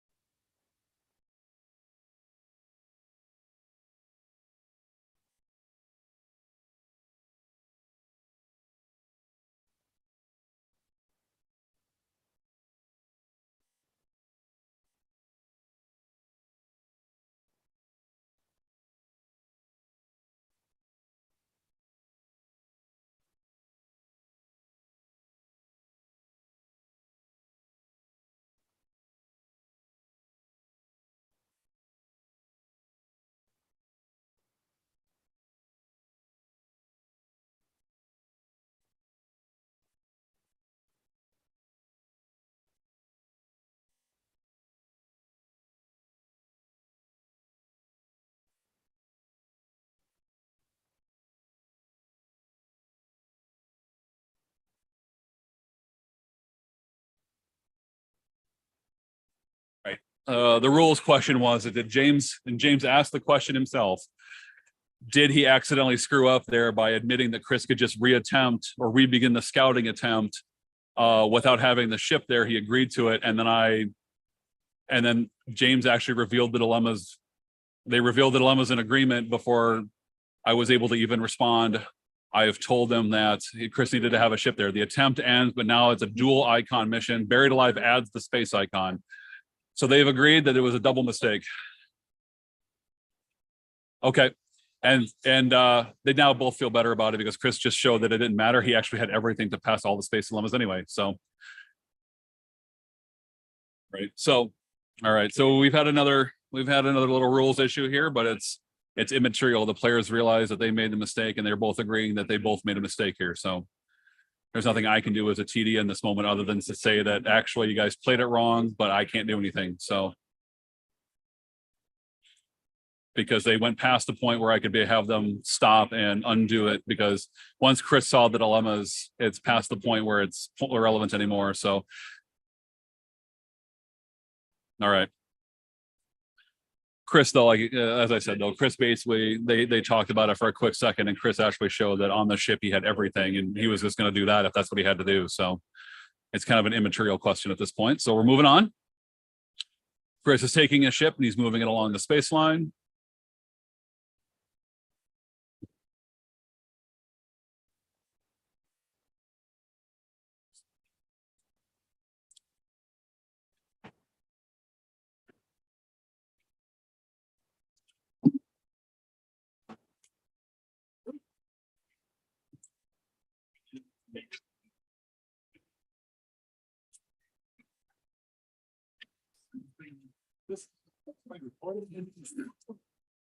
They changed that rule. They changed it like 2001 or something. Yep.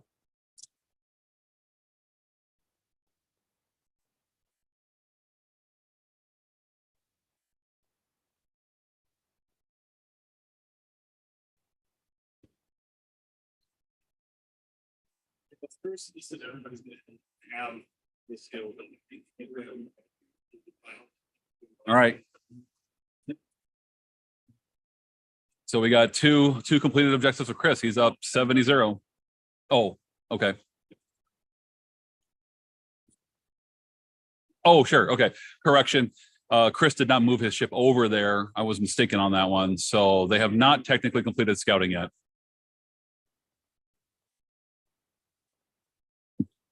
Yeah, John, that's exactly the mistake that James basically admitted to, that he basically realized that he putting space dilemmas behind his buried alive over there was probably not going to do anything. That he and then he basically said, as we were discussing out what happened, he's like, so I basically made a mistake on top of a mistake. And I'm like, yeah, it looks that way. So at this point, I think it's pretty immaterial. He made a mistake in the seed phase, and that proved to be disastrous. As I said before, seed phase, extremely important in this game. You know, games are obviously turned on whether or not you can pass a particular dilemma at a particular time. And that decision's made in the seed phase, not in the play phase. So, I mean, Kris is definitely taking advantage of the board as it is and absolutely stomping on James's mistakes. So we've got our round 3 Hammer Bowling Products, hammer of the game. Kris rolling through James's second mission. Hammer. Nothing hits like a hammer.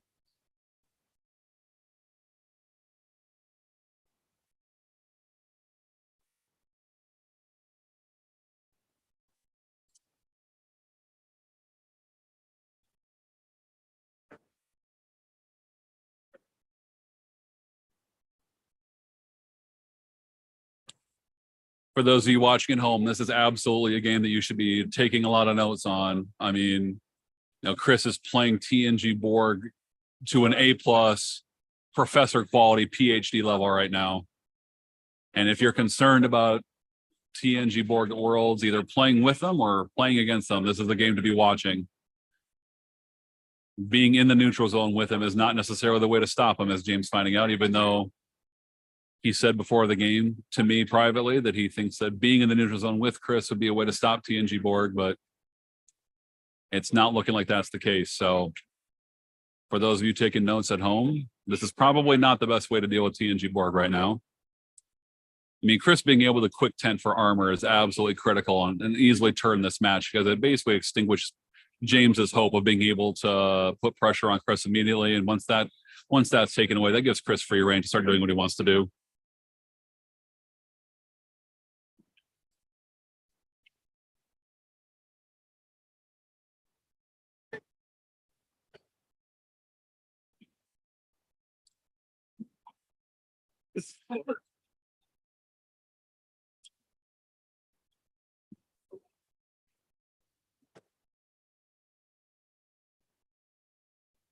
All right, so it looks like James is mounting his attack on his dilemma, flipping tactics after showing that he has the damage. He's rolled some plasma torpedoes onto it, which will of course reduce its range and other attributes, hopefully buying him time to be able to blow it up for some more bonus points. But I think right now Kris is still absolutely in the driver's seat, as he literally just has to walk over and complete scouting and score another 35. So I mean, Kris is literally just an action away from being up 70-0.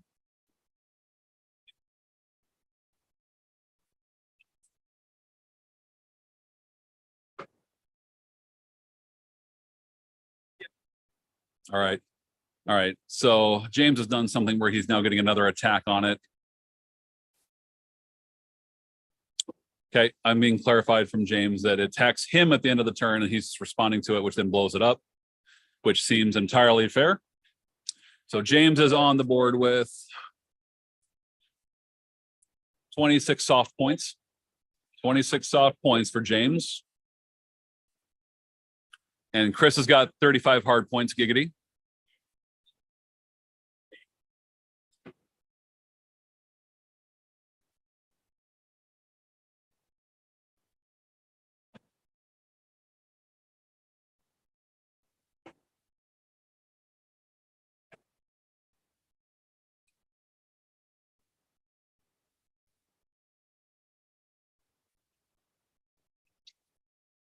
All right, so Kris is rolling out some more people. Looks like Huth hit the table, along with a random universal drone.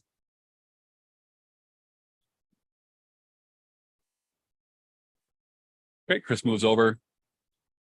Scout's complete. Scores his 35 points and is now officially up 70 to a non-counting 26.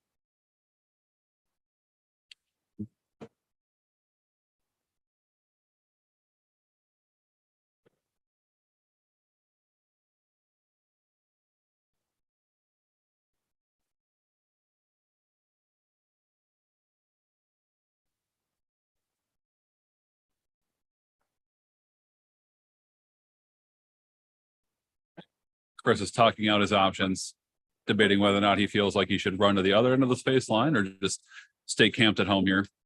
I mean, that's a good question, because right now James is building up his force. And even though you've got armor, if James is somehow able to mount up an offense, that's going to make it really hard on Kris to be able to do stuff while he's dealing with it. Whether that would actually matter, I'm not sure. I would doubt it. But at the same time, I know what Kris is really saying here, and this is a conversation he and I have had before, is that now that he knows that the bad dilemmas were on that end of the space line, dilemmas that he could roll through, both the self seeds that he was able to steal, but then he found the bad mission. He knows that the best dilemmas are actually yet to come, and he's thinking in his head, where will I find the bad dilemma? Where would I find the next batch of bad dilemmas? And it's not going to be under the duel, not going to be under the split mission. That's too much to work through. So realistically, can he find his way through a combo maybe on the other side of the duplicated missions? I know that's what Kris is really saying when he says that. So we'll see what he does.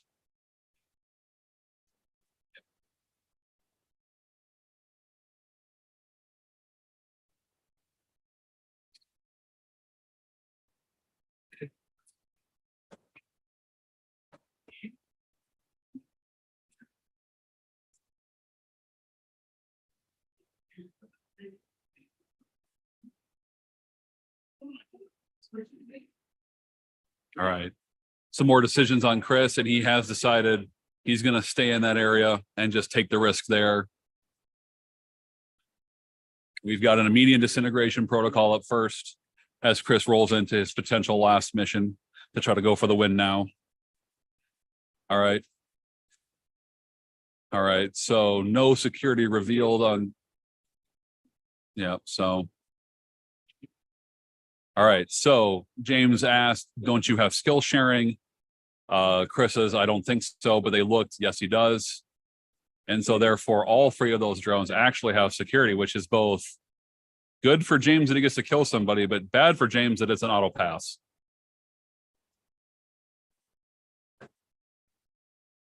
All right. The kill has been announced. 11 of 14 dies. They have security. And so the dilemma. And we've got an interesting one here. I don't even recognize that photo.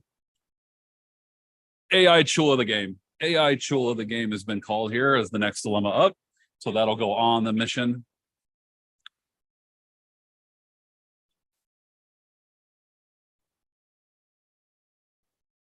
And we'll see if Kris has what it takes to get through it.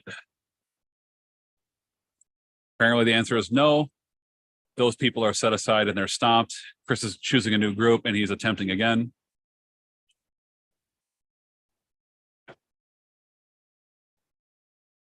All right.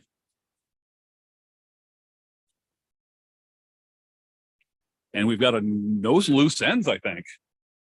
No loose ends, I think it's the next dilemma from underneath the mission. So they're resolving the no loose ends. And I think it's no loose ends because I see a sick miles in front of a transmitter. Either way, though, Kris has declared that they don't have what it takes to do whatever it is they need to do. And now he's coming up with a new group. Okay. 3 more guys have been declared to beam down. And he's just going to adapt it.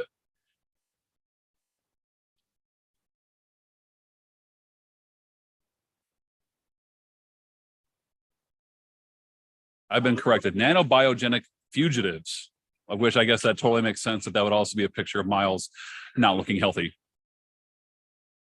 Hence the reason why it would be a wall that Kris would need to bypass it. So that's why I was a little confused. Trying to see from all the way across the table, a little difficult. So nanobiogenic fugitives has been adapted and Kris is rolling in. Yep. Okay. I've been clarified on the position. Kris cannot complete the scouting, so James gets 1 turn, and then Kris will auto-complete on the next turn once he just staffs his cube. Right.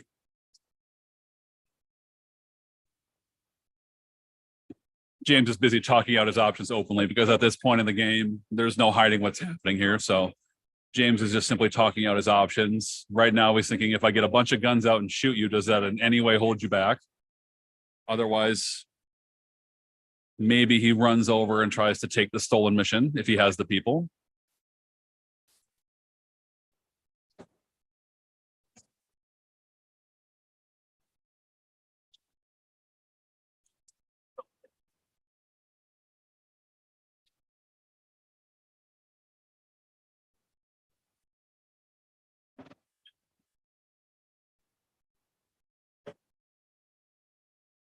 Right. 29 minutes are on the clock. Kris and James have agreed that this game is in his waning moments, so James is free to take his time thinking it out. James has talked out the fact that realistically to get to 100 points, he has to do 2 space missions. But as they both just agreed as I was talking, it's 140 points he needs then if he does that route, which then doesn't get him to win either. So, all right, James has got an idea.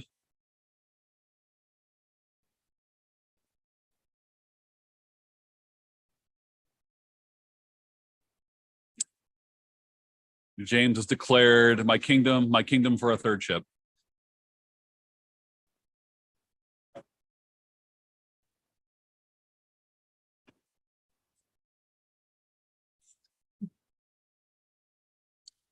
The 26 points from his obsession would certainly help his cause, but again, it will not be enough for him to be able to get to 140 if he does 2 space missions. So that route really isn't there. So, yeah. So I think James has decided he's going to actually go after that cube and just hope that the kills that he gets off of the tactics will be enough to keep Kris off of solving.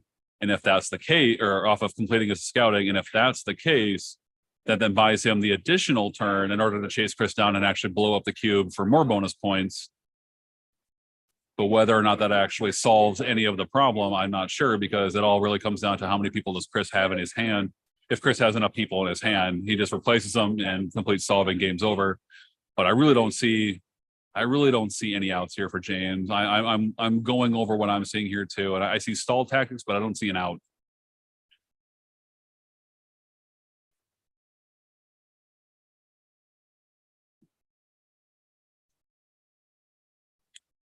Because I think right now James's stall tactic is, as he has already openly declared, is to shoot Chris's cube and hope for the best.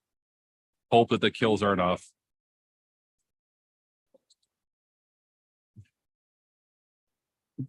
Yeah, right. James is saying, "Oh, if I only had one more ship or two more turns," and I don't think he's going to have either. So it's not looking good for the Heaney fans out there.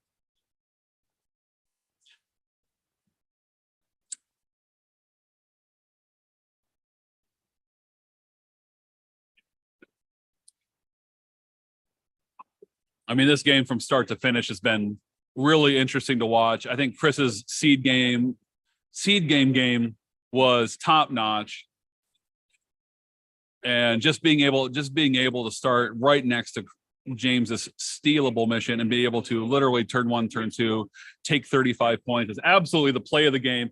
Today's play of the game by Kris in the seed phase, brought to you by Orion Pleasure Entertainers in the Midwest. When something bad happens,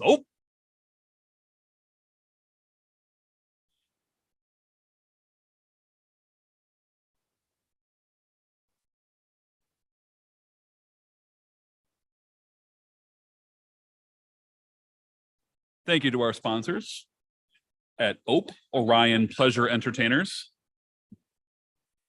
I think after the absolute shellacking that James is taking in this game, he may have to go see the Orion Pleasure Entertainers and have them help him lick his wounds after this beating. Again, and if you're in the Midwest, when something bad happens, all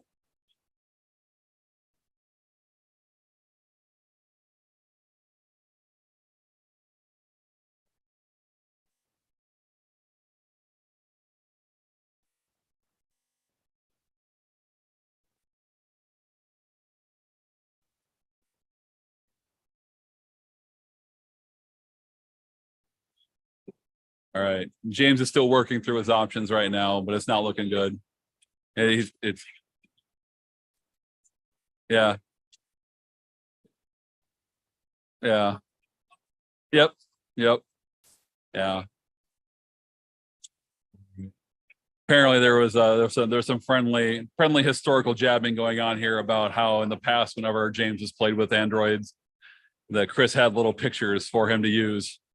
So definitely two great competitors, two real professionals of the sport with a long history with each other, having a lot of fun. No matter how bad the shellacking is, everyone's having fun here.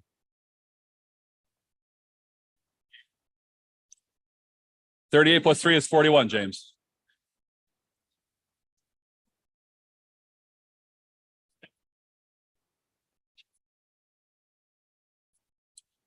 Which then, of course, as James and Kris are both agreeing right now, that turn 2 tent for the armor is the difference in this game.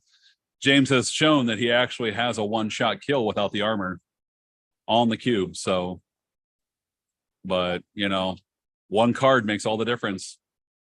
As anyone who's ever played a card game can tell you, one card can make a difference. And in this game, Q's tent for that armor, turn 2, really changed the face of the game.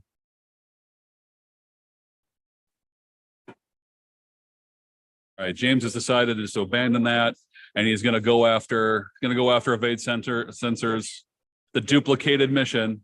I wonder if James is trying to next level his thinking here, that maybe they both seeded garbage there. I mean, interesting. James has openly said the reason I'm doing this is I just need to face a dilemma that I can shoot. I don't know what the point is, but maybe it's fun. But maybe it'll be fun.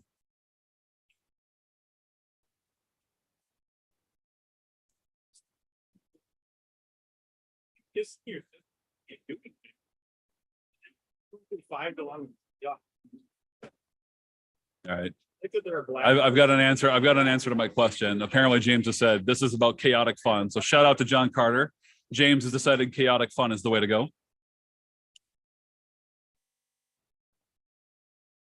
Next dilemma after the galaxy is impure is the ship to shoot.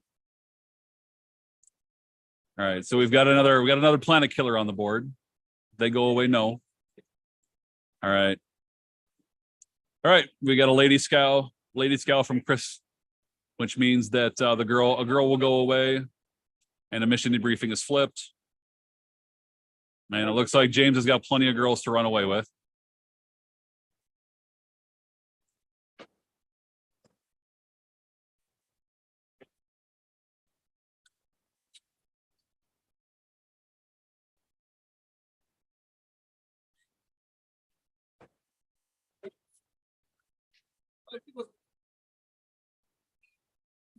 Sela is running away.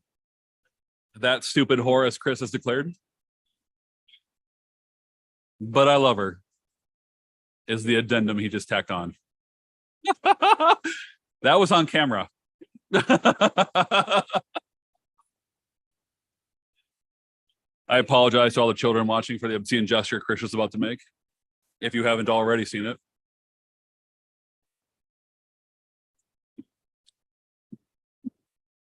Oh my gosh.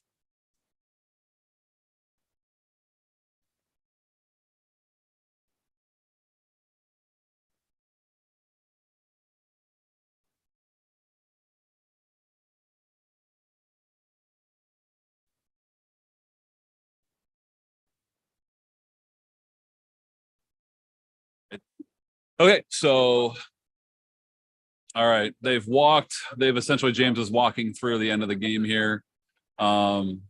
He gets the bonus points for blowing up a second planet killer for the style points, and then it's conceded the game to Kris after saying, yep, you just more or less conceded the game here, saying, if as long as you can play one personnel, you win. And there it is. Yep, there's the personnel. There's a second personnel. Now he's just now we're just in the fancy Dan mode here now. Here comes the people. And that completes the scouting for the win.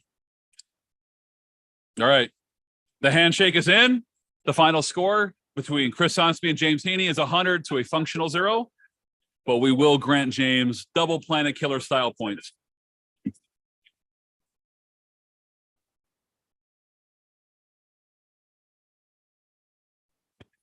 Thank you, everyone, for watching our round 3 matchup between Kris Sonsteby and James Heaney.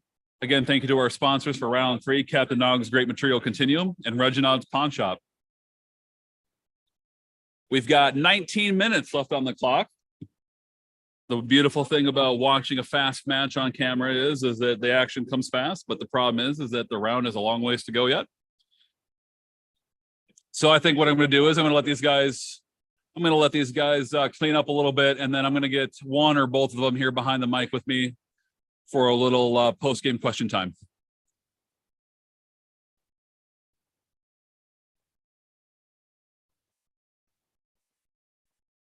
And in the meantime, as the TD, I'm going to go ahead and stroll down the list of games here just to make sure that everyone's all right.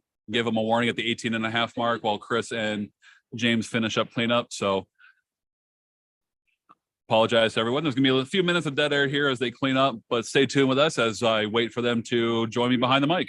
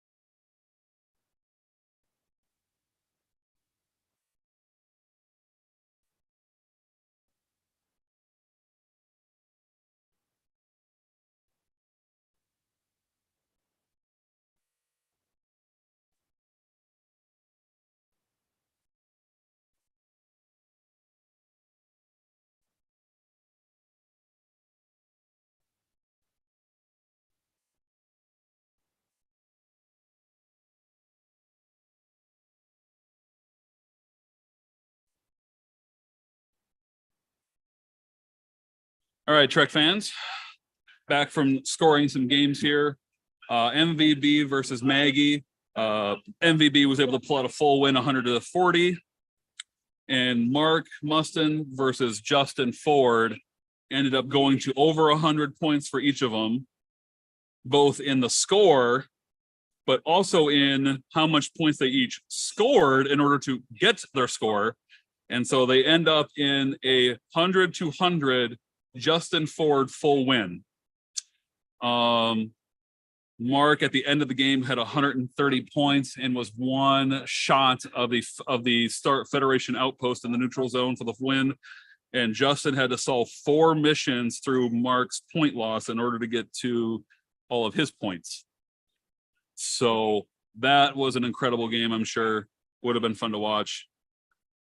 So next round, it looks like Justin Ford is going to be playing against Kris Sonsteby as the 2 people remaining who are undefeated. But we are going to get Mark on camera with his opponent, I think, for next round. Depending on who he plays here, we'll see how it goes.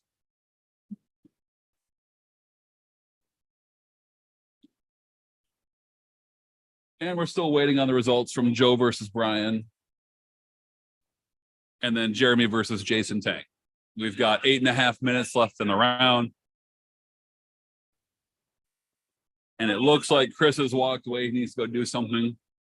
So we're not going to get him on camera. But if James wants to come around here and talk with me, he's certainly welcome to it. He has agreed. So we're going to get James on the line here too. He's going to go ahead and sit down next to me and we're going to talk about that game. Is there a chair? Right here. Shotgun. Yeah, just move it.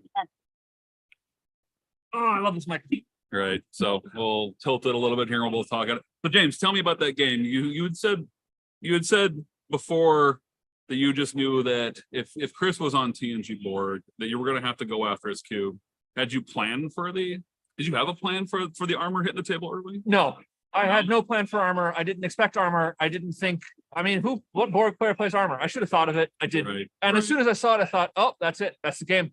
Yeah. And you keep playing, but yeah, you keep playing, but like when the card that you absolutely cannot see hits the table, it's very demoralizing to a person. no response to it. Yeah, and you don't feel like you have a response to it, and it's like, and you're like, well, I don't have I guess I don't have any disruptor overloads in my deck, so there's that. So would you say that disruptor overloads maybe a change you'd make to the deck then to deal with the armor? Since armor is like the one thing that can hose you. It seems like if you're playing a ship battle deck, I would be very prepared for armor. I'm thinking about it now, but the deck is very tight at the moment, so I don't know what kind of space I have for additional armor.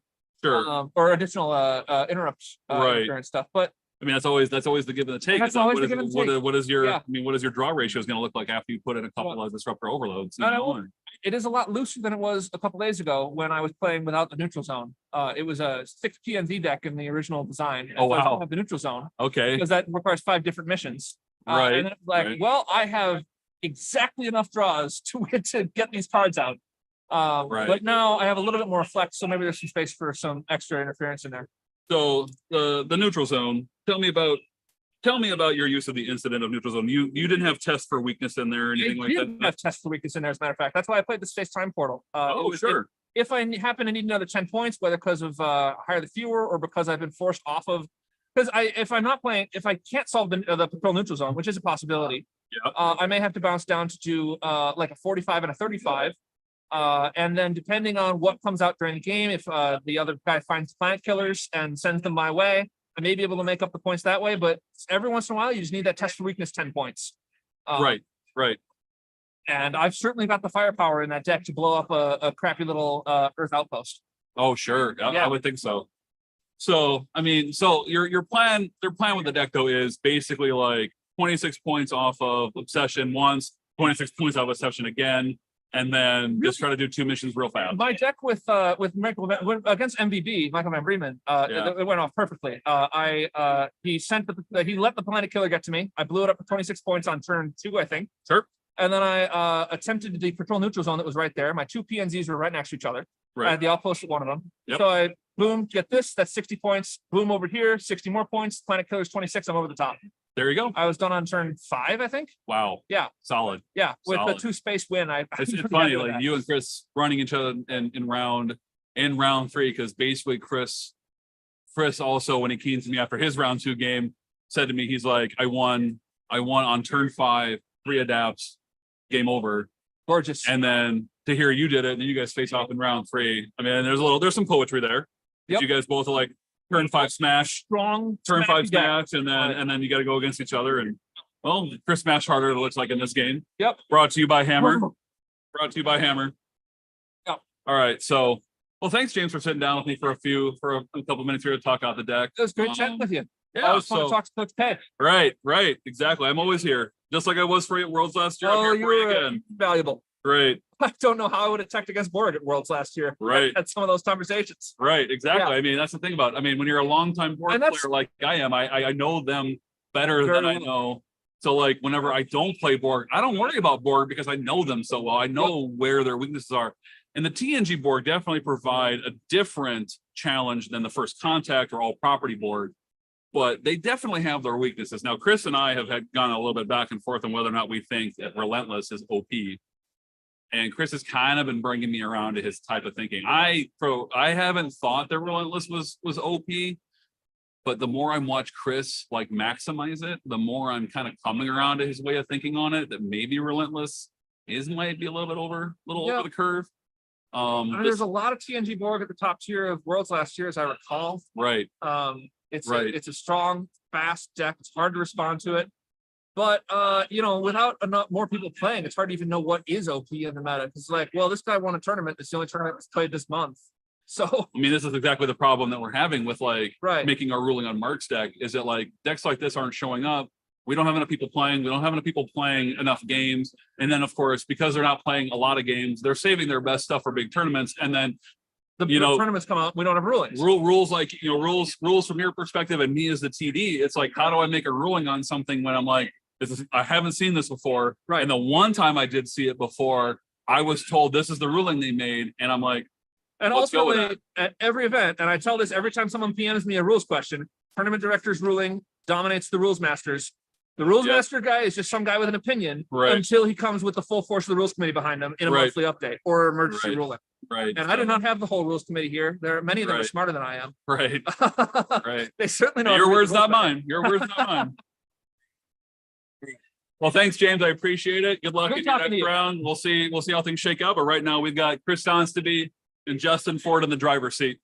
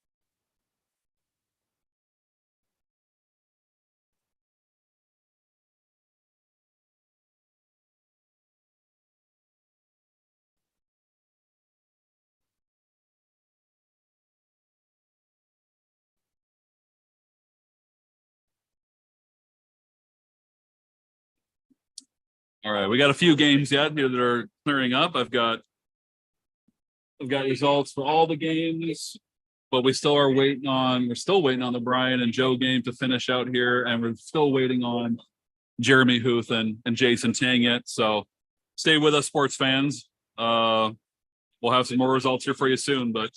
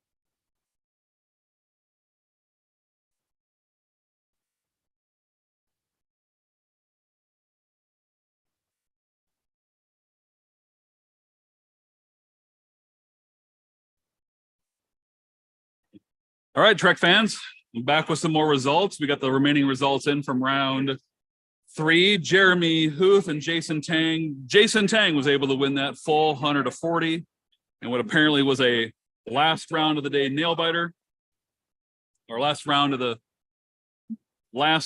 the round nail biter.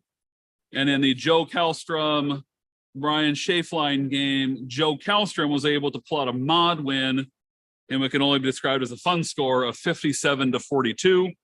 So mod win, Joe Kallstrom 57-42.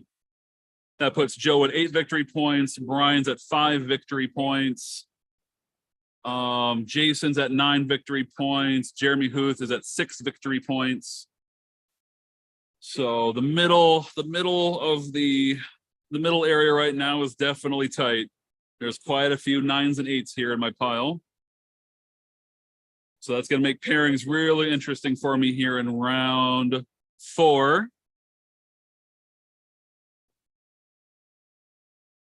So the winner of the Kris and Justin Ford top match will be obviously the person that we'll see in the round 5. So I'm going to set them aside. They're not going to be on the stream here for their round. We're just going to see how that turns out. You've seen both of their decks. So we'll set them aside. Michael Van Breemen, James Heaney, Jason Tang are all at 9s. And so let's see here. MVB has played James, so they can't play each other. So Jason Tang is going to randomly play one of the 2 of them because he's not played either of them. So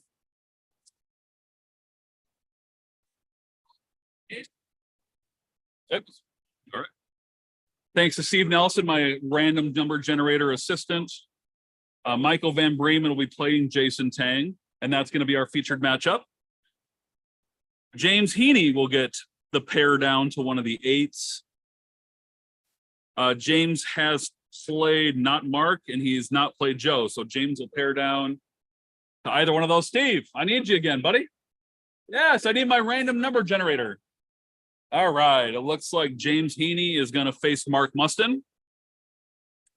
So then that gives Joe Kallstrom the pair down. Joe has not played Jeremy or Maggie. So we got another one. 3 in a row, Steve. Magic fingers. What do you got for me? Joe Kallstrom has got Maggie. That's going to be an interesting match. Jeremy Huth.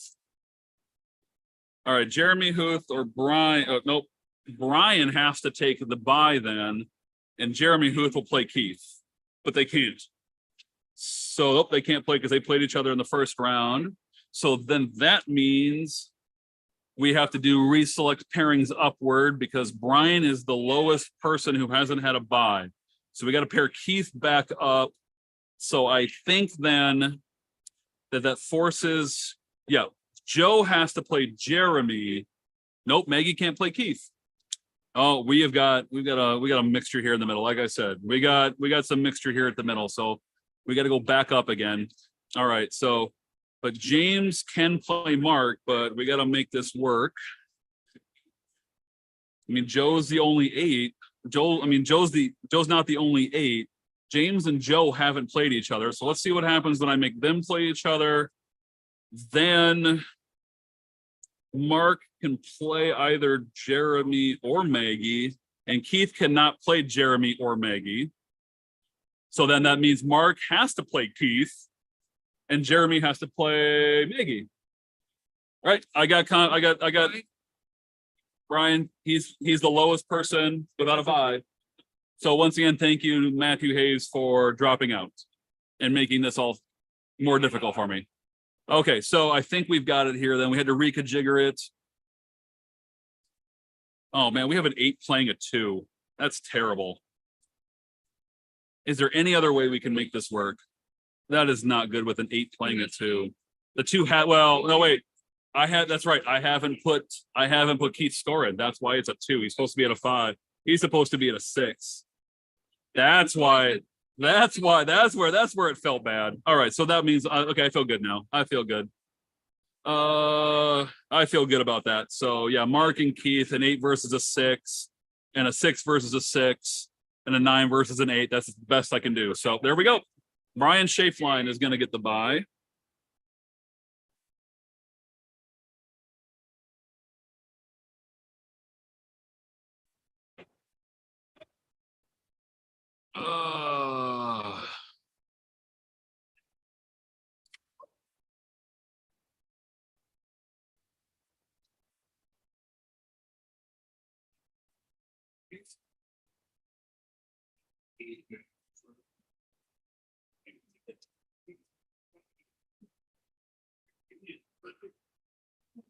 He threw up Marcus.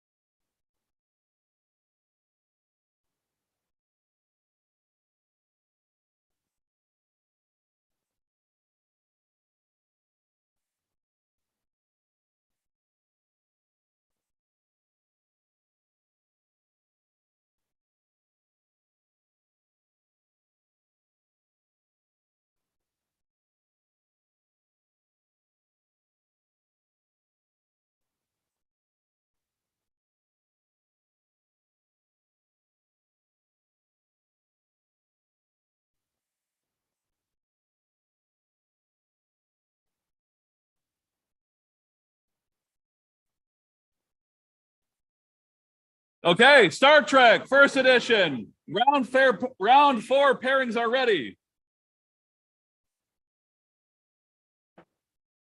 Again, we've got a Matthew Hayes drop. That means, Brian, you've got the bye this round. Mark and Keith get to play. Again, you can thank Matt Hayes for that. Jeremy Huth versus Maggie.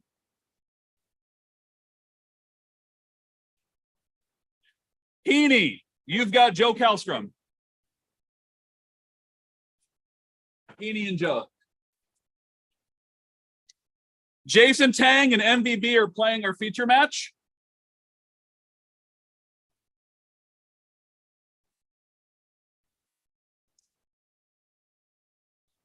And that leaves Justin Ford with Kris Sonsteby at the head table. Yep.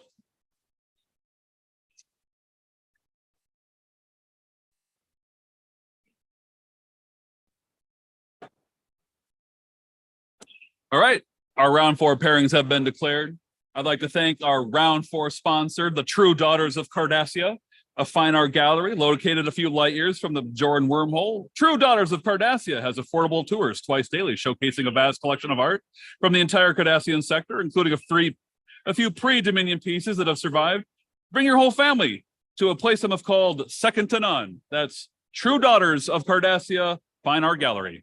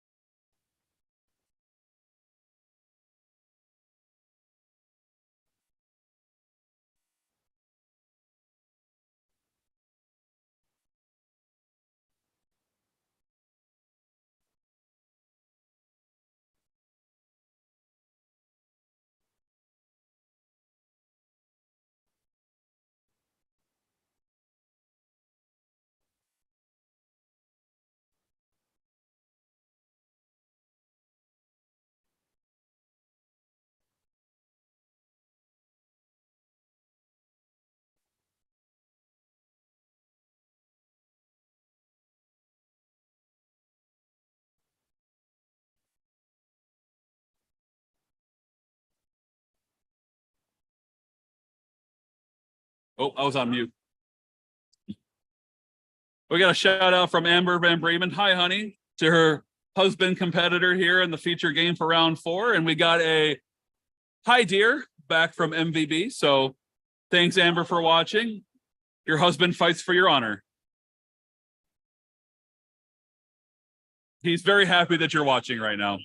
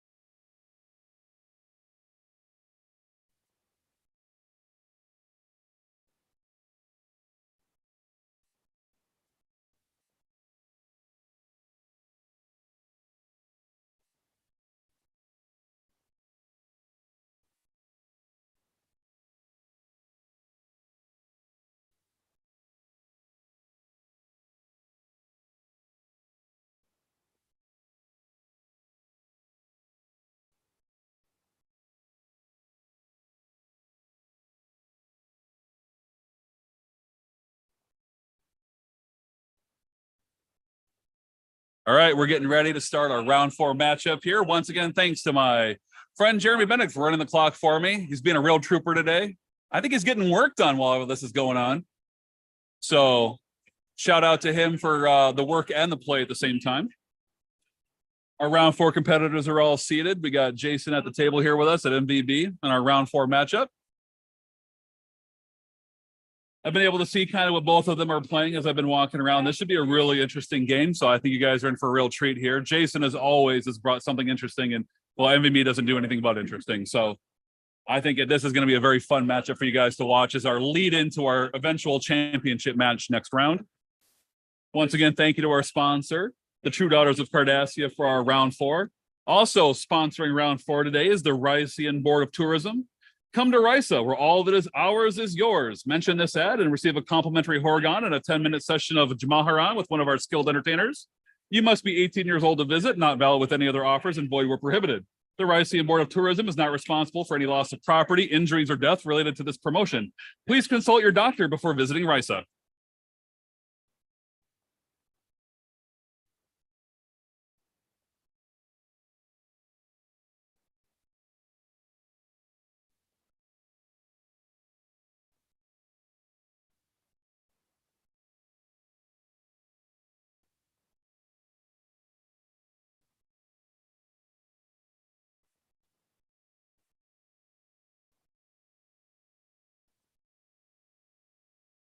And round 4 is off.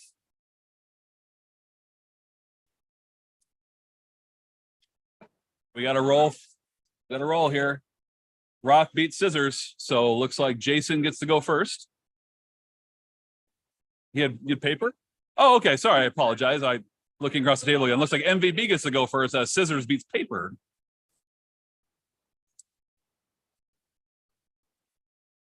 So an early win for MVP in this game. And the Bajoran wormholes are everywhere early. MVP has seeded a Q's tent, temporal micro wormhole, temporal conduit, and the first stable wormhole. And Jason has an original tent as well as an STP over there. Sorry, correction, Civil War tent. Civil War tent and an STP for Jason.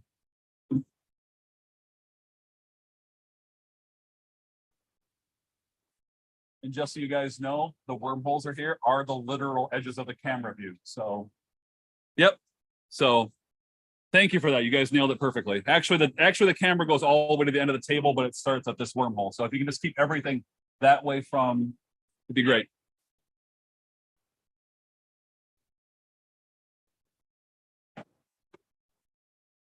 Obviously do your best, but game matters more than the camera. So, all right.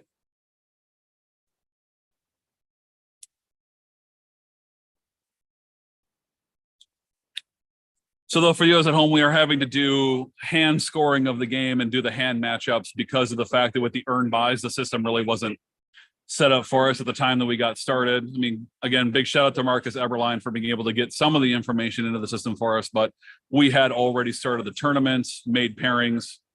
And again, for consistently, we have chosen just to do hand pairings for the event.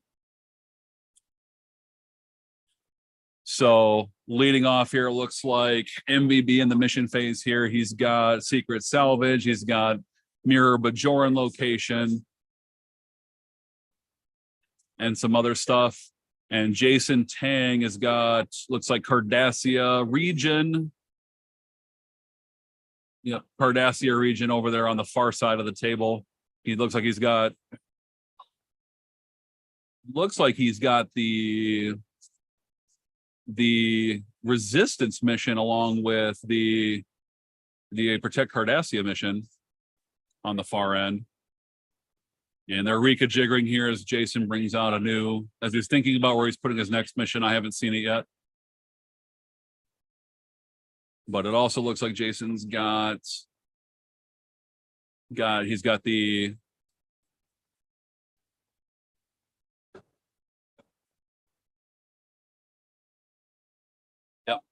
Yep, he's got the Craxon mission on the far end, the 40-pointer. Feels like a safe play to put it all the way over there, keep it as far away from the wormhole as possible. It's a 40-pointer, it is stealable.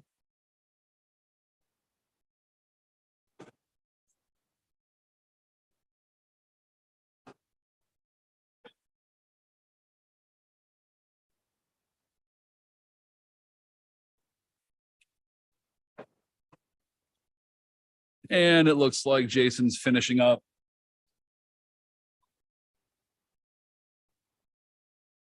With another one of the newer planet missions here, whose name that I cannot remember.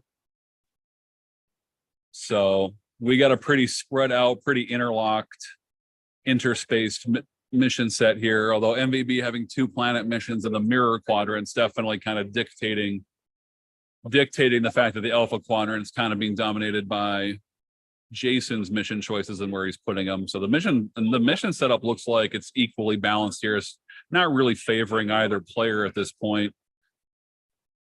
MVB's got essentially 3 missions put together, but they are all planets. But he does have Klingon outposts. You got 1 Klingon outpost near the wormhole and another one 2 missions to the left of it. So it looks like MVB is kind of committed to the left side of the space line here. So on the lower end of the from your camera view, and then it kind of looks like Jason's going to be favoring the other side of the space line, which is the top side from the camera's perspective. So not really clear at this point whether or not MVB is going to be in the alpha quadrant and go to the mirror quadrant, or if he's going to start in the mirror quadrant and go to the alpha quadrant. Neither of those would surprise me.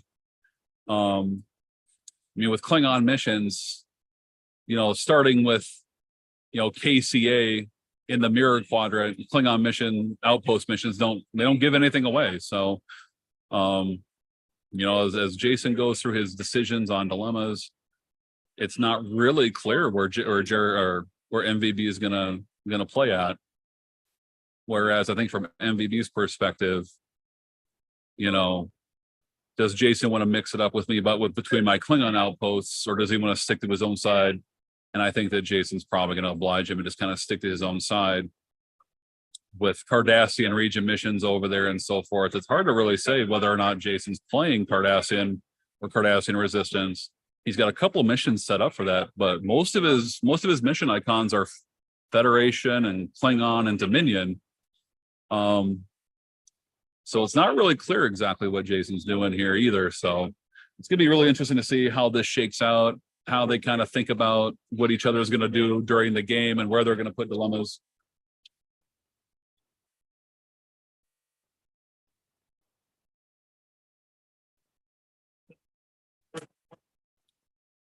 Both these players are, again, longtime players of the game. Both of them have been playing for a decade or more. Both of these guys know what they're doing.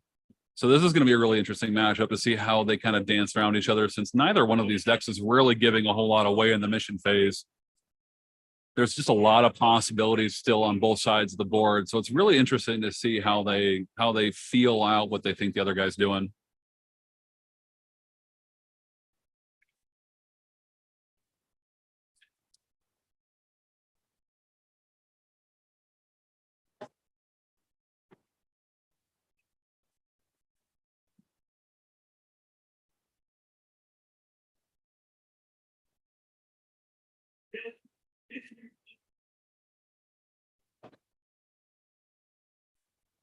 Those are some interesting thoughts. Kaiser, I guess that's all very likely. I have not seen the exact deck list for these guys. I just know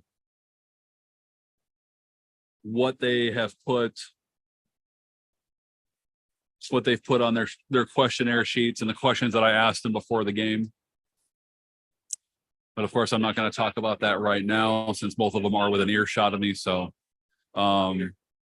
yeah, I definitely think that what Kaiser's saying here in the comments is very much a possibility. I guess I don't really know for sure whether or not that is what he's doing or not, or maybe Johannes knows something that I don't.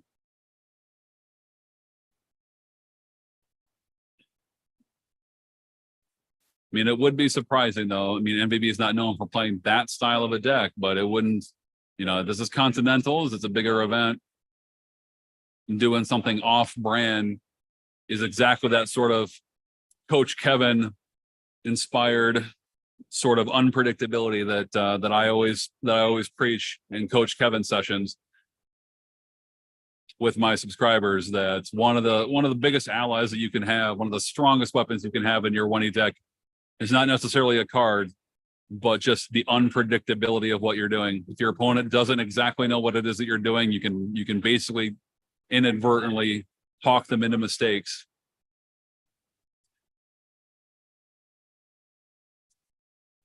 Well, one of the arguments against what Johan's is advocating here as a possible deck type is the fact that yes, an MVP does not have a battle bridge. But I don't necessarily know that you would need a battle bridge with that sort of a setup. If you can come up with enough without it, then I would say it's maybe a wasted seed slot. And by not playing it, you maybe actually convince the opponent that you're not doing it. So there might be some strategy there too, that without playing the battle bridge, that he's actually trying to hide it a little bit.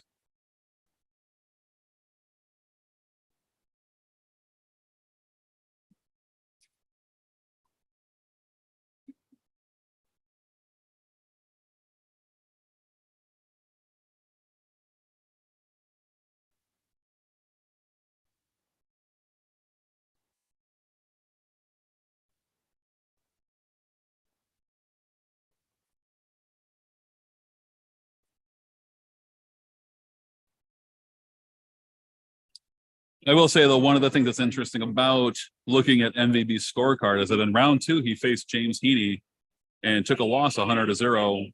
But against Maggie, he got the full win 100-40.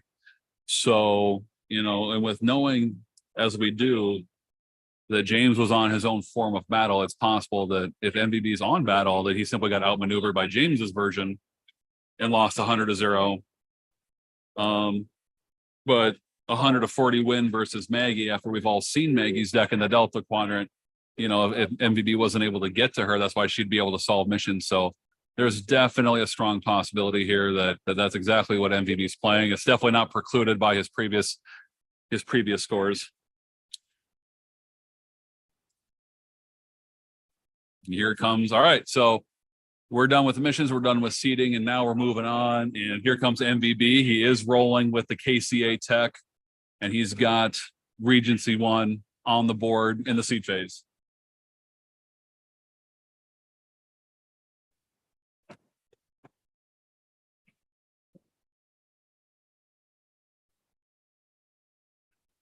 They are technically one at a time.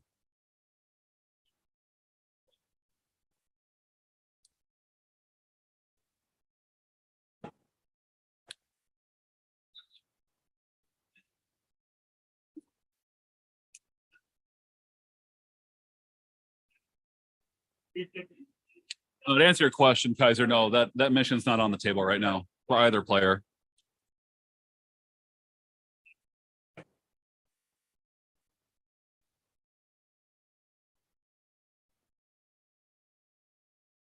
So Jason's given away that he's put on the table, he's got Deep Space Nine and a bunch of sites at the wormhole, which of course does mean that, you know, Deep Space Nine would be open for battle.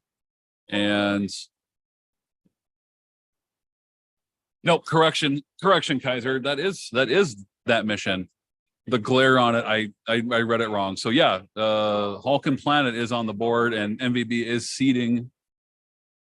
He is seeding the Mirror Federation Enterprise along with First Officer Spock. First Officer Spock has obtained a classic tricorder. So yeah, I guess you were right. My apologies. Hulk Planet is on the board. So we've got Terrans, we've got KCA. MVB he's not choosing sides in this mirror war right now. He's got First Officer Spock, he's got Regency 1. The interestingness is on the board. So assigned mission specialist has hit the board, and we've got Crom and Karnog as his mission specialists. Jason's passed on the seeding phase. And it looks like Jason is he's playing the quad treaty for the staging ground drop.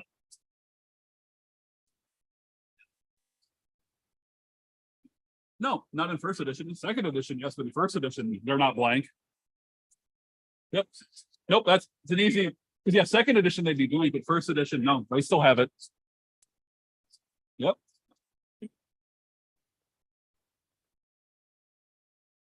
All right, so we got to shuffle up here. And yep, so we got the quad treaty with through the staging ground, and it also looks like Jason's going to try to get draws off of being at the Celestial Temple. So if MVB's bringing the battle, then I would think that Jason would be able to counter with his own. So I don't know that mixing it up is a wise decision here, but then again, it might be the only decision for both players. Because it sure looks like Jason's going to be able to drop a few ships, and it also looks like MVB can come up with a few ships too. So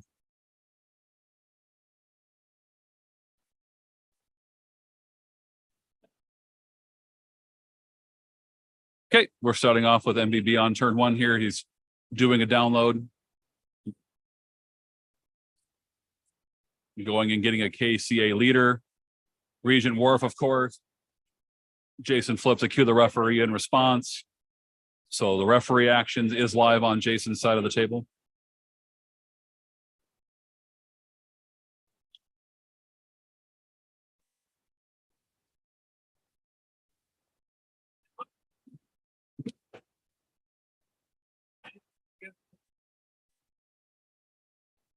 All right.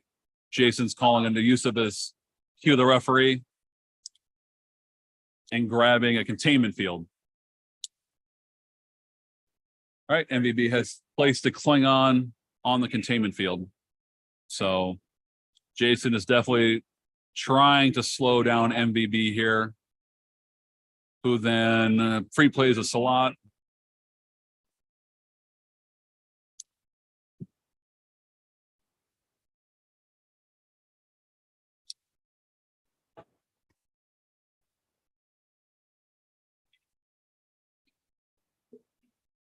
All right, MVB is using Make It So to download I believe a Ready Room Door then. What he's going to grab with it's not really clear, but it would most likely be an event since the personnel couldn't come into play. Yep. MVB goes into the Q's tent and is choosing a defined dedication plaque as his download.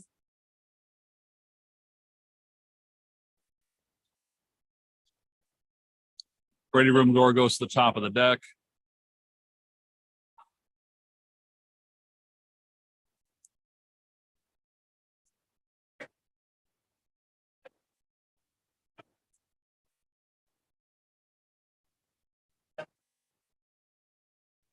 Yep.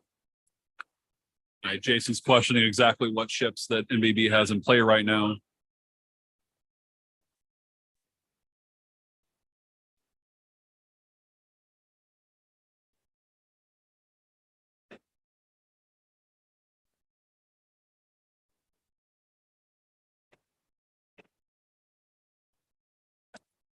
And as has been pointed out earlier, yep, it is Regency 1 and the ISS Enterprise fed with FO Spock on it.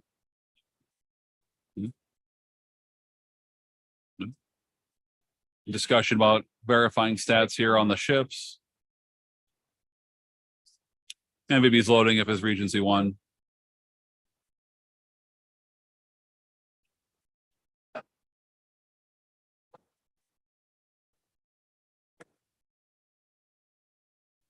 Okay. MVB downloaded the Regency 1. Sorry, he's not. I guess I don't know what he downloaded there or what he did. Oh, okay. There was a stop with study divergent history of people on board Regency 1 in order to get a card draw.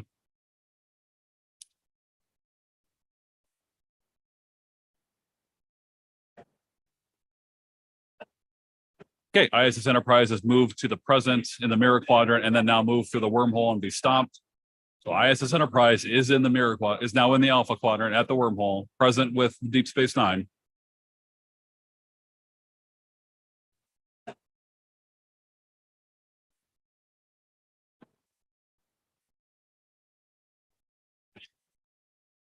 All right, we got a Tang drop. No, sorry, Akamar drop. Kronos 1. Sorry, Kronos 1 has come into the table from the Reunite Legends. Docked at the outpost at Secret Salvage.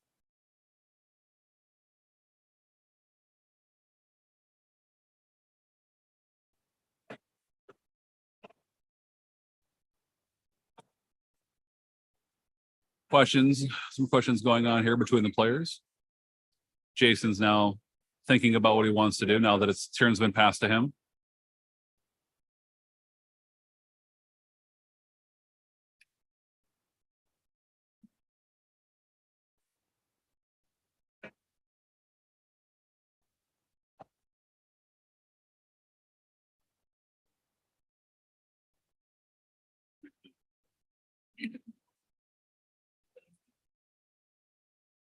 What's really interesting about both of these players is that when I talked to them before today's event and you asked them what they most enjoyed about track, both of them, I mean, Jason said, creating machine and seeing it work and making plays that baffle my opponent. And Michael said, making thoughts work. So if there's one thing that is definitely these competitors have in common, it's that they both really enjoy the deck building aspect of this game, which seems to be a really common thread amongst those of us who continue to play this game throughout the years. The joy that we derive and trying to piece together the 1,000-piece jigsaw puzzle that is a 1E deck. I know for a fact that's what keeps me coming back year after year, is having a thought randomly right before bed or in the shower in the morning or while I'm trying to distract myself while working. All of a sudden realizing, hey, what about that? Maybe that works. And then spending 3 hours in an evening watching TV and seeing if I can do something with it. Great stress relief.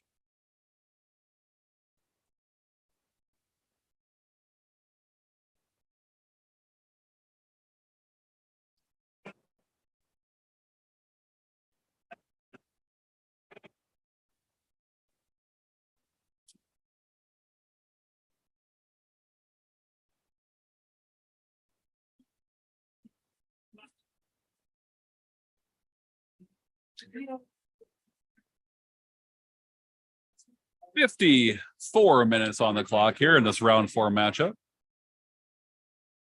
Michael Van Breemen currently sitting at 9 victory points. Jason Tang also at 9 victory points. Neither one of them have played either Justin or Kris. And so it is really looking like the winner of this game, if one of them can pull out a full win,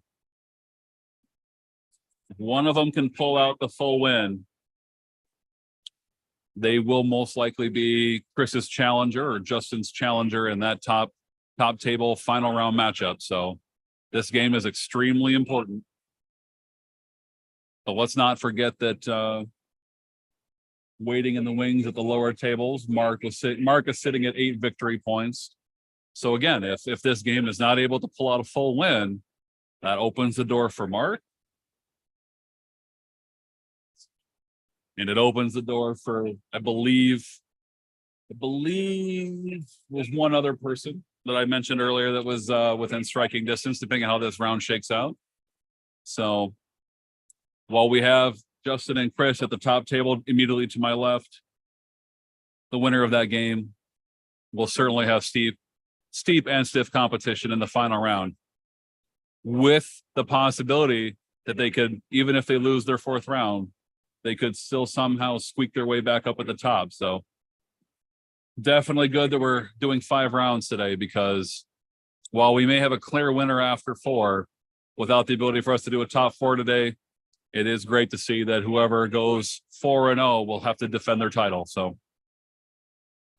and give people the option of working their way back up. Because if there's one critique that I have about all card games, all competitions of card games, is that when you have regular rounds and stuff, you know, so much of your luck throughout the day can revolve around just a random selection here, a random card draw there. I personally like to see things where, you know, we can try to eliminate the luck as much as we can here by having more rounds, more competition, more things for you guys to watch at home. All right. Catching up the gameplay here. MVB's dropping some people.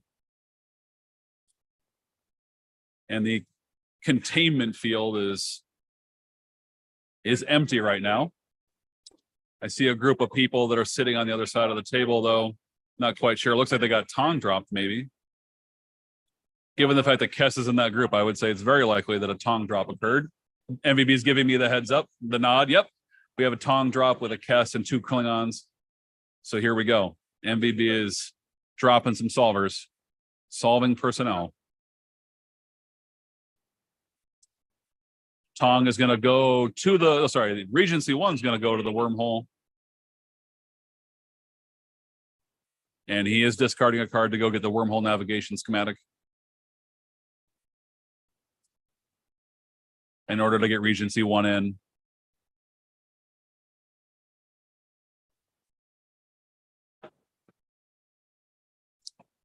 Ready Room Door at one point did download the captain's log. So captain's log and the defined education plaque are both active.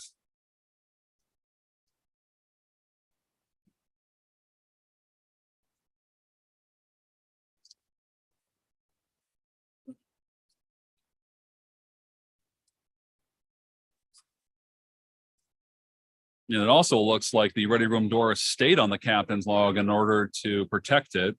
MVB's moved his Regency 1 into the Alpha Quadrant unstopped with the wormhole. And now a Defend Homeworld's finally been revealed from MVB. Looking for his security personnel, going to the Temporal Micro Wormhole. Holy cow. Here comes Pank. Kaiser's prediction starting to look like it's coming to fruition here. Pank's coming in. A Sukansa ship is now. Yep, the Sukansa ships hit the board. So we got a force here. There's a force.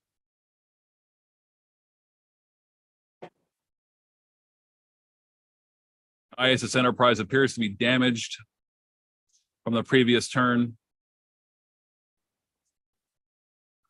Okay, ISS Enterprise has moved over for 4 range. He's slipping over a taking charge. FO Spock is, I believe, a captain. And yep, facilitate peace talks just hit the board along with the Federation Klingon treaty. So there we go. The ISS Enterprise can now be in an operating force with them. ISS Enterprise is moving back to the mirror, back to the wormhole, and MVB is calculating weapons.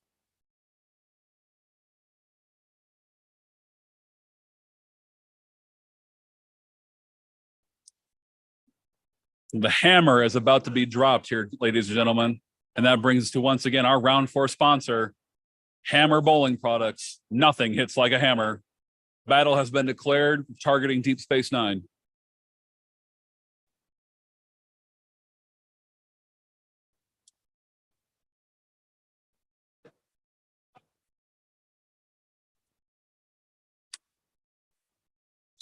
MVB is currently showing all of his matching commanders.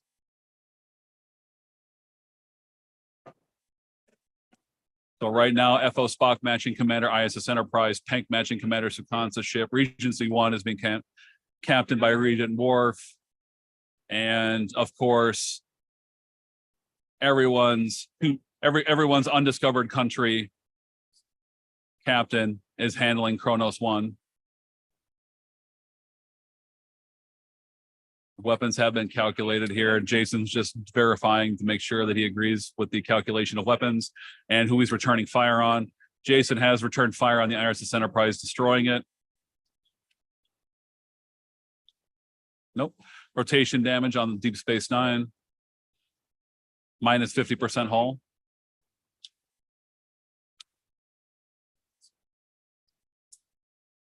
All right, so MVB's got 3 ships still hovering around Deep Space Nine. And Jason only has Deep Space Nine and a Bajoran ship that's docked. So we'll see what Jason's able to do here, because this is looking pretty grim already.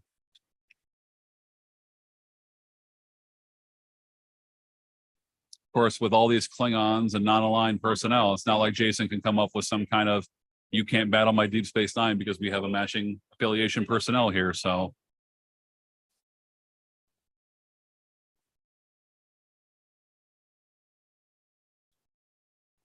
The real question is going to be is what can Jason do here before MVB comes in with the left-handed hammer? The right-hand hammer has been dropped, and now the left-hand hammer is coming up and around. So we'll see what Jason can do here to try to squirrel his way out or salvage the situation, or if this game might be over in its early stages already.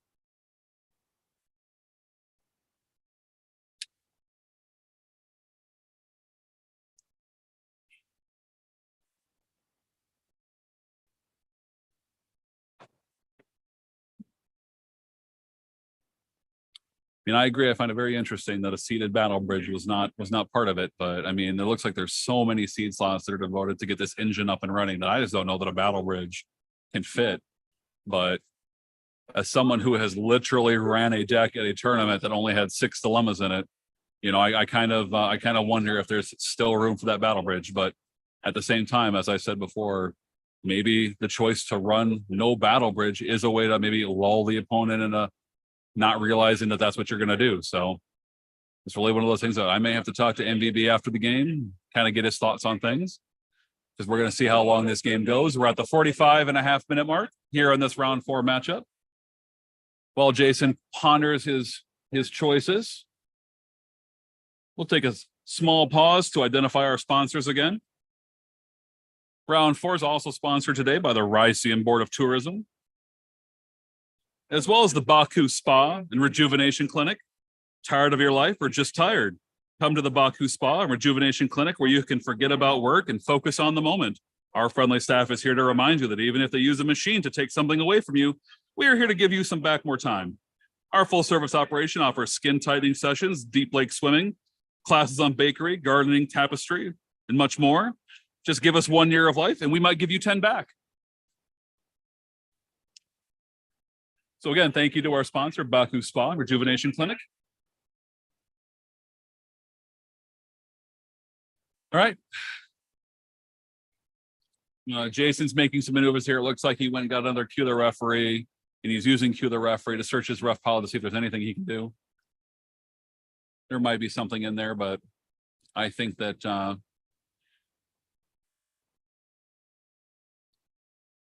I think that Kaiser's point that the lack of the juggler when the ready room door went back on top of the deck, that may have been the mistake.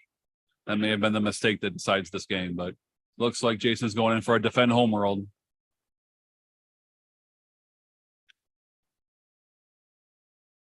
Looks like he got Kira. Okay.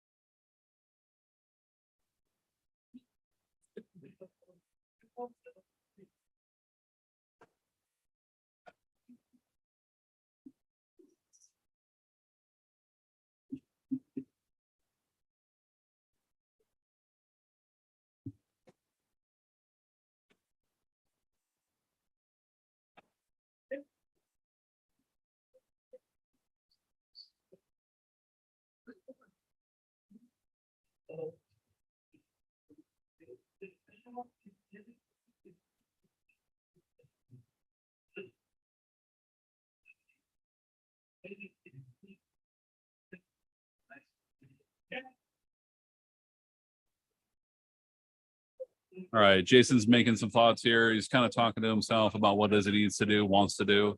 How can he salvage this situation right now?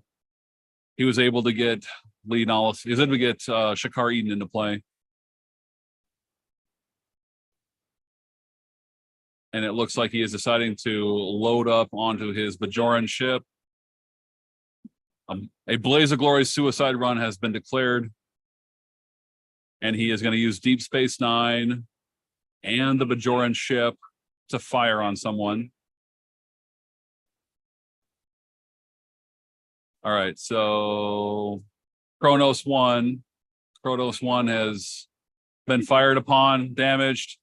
Return fire from MVB is going to destroy Deep Space Nine, and a concession has been issued. And a handshake has occurred. I have consent from both players that this game has been conceded or not. Okay, I do have a consent from both players. This game has been conceded. MVB 100-0. Jason has declared that he is hungry more than he cares to see MVB go through his dilemmas. So, which is not an unfair thing to think. So, this announcer has not eaten yet today either. So, I may just go ahead and take advantage of that as well. There's 41 minutes left on the clock. So thank you, Trek fans, for tuning into this game. MVB is going to be moving on with another full win here, which means that MVB is in the catbird seat to see if he can try to get into that round 5 match.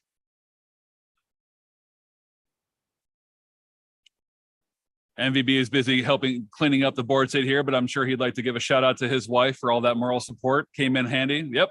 We got a wave to the camera.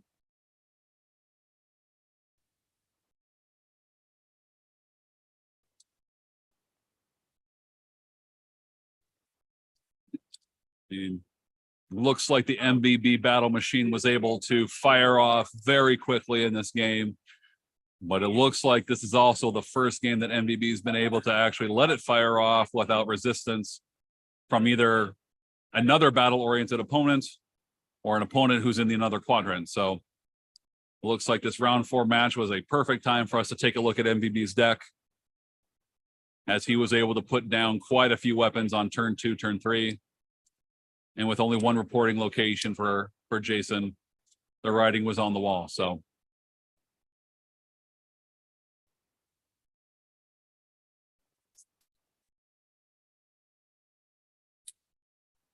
just to recap the game, Jason was able to get a ship down with his reporting function. He was able to get his Bajoran resistance cell online, but going second against a outpost destruction deck, he wasn't really able to get anything going in time. He wasn't able to have any kind of response with ships and Deep Space Nine to maybe blow up some of MVB's ships in response.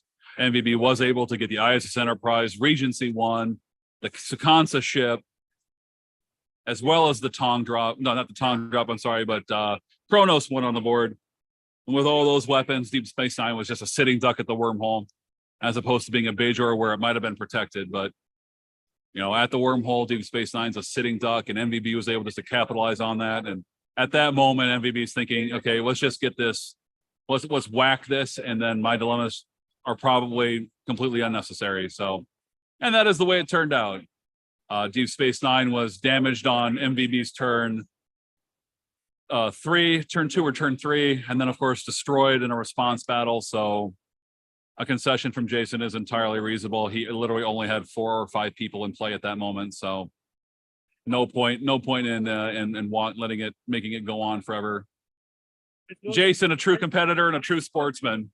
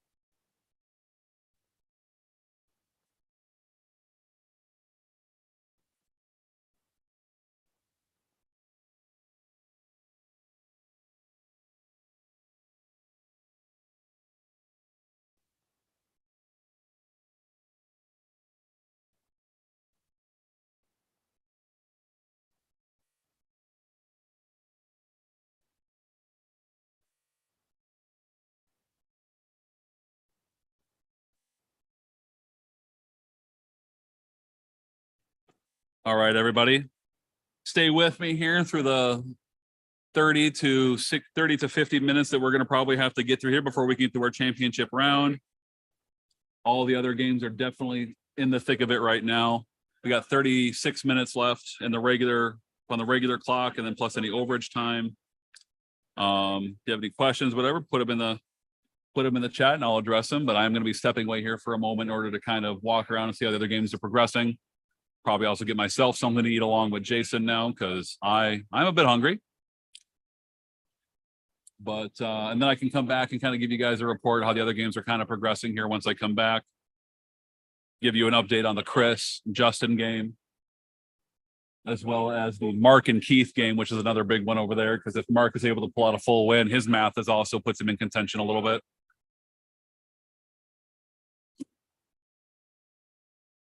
And of course, James Heaney is also in contention in his game versus Joe as well too. So I'm going to give you guys some updates here, so that the middle area of the current standings is going to get reported to you guys. So I appreciate you guys staying tuned in.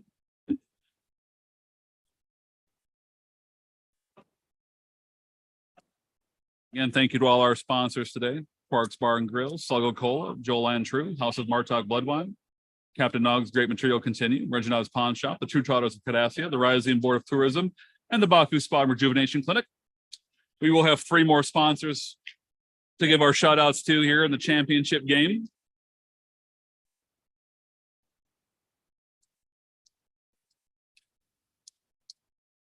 We're just looking over things here. Little side interest, little human interest here for you guys. That when I asked MVP what his favorite triple power is, he just responded boobies. I'm assuming he means Dabo. And Jason said that his favorite triple power is clone. I like playing cards. Playing cards is more fun than not playing cards. His favorite one dilemma is Cytherians. And MVB says his favorite dilemma is just anything that works, which that also is a valid answer, I guess.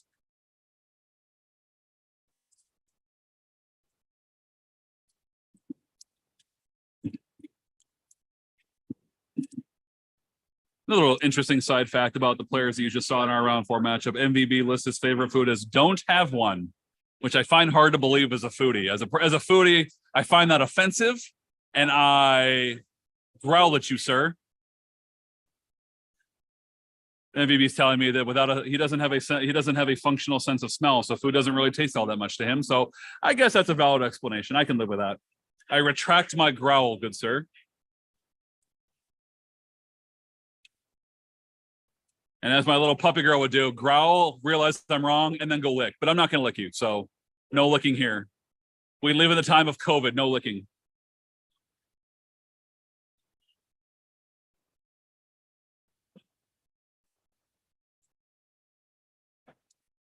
All right. Thank you, everyone who's currently watching right now, who's been watching throughout the day. I'm going to be stepping away here now for a moment or two. But stay tuned, stay logged in, keep watching. I will have some updates when I get back.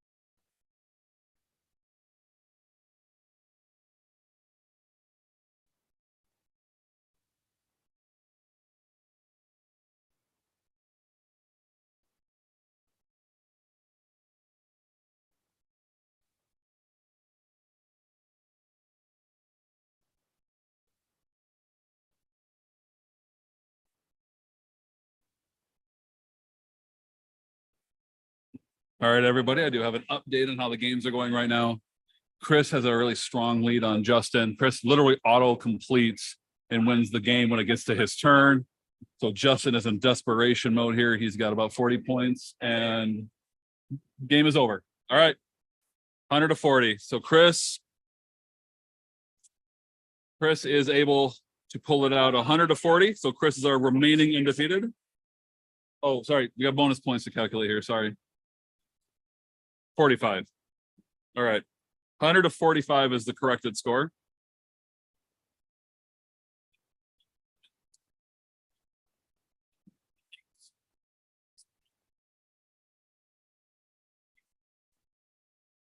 I like it. I like it.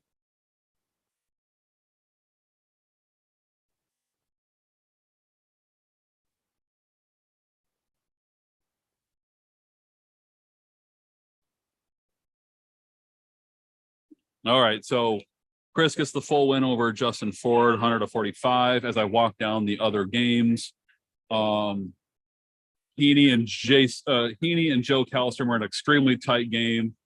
Joe's personnel are under attack, and Heaney's actually switched to mission solving as Joe has been able to get a mission and a half, I think, solved when I walked by. So Heaney's had to switch gears. They're on kind of opposite ends of the space line anyway, so it doesn't even look like that Heaney's been able to attack him with his ships. So it looks like they're kind of inadvertently playing some solitaire. Mark and Keith's game, Mark had a very commanding lead. Mark had a full mission solved, and Keith was struggling to get his mission specialist into play and was not having a hard time keeping up. And the matchup of 2-mission win versus 2-mission win. And then on the end, Jeremy Huth and Maggie. Huth was about to complete a stop first contact on his turn once it got to his turn. And Maggie had 1 mission solved, a bunch of personnel in play, was going to move on to a second mission, and looks at me and says, I have more of my cards in my hand and in play than I do in my deck, and I did not find a black hole yet. So Maggie's draw against Borg in the Alpha Quadrant not going so well, which is opening the door for Jeremy right now in order to kind of take the lead in that game. I would expect that Jeremy would be able to win that game in that kind of board state. So that's kind of an update right now. Stay tuned.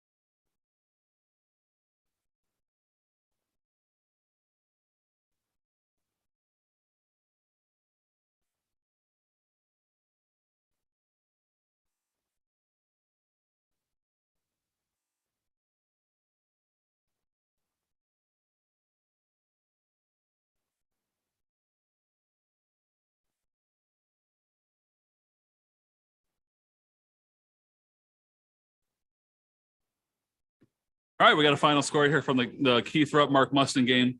Mark is full win, 100-25. He had more points than 100, but they're not relevant for the score. And he said he had technically 155 when he won the game. So 100-25 Mark for the full win. That puts Mark at 12 victory points,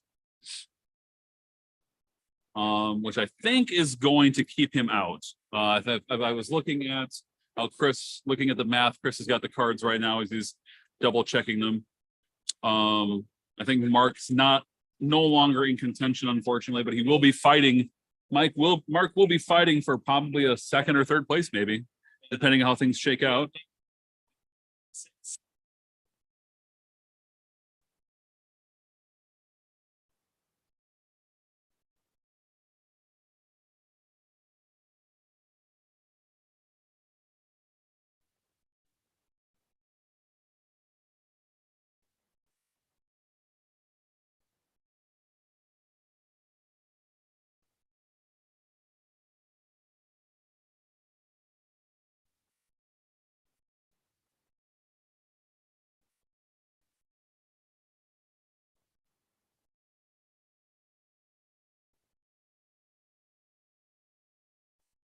We do have a final outcome from the Jeremy Huth Maggie game. Huth was able to win full 100-60.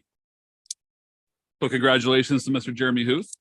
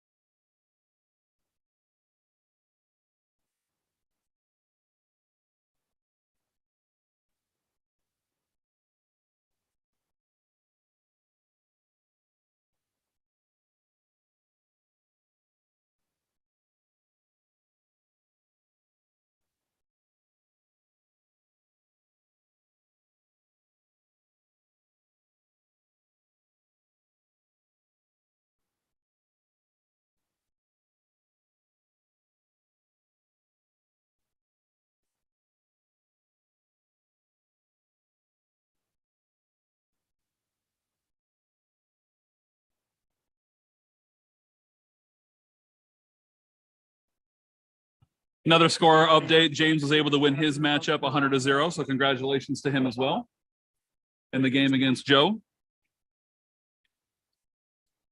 And of course, again, the Jeremy Huth Maggie game, 100-60, Jeremy Huth defeating Maggie Geppert. So all the games are in for round 4. Now it's just a question of we are going to set the pairings and we're going to have the computer finally do a double check for us here. So in a moment, we will have the round 5 pairings for you.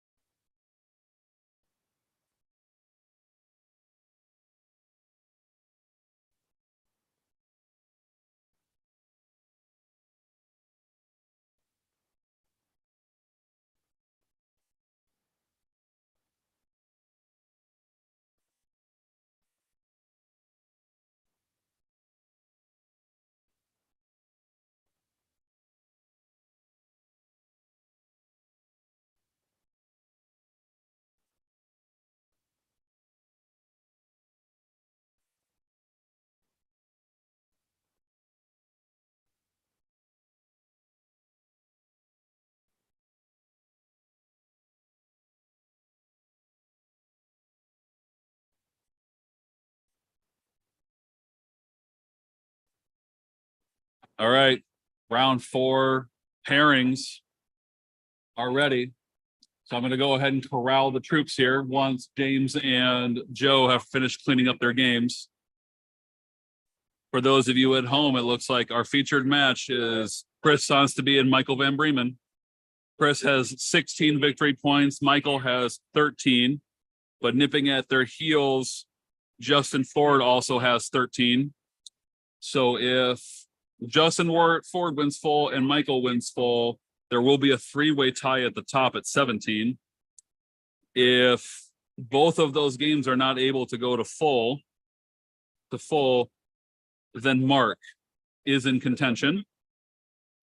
And then either way, if Mark is able to pull out a full win in his matchup, Mark does have a shot at, well, if Mark wins his game, he's playing Justin Ford. So if Mark wins his game, Mark will possibly take second place. 16. Mark's in third. Okay, so if Mark wins, Mark takes third. If Michael wins, Mark takes second if Kris wins. So right now, Mark and Kris are kind of working in tandem. Because if Mark is able to beat Justin Ford, then Kris does not have to beat Michael Van Breemen full at all. He can even take a mod loss, and Kris wins if Mark wins. So that's how we're looking in that round. You need to not lose, or you need Mark to win, and then you cannot lose the tournament. Yeah, because Mark is playing Ford. No, Heaney's. Oh wait, we didn't get Heaney's score here. Heaney's in it too. Yeah, Heaney's in it too here. That's right. Heaney's in it too. Sorry, everyone at home. Heaney got paired. He's getting paired down, so I didn't quite see his. Right. So James Heaney could full win against Jason Tang, and then that also forces Kris to win as well. So there are legitimately 5 people all vying for the title yet, based upon how the math works. 4 people vying for the title, and Mark is actually kind of in a determining situation here. And that if Mark is able to get a full win against Justin, that will really throw the top into doubt if Kris does not get a full win. So Kris wants his full win, but barring that, there's the possibility of some real shenanigans here. So, okay.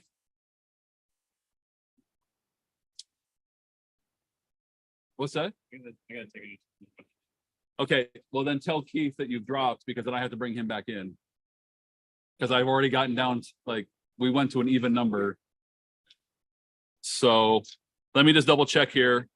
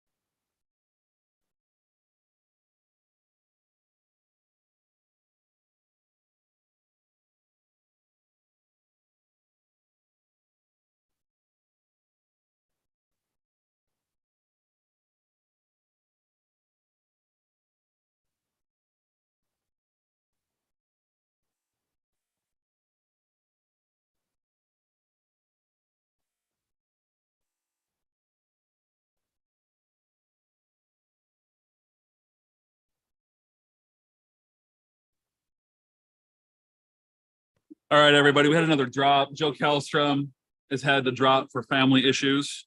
So I'm now having to redo all the pairings again.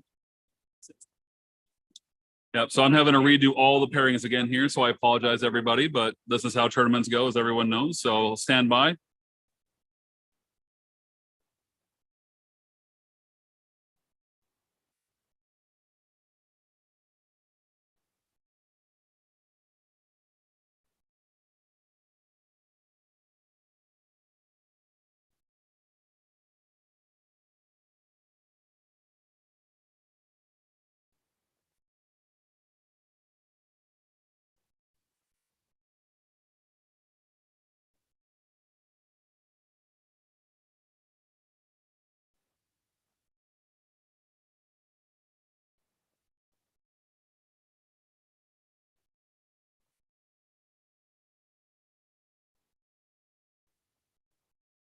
All right. It looks like with the pairings and an updated scoring situation here, it looks like Mark is not going to be playing Justin, which will definitely end up affecting what the possibilities are here. So Mark is no longer going to be the upset possibility here. He's getting parried down to Jeremy Huth, it looks like. So everything that is Mark and below is no longer really in contention here.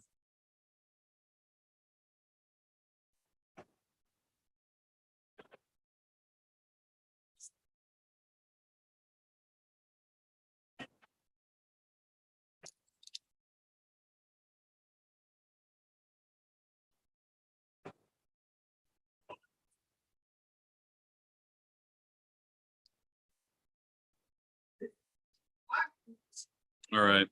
So everybody at home here, it looks like we're going to get the round 4 pairings underway. We had a drop with Keith. Keith dropped, but then we're bringing him back in to keep the numbers even. He was okay with that. Because Keith was basically he wanted to drop to make the numbers even. He didn't want to drop because he didn't want to play. But Joe Kallstrom is having to drop. His family showed up. They've got an issue going on. He's had to leave. So thank you to Joe Kallstrom for his participation today. And big thank you to Keith for jumping back in here and getting our numbers even again. So Star Trek, first edition, round 5.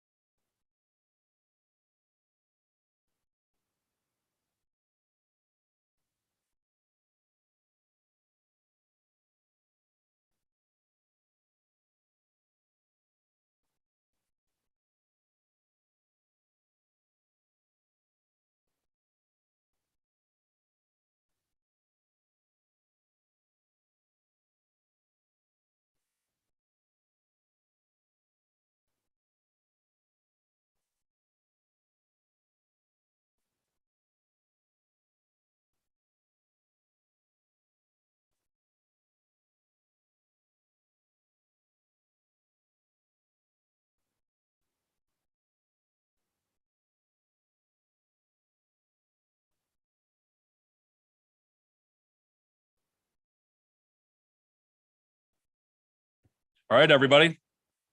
We're about to start round 5. We've got on camera Kris Sonsteby on the left, MVB on the right. The jobber hat is on. So things about to get real here. That's mine. All right, so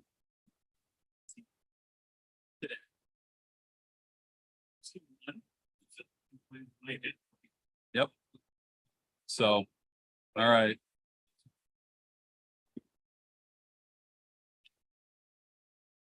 All right, everybody. The players are getting themselves situated. Time has not started yet. We're waiting for everybody to kind of get themselves situated right now. Your championship round is about to begin. And thank you to our championship sponsor, the Bank of Boleus. Don't trust your money with just anyone. Trust your money with us. Not a member of the FDIC, not affiliated with the Orion Syndicate. Accounts of the Bank of Boleus are subject to random securities and exchange auditing. Bank of Boleus, your money could go anywhere from here.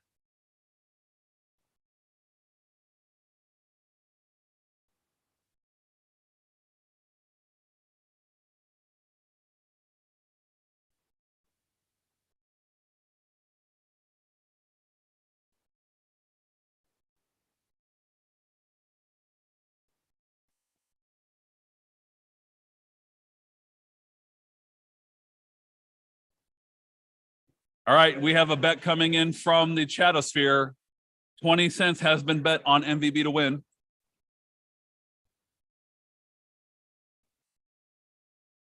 I'm gonna put a solid 40 cents on Kris to take the mod win.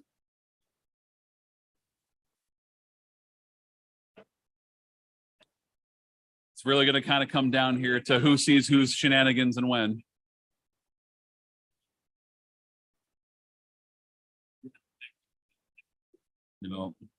No, MVP is doing other kinds of shenanigans. That was a mistake on my part.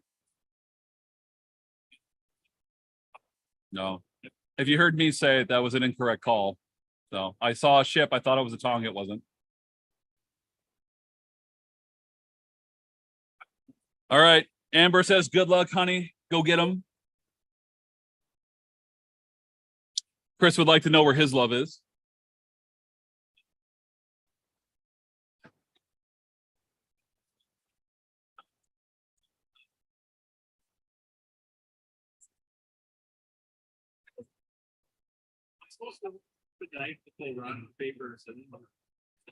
Ben Lebeck has put $1 on Kris to win full.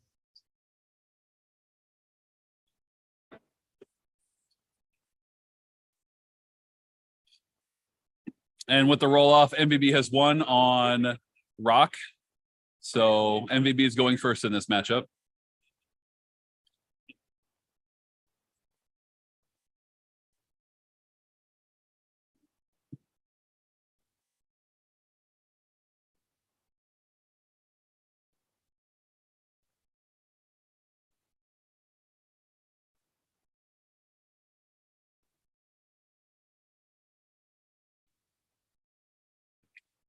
Apparently we've had a party foul. MVB cut his own deck.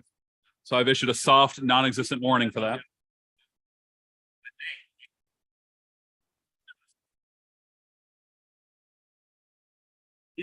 There's a good chance that this game is going to be quite the slobber knocker. So make sure that you're thinking in these very perilous times post-COVID about your health. Our round 5 sponsor today, Our Ladies and co-husbands of the Denabula Medical Center, moving healthcare forward for 11 months straight without sleep.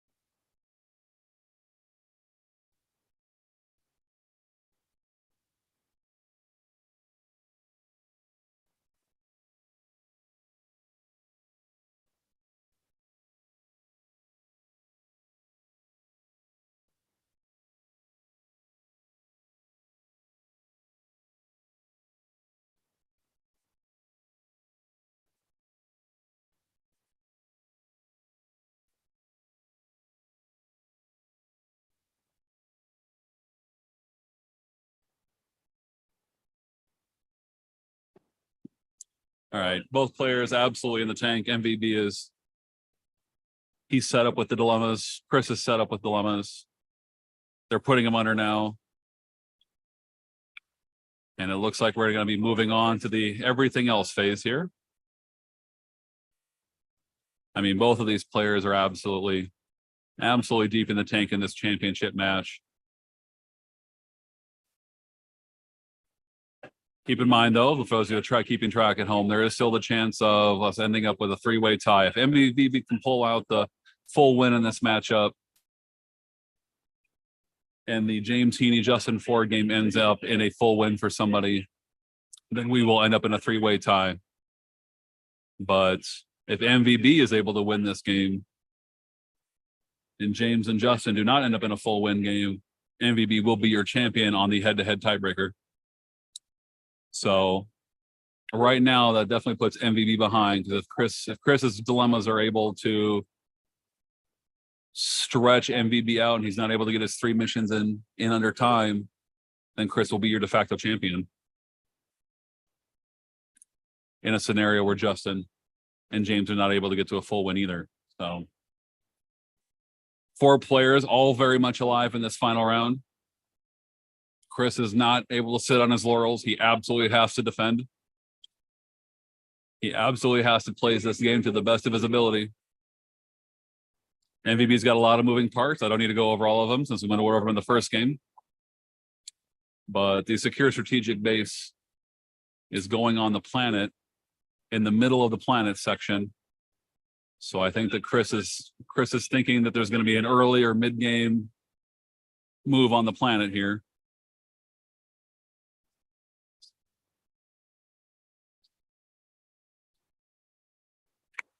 All right.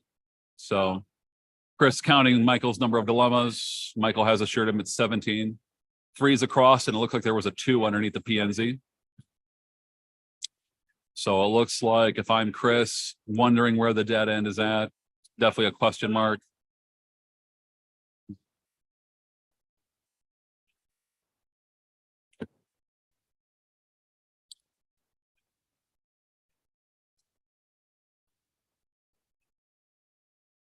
Yeah, I mean, to respond to you, Kaiser, we'll see if Kris knows that's the card he needs to go get.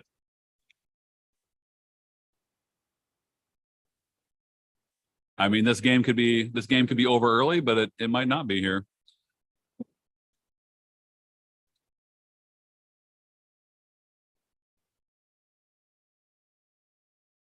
All right, we're off. MVB on the first turn.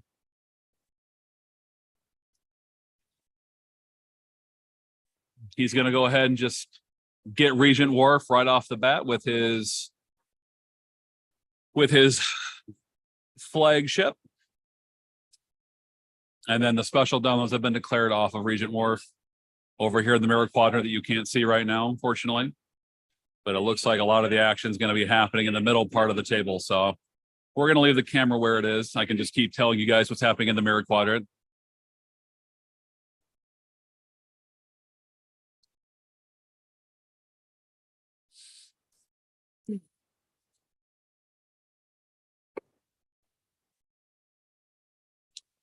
So MVB's got 2 hidden agendas right now. Kris has 3.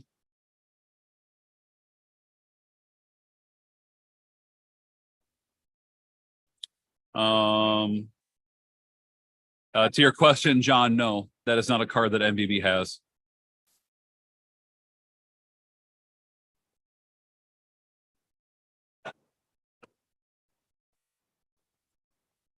All right, space-time portal is getting played by MVB right now. Yep, Kaiser. Those are the two hidden agendas that MVB is running right now.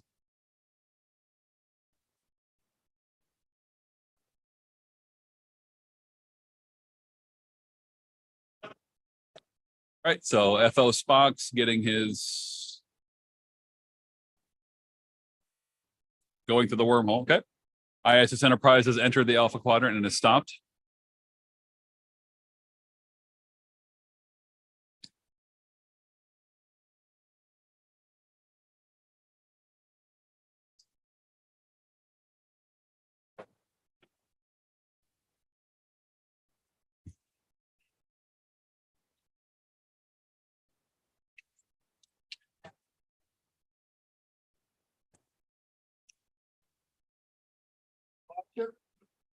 All right, flagship is undocking, flying to the wormhole. Michael has chosen to push it through with the wormhole navigation schematic.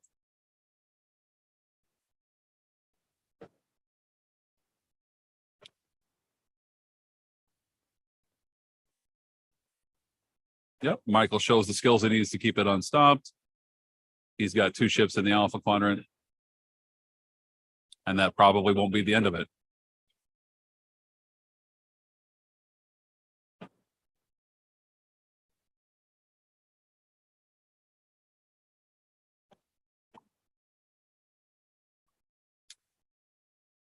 Of course, though, right now, there's a lot of neutral zone that Michael would have to cross.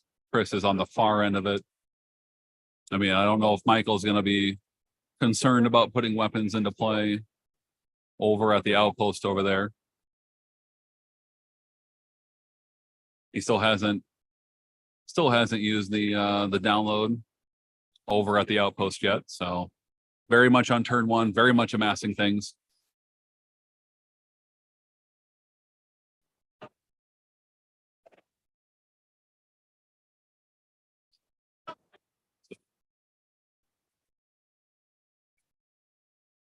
All right, ready room door has been played with the make it so. Defined dedication plaques hitting the table again.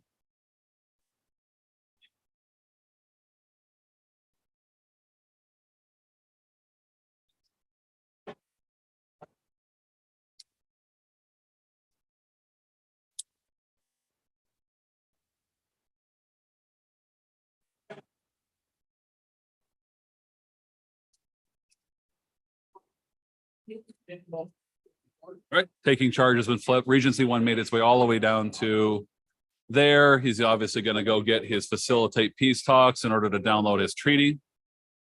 So Feds and Klingons will work together now. Of course, that puts Regency 1 even farther away from Kris.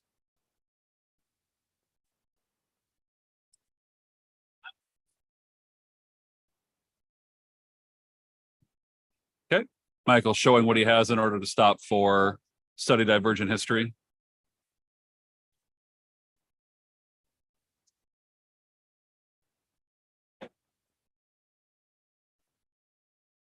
Yes, Gin and Juice, Kris is the one who was playing with that card in round 3. So it really is a question of whether or not Kris actually goes and pulls that card. Kris hasn't even had his turn yet. He's been watching Michael play for a while.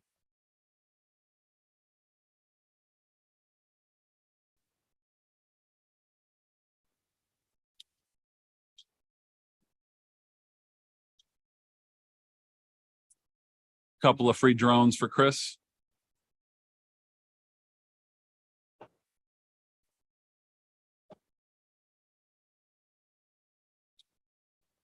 Card play drone. Redirected efforts, but download's been called off the first drone that he played. That's kind of a big pull for Kris. Having the redirected effort drone in the opening hand will definitely be helpful for him in this game.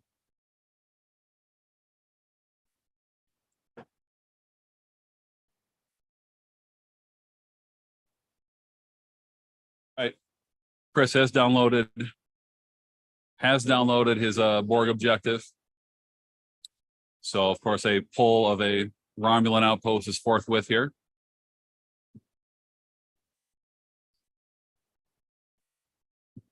Yep. And the Romulan outpost is hitting where the strategic base was in order to get the 3 draws. Yep. Kind of seems here like Kris might be trying to get as many draws as he can to find a Q's 10.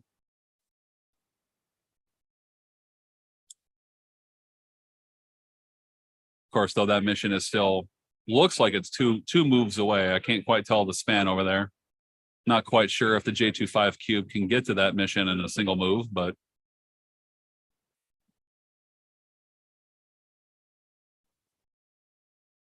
I've been told that from MVB that, yep, he is absolutely able to get to that planet mission in a single move. So we'll see how that plays out here and what Kris decides to do on his turn 2.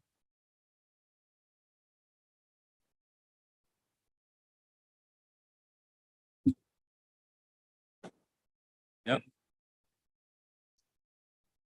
Kris is taking his end of turn draw and passing the turn back to MVB. Now we'll see what it is that MVB can get out this turn. There's the Tong drop. Yep.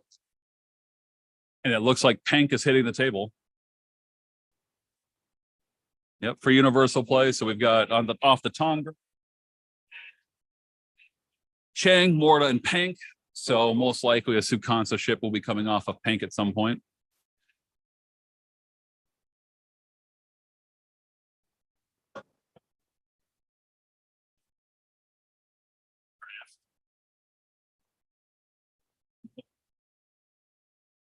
Kris has a rules question here on what it is that MVB is able to report to his ship.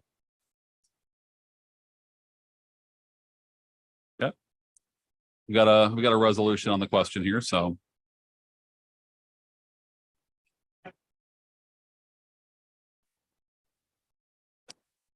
Kris has commented on the fact that all of his MVB's ships and potential ships are on the far end of the space line, and MVB agrees that is very annoying.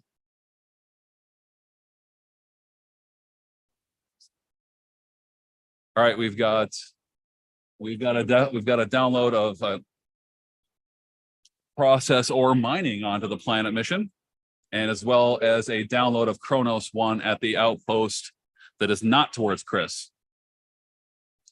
So again, this is looking very interesting here. Another ready room door played from MVB, most likely the captain's log. Captain's log is hit the table and is getting protected. So it looks like MVB is probably amassing some weapons here.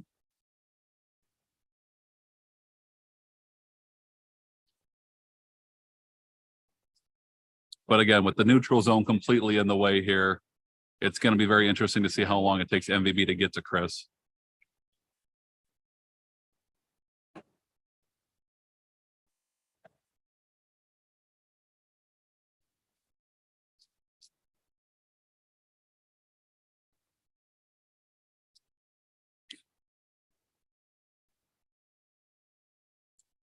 All right, Kronos 1 has gotten, again, everyone's favorite Chancellor as a matching commander. That ship is now moving to join the ISS Enterprise. And MVB's got 3 ships in the neutral zone right now.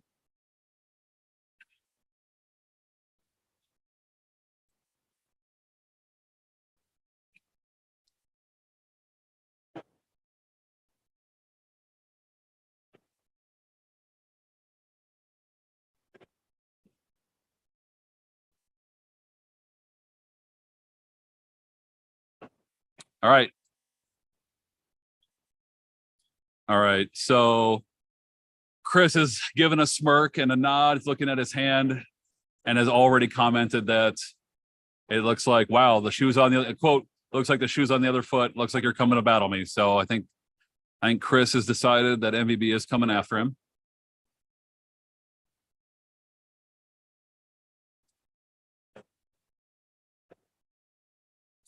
We got a free play drone. And Kris is drawing a card off of it.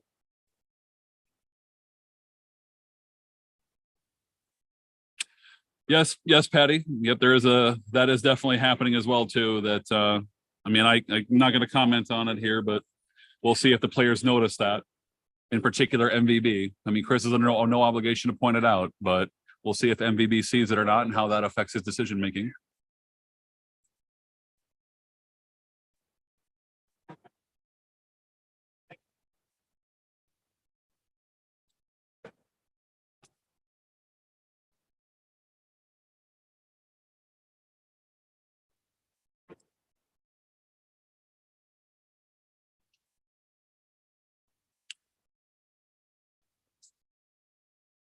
All right, another drone play from Kris. Here comes the tent. Here comes the armor. Armor has been called. Armor is in play. And we'll see how that affects the math. All right, Kris is showing staffing on the ship.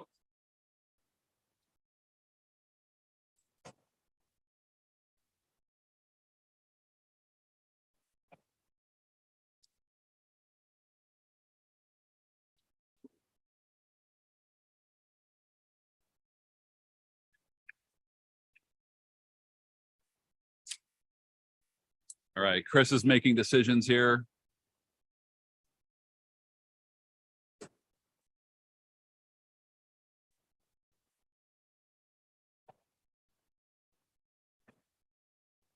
All right. Kris commenting on the fact that yes, the outpost on the objective that he chose puts MVB in position to come after him. So I think that Kris is going to try to delay things here as much as he possibly can.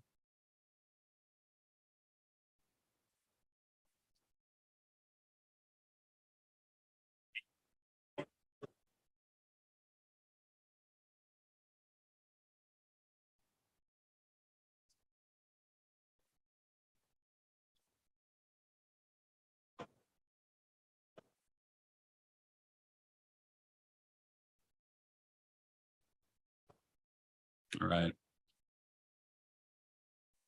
All right. Kris has moved over. He's decided that he thinks that the math does not work in MVB's favor. So he is moved over and he's declared a scouting attempt.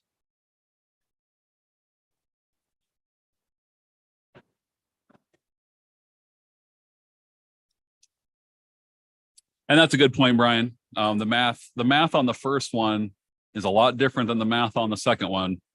So I agree with you on that, Brian, that one of those is interesting and the other one is definitely going to be almost impossible because the armor will travel. The armor will travel after. So I think Kris is willing to, it seems like Kris is willing to possibly let MVB do that, but then after that it's a question mark because Kris is going to get counter attacks, and that's going to make the math really hard for MVB later. So the Tang drop is occurred, but it is occurring on the far end of the space line, out of range. So I think that Kris definitely, it feels like Kris saw the Tang drop occurring, and that's why he got away from the end of the space line. I'm getting a nod. Kris goes, yep, he absolutely saw the Tang drop coming.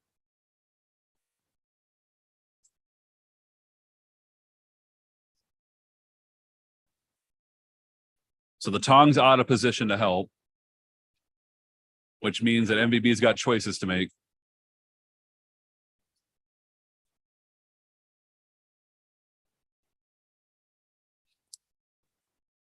And that's an excellent point, Patty. We'll see if that card is also in Kris's deck because of the special download nature of it.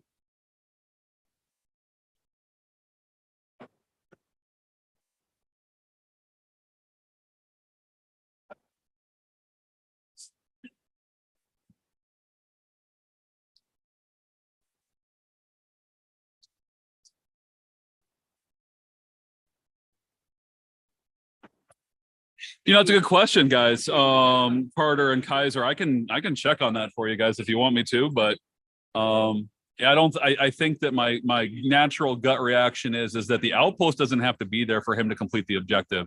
I think the outpost just only has to be brought into play and then goes out of play. It's not relevant to actually completing the objective. So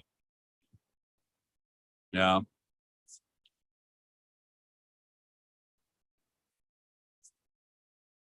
All right, MVB's decided to move Regency 1 away and goes back to the wormhole.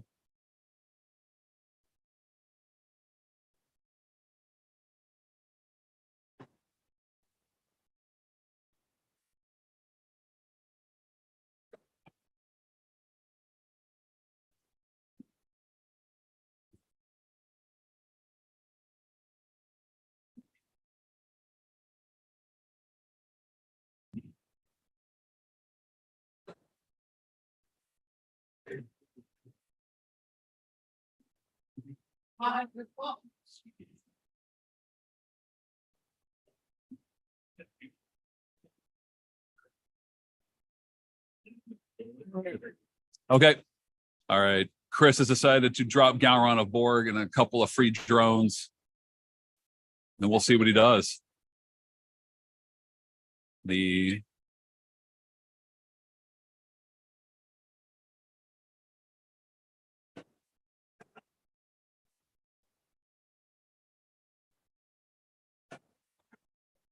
All right, Kris is making some decisions here. We got I believe a card cycle of some kind.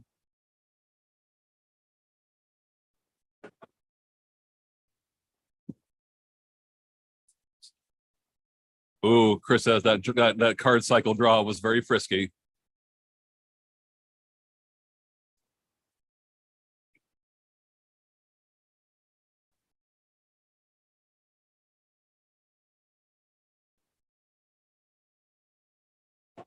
All right. Okay. Looks like Kris is going to go ahead and make another scouting attempt. And he's going to simply adapt past the wall that he faced. Moving on. Right. All right. We've got a rules of obedience reveal. So MVP is going to go ahead and make a kill here. And that, of course, will stop the other two guys because they're not going to have it. All right. Kris is checking to see whether or not he has the natural way to get past it.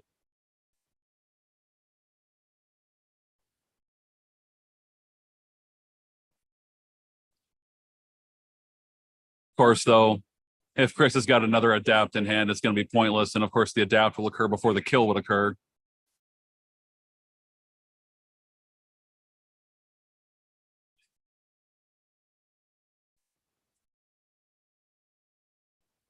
All right, so Kris is putting the dilemma back under after doing a check. Ship has not moved yet this turn. Appears to be staffed yet. It is still staffed.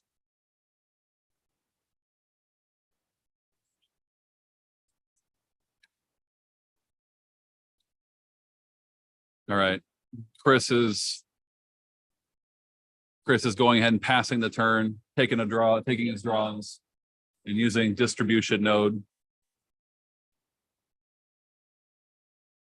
Oh, sorry, downloading distribution node. And also lower decks has come into play.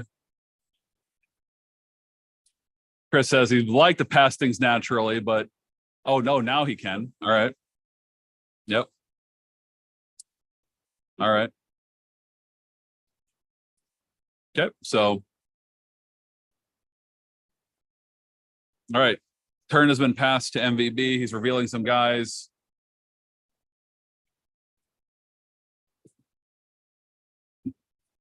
Yeah, all right. We have a ore processing of an extra Tang in MVB's hand.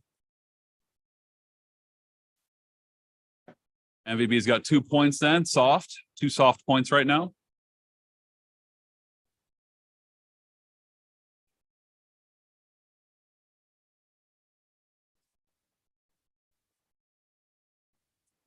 All right. Another Tong drop.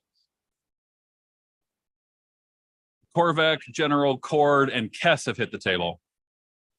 And another space-time portal coming out of the hand. So MVB has got 2 space-time portals in play. And a Tong that once again is out of position to help with any kind of battle.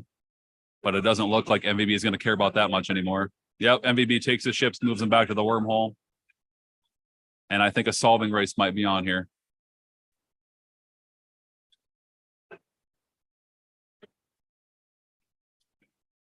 Yep.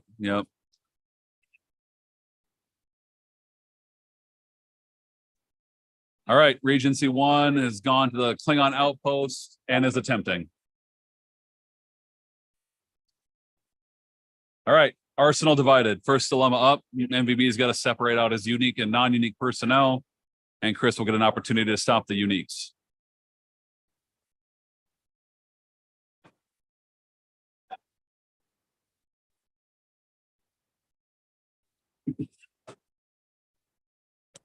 So yes, it looks like MVB is switching gears and trying to solve. So once again, the armor hitting the table is defining Kris's games. I think clearly the armor is a MVP card in that deck right now.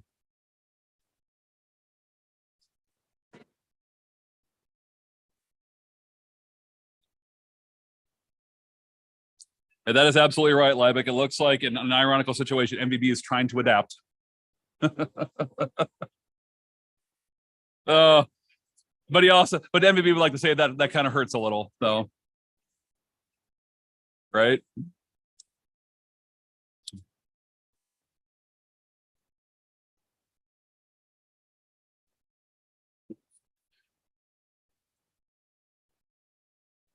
Okay, so ship, we're checking to see whether or not the ship is still staffed.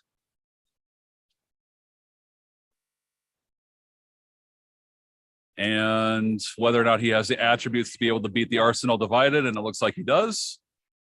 So we'll be moving on to the next dilemma. And V'ger hits the board. So we'll see whether or not Regency 1's going to survive this, or whether or not some kind of shenanigans going to occur.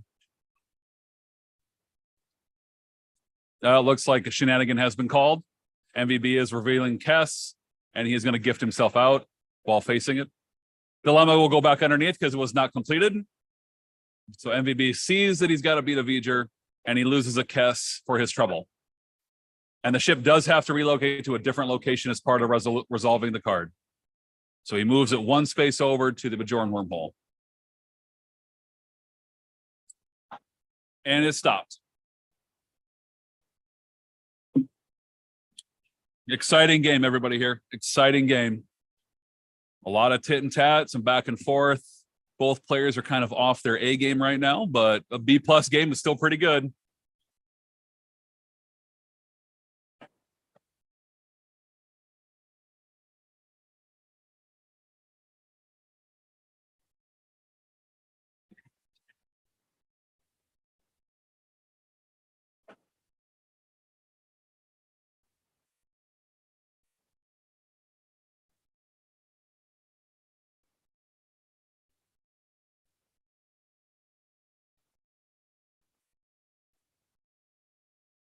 All right, so Regency 1 is stopped, and right now there's a discussion of whether or not MVB can take those divergent draws, which he can't, because the personnel are already stopped. All right,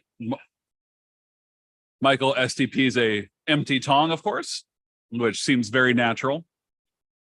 Feels good on the whole.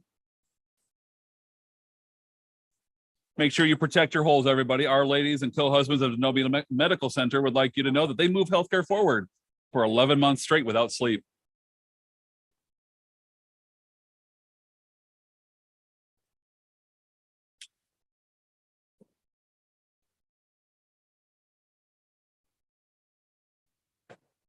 All right, on Chris's turn, he's got a couple of free plays. He's distribution node giving everybody honor. Kris, as he pointed out earlier, he wants to pass. He wants to pass naturally through the dilemma. Of course, obviously protecting Gowron with the lower decks is key here because there will be a kill that will occur. So he has to protect Gowron.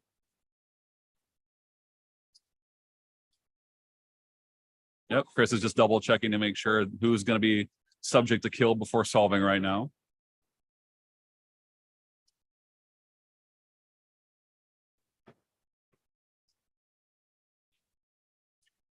All right. Okay, the blue guy dies when he faces. Then, of course, they've already shown that he's got it beat through the distribution node.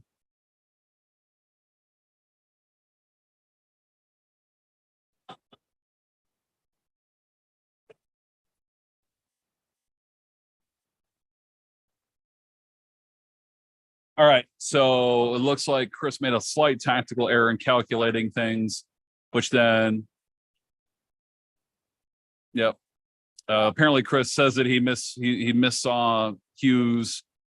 Hugh has a special download. Kris thought it was a dot, so he thought that Hugh wasn't relevant. Hugh was actually very relevant for being killed.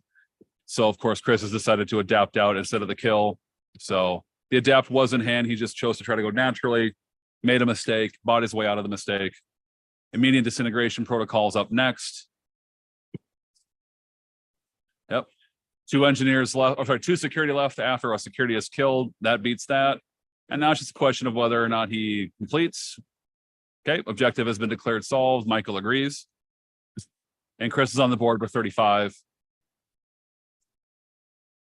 And all of his range available and decisions to make.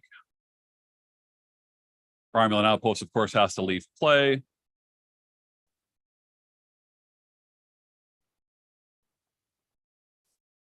And we've got Kris with an early lead here, and MVB is trying to get through dilemmas methodically as well. Of course, though, right now, TNG Borg's ability to move methodically through dilemmas is extremely good.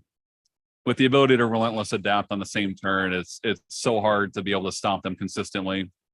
And that's definitely been Kris's argument as to why he believes that Relentless is actually overpowered and needs to be nerfed a bit.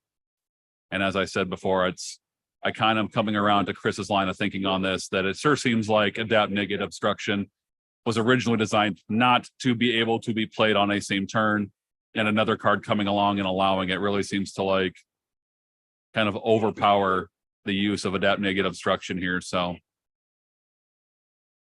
yeah, well, I got a nod from MVB in agreement. I think all of us here at the table think Relentless is overpowered right now and should be looked at.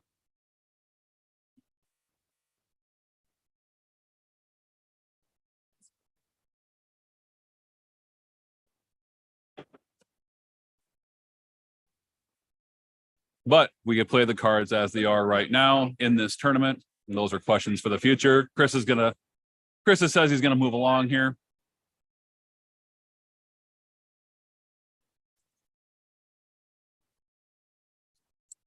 All right, Chris is coming up with who he wants to send on his next scouting attempt. He did download another copy of Consume Outpost. So he's picking his personnel at Covert Installation. Another Romulan Outpost is, of course, entered play as required. And Chris is making decisions and what he thinks. I think Chris is talking out the dilemmas that he expects to face here. And of course, it's unclear as to whether or not Chris has another adapt in hand or not. If he has another adapt in hand, I mean, this could be pretty short work into two objective solves here. But I mean, right now, Chris is completely out of range for MVB to be able to get in front of. So really feels like Chris is in the driver's seat here. But we got to get to another MVB turn here. So no matter what happens here, MVB is still going to have at least a turn or two to do something. So, all right. So, okay, we got a rules question. So pause, everybody.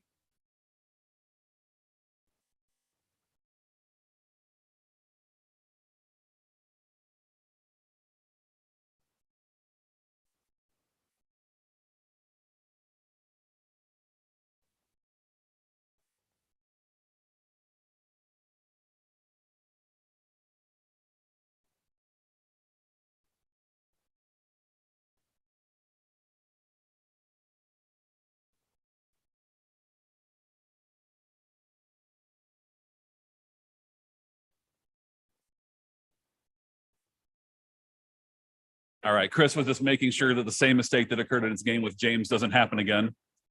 That he was making sure that his drones do get kicked out. MVB agreed with him, but they just wanted to get on the same page. And so they called me over to make sure that I agreed with everything they were saying. And I agreed with everything they're saying. Chris's drones were kicked out, but they're not stopped. And so Chris has simply decided to beam them up and no longer move forward. And he's taking his end of turn draws. So Chris passes the turn and MVB starts off with a process ore mining for another point. 2 points. 2 points.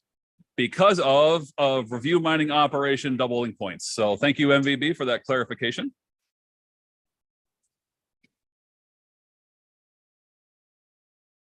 So Michael's currently at 4 points then.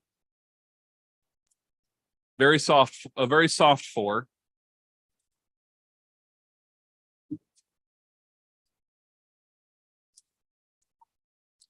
We got another Tang drop for Michael again here down at Kittimer.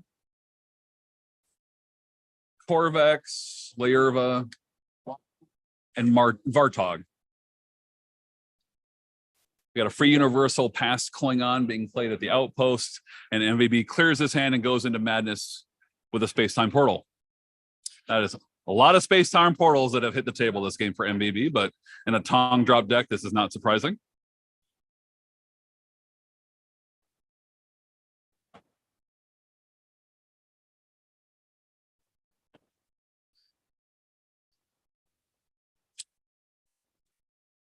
I mean, my personal feelings, yeah, speaking to the comments, Relentless is in our opinion, it's overpowered above the curve. I'm not quite sure how overpowered. The problem is that not all overpoweredness is necessarily meta warping. And since we have so few tournaments and so few players left in this game, and we're trying to grow the game, you know, I'm concerned that someone bringing TNG Borg and just laughing at people's dilemmas and walls and stuff on the same turn with Borg, it feels a little too strong in my opinion. And I realized that the design on Relentless was to try to transfer the cost into no downloads and so forth, but it just doesn't feel like out in the wild, like that sort of trade-off is actually working out the way the designers wanted it to. And that happens. As someone who did card design earlier, you know, that sort of thing happens where, you know, you go through play testing, you go through design, you do the best you can, but then you get things out in the wild and unforeseen things occur. And, you know, having to errata a card is not any sort of critique of the designers or an admission of failure on the part of design. It's just simply how things go sometimes. So there definitely needs to be a discussion though about Relentless and its interaction with adapt, negate, obstruction. So whether or not that needs to be additional costs to do it, or some sort of adding a cost onto the adapt, or adding some sort of condition to be able to do it, that's something that the errata team can try to figure out down the road. But again, we play the cards as they are right now. MVB's made another space attempt and he buys into a Cytherians. So I feel like that ship's probably now out of the game for a bit. So MVB was able to buy his way out of a V'ger, but he's not able to buy his way out of the Cytherians. So, you know, losing the ship to V'ger or losing the ship to Cytherians, but the same thing. Kess did the best she could, and it wasn't enough. All right, so defend homeworld is being flipped by nope. All right, so MVB just double checked and realized, both players just realized he cannot download with defend homeworld. So the defend homeworld is staying put and not being down, not doing anything. Cytherians has put almost all of MVB's personal onto timeout right now. So big floaty heads controlling the game. The hammer has been dropped. That's our round 5. Hammer bowling products, hammer slap of the game. Nothing hits like a hammer, and Cytherians can sometimes hit the hardest.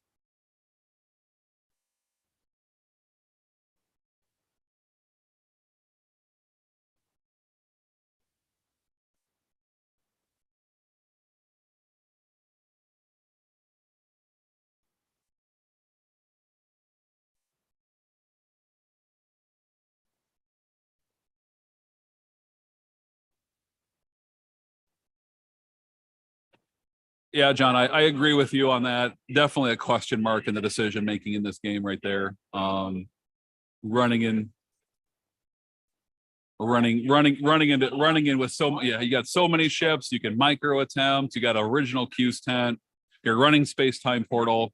It kind of feels like it was a desperation attempt right there, and I don't disagree with the feeling of desperation there.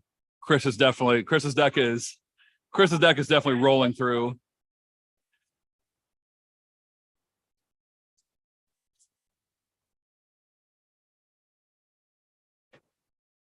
All right, Kris has decided to go ahead and pull the objective back on the Buried Alive mission and is swapping it for a different one and moved over to a different planet. Says, I don't feel good about what's behind that Buried Alive. I don't think I can cover anything. So he's moved over and found a quantum leap for his trouble, which of course sends somebody away. He then appears to beat it.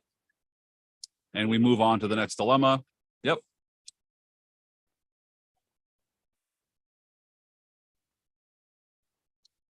Yep. Temptations of the Flush has been revealed. Great card. Mark, we put 2 copies in Mark's deck. I've been playing with that dilemma a lot. It's such a strong card. It's one of the few cards right now that can kind of cold stop TNG Borg right now and force an adapt out of them. Temptations of the Flush, definitely a card a person wants to consider at Worlds this year if TNG Borg are going to continue to be strong in the meta. So Temptations of the Flush, put that on your radar, everybody, is something that's going to probably see a bunch of play at Worlds if TNG Borg continues to roll.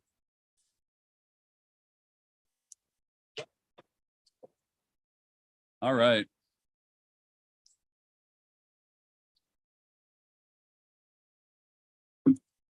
I think the best part about Temptations of the Flush is it works against everybody. I mean, you can really set up some nasty stuff with Temptations of the Flush against even non-TNG Borg, and it feels really good against TNG Borg if you're able to follow it up with a friendly fire, which is what I've been doing lately.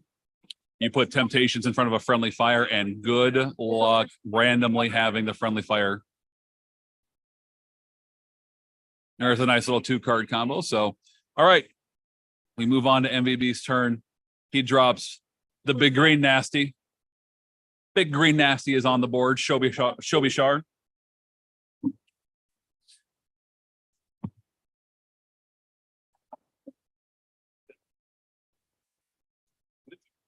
And the big green nasty gets to have big green fun with Kalis the Unforgettable.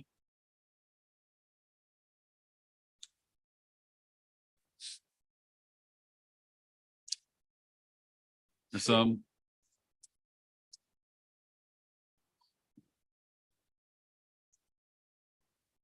all right, the Cytherian ship is now straight across from Kris, looking very tempting. Looks a little meaty. There's a bit of meat facing down over there in the neutral zone right now.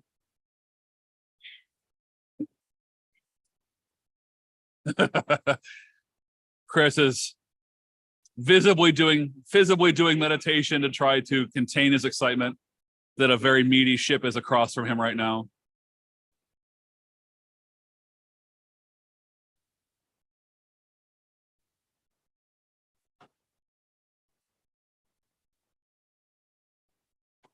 Well, Brian, I can tell you though that your lack of seeing Beige does not mean that Beige isn't being played all over the place. It has been as I've walked around and looked at different decks and so forth. Experienced Beige is everywhere. It's just that it's just simply not being found in the games you guys are seeing. I know from looking at deck lists that I think more than half the people here have at least one copy of it in their deck. So.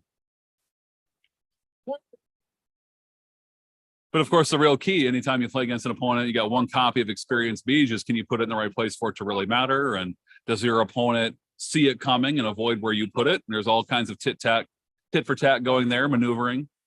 So, but I can tell you though that I've seen Experienced Beige all over this place today when I've walked around and looked at other games. So, all right, Kris dropping some drones here.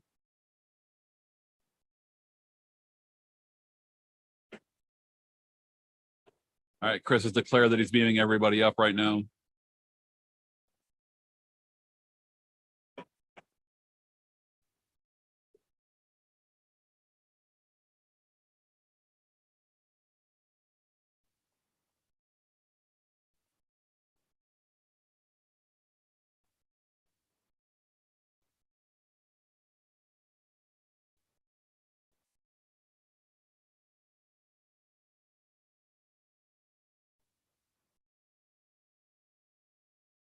All right, so Kris is making another scouting attempt. All right, and he's failing the dilemma.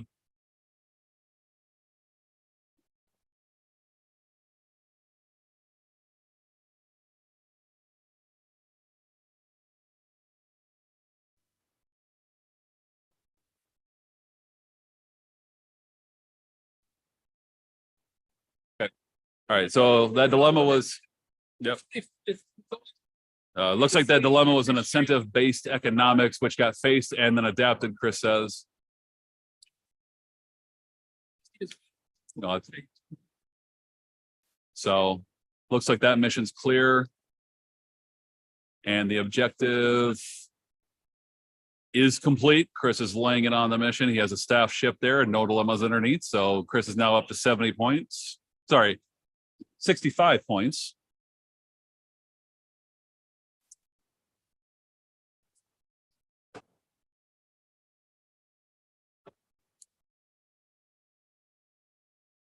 Kris's deck firing in all cylinders right now.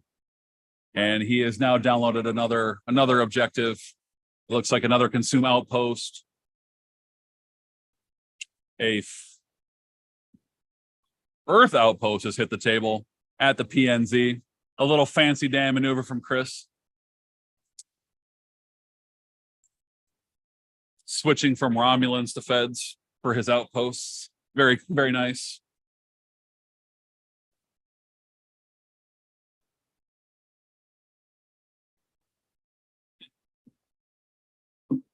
Kris has basically declared his intentions to go after PNZ. And I don't disagree with that decision right now because he needs to do space. And I think that MVB has only put 2 off dilemmas at the PNZ, probably during the seed phase, thinking that Kris would never get there.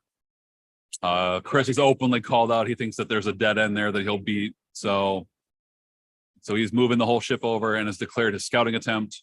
And the first dilemma faced is a dead end that does nothing. Yep, it's a full whiff, no stop. The follow-up is, and that's it. Blast Emma is automatically beaten. Kris is your 2022 Star Trek First Edition North American Continentals champion after completing his last Borg objective at the PNZ. How very poetic. Congratulations to Kris. Kris has taken it down, everyone.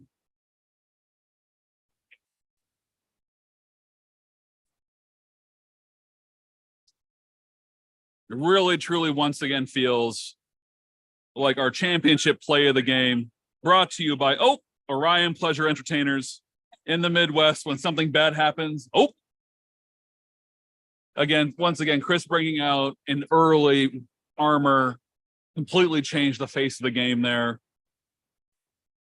Completely had to ward MVB off. The way the missions came out, MVB just wasn't able to, he just simply wasn't able to put his ships in the right place. The Tang drop didn't hit at the right time. Kris was able to move his ship away so that the Tang wasn't.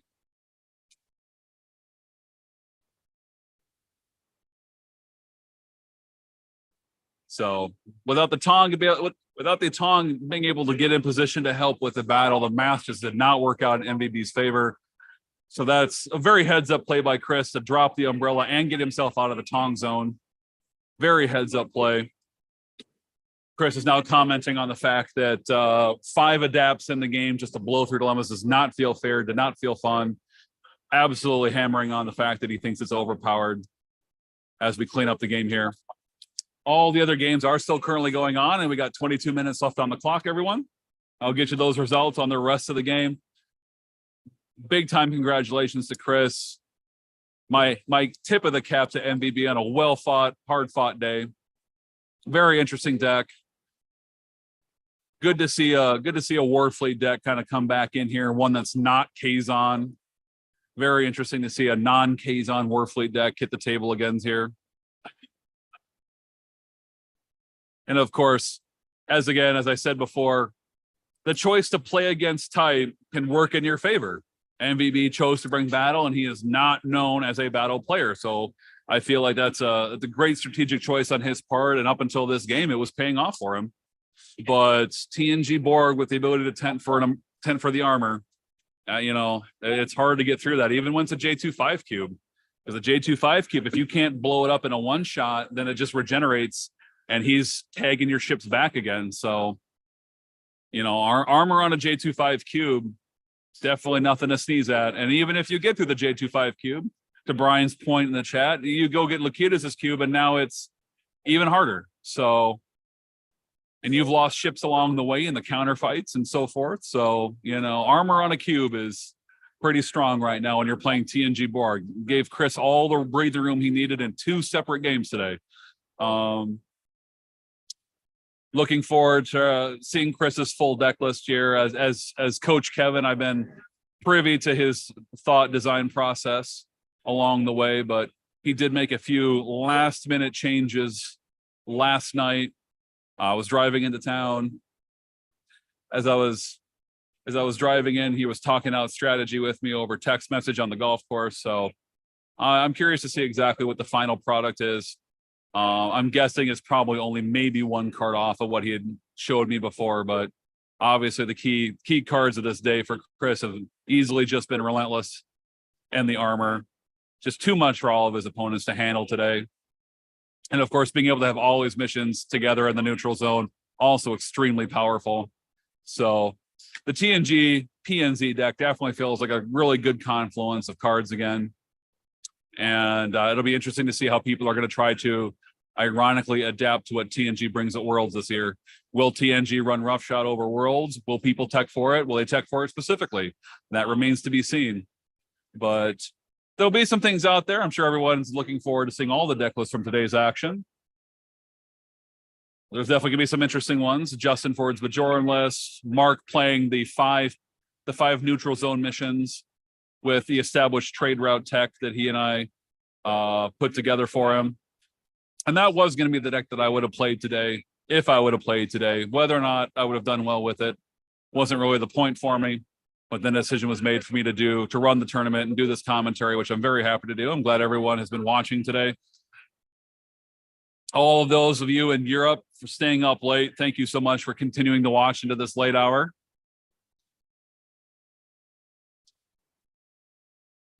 And all of those of you on the West Coast rooting on MVB and Justin Ford, still middle of the afternoon for you guys. We still truly have an international worldwide game yet.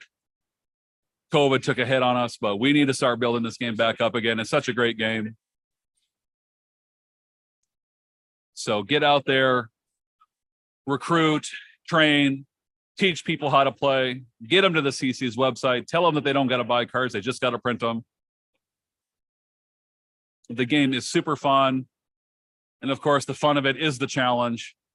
And I know there's a lot of card players out there in the world that they get turned off or they get kind of antsy about trying to play such a complicated card game. But there's a ways that you can teach a person how to play this game that keeps things simple. Not every deck has to be an art project by me, an art project by MVB or whatnot. There are lots of simple, straightforward decks out there that are still good. So get out there, recruit players, recruit your friends, go to the local gaming store and just show people the game.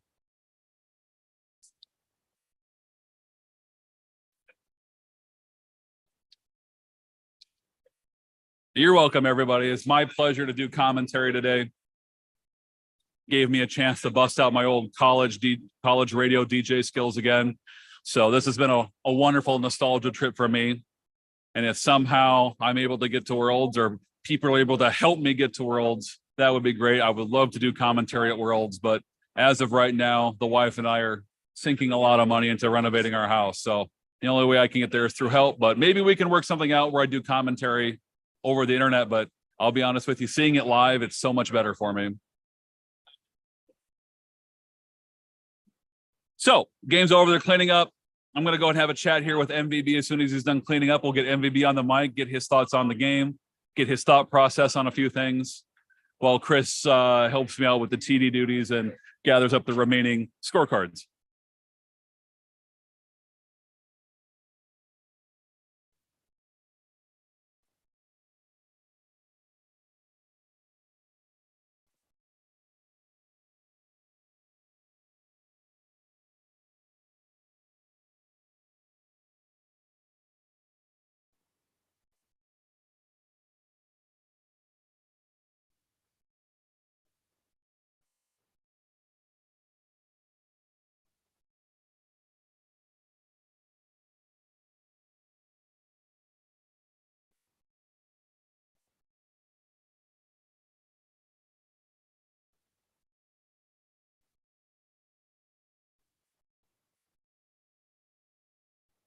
All right, we got a result just handed me here by Keith and Brian. In the unfortunately bottom table matchup, Keith and Brian. Keith is able to take a full win, 100-0. That puts Keith up to 11 victory points. Brian's at 10 victory points on the day. So congratulations to Keith on his win there in the last round. All the other games are still going on here. We got the championship game done, and we've got the bottom card table done. So all the middle game tables are definitely very live and active right now. So we'll get some results for you as they come in, and in the meantime, I'm going to have MVB come over and have a chat.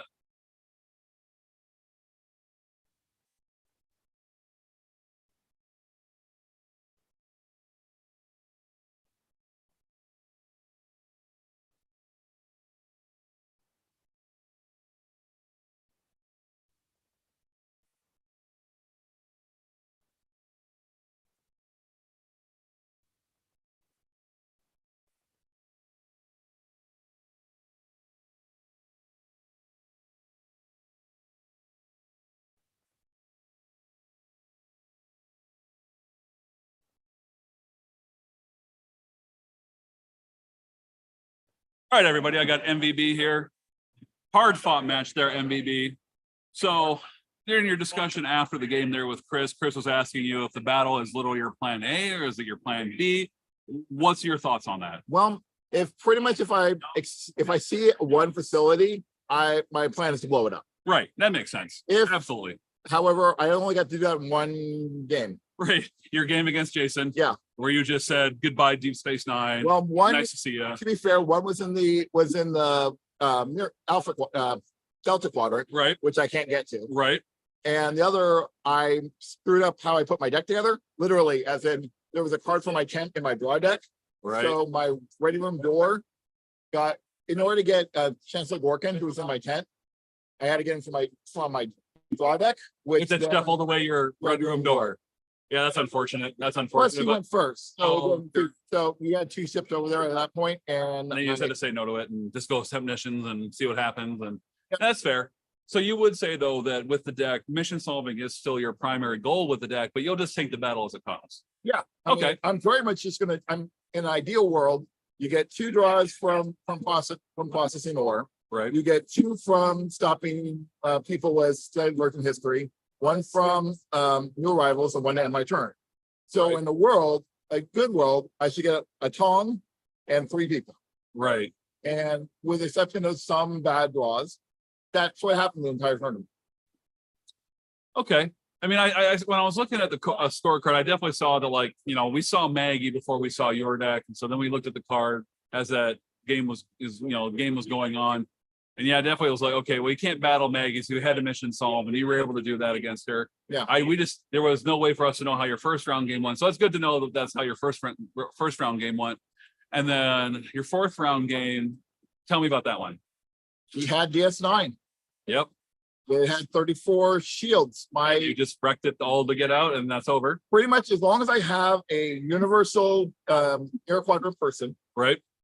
and I can drop a Tong with at least 2 people on board, I can staff. I can use defend homeworld against Pank.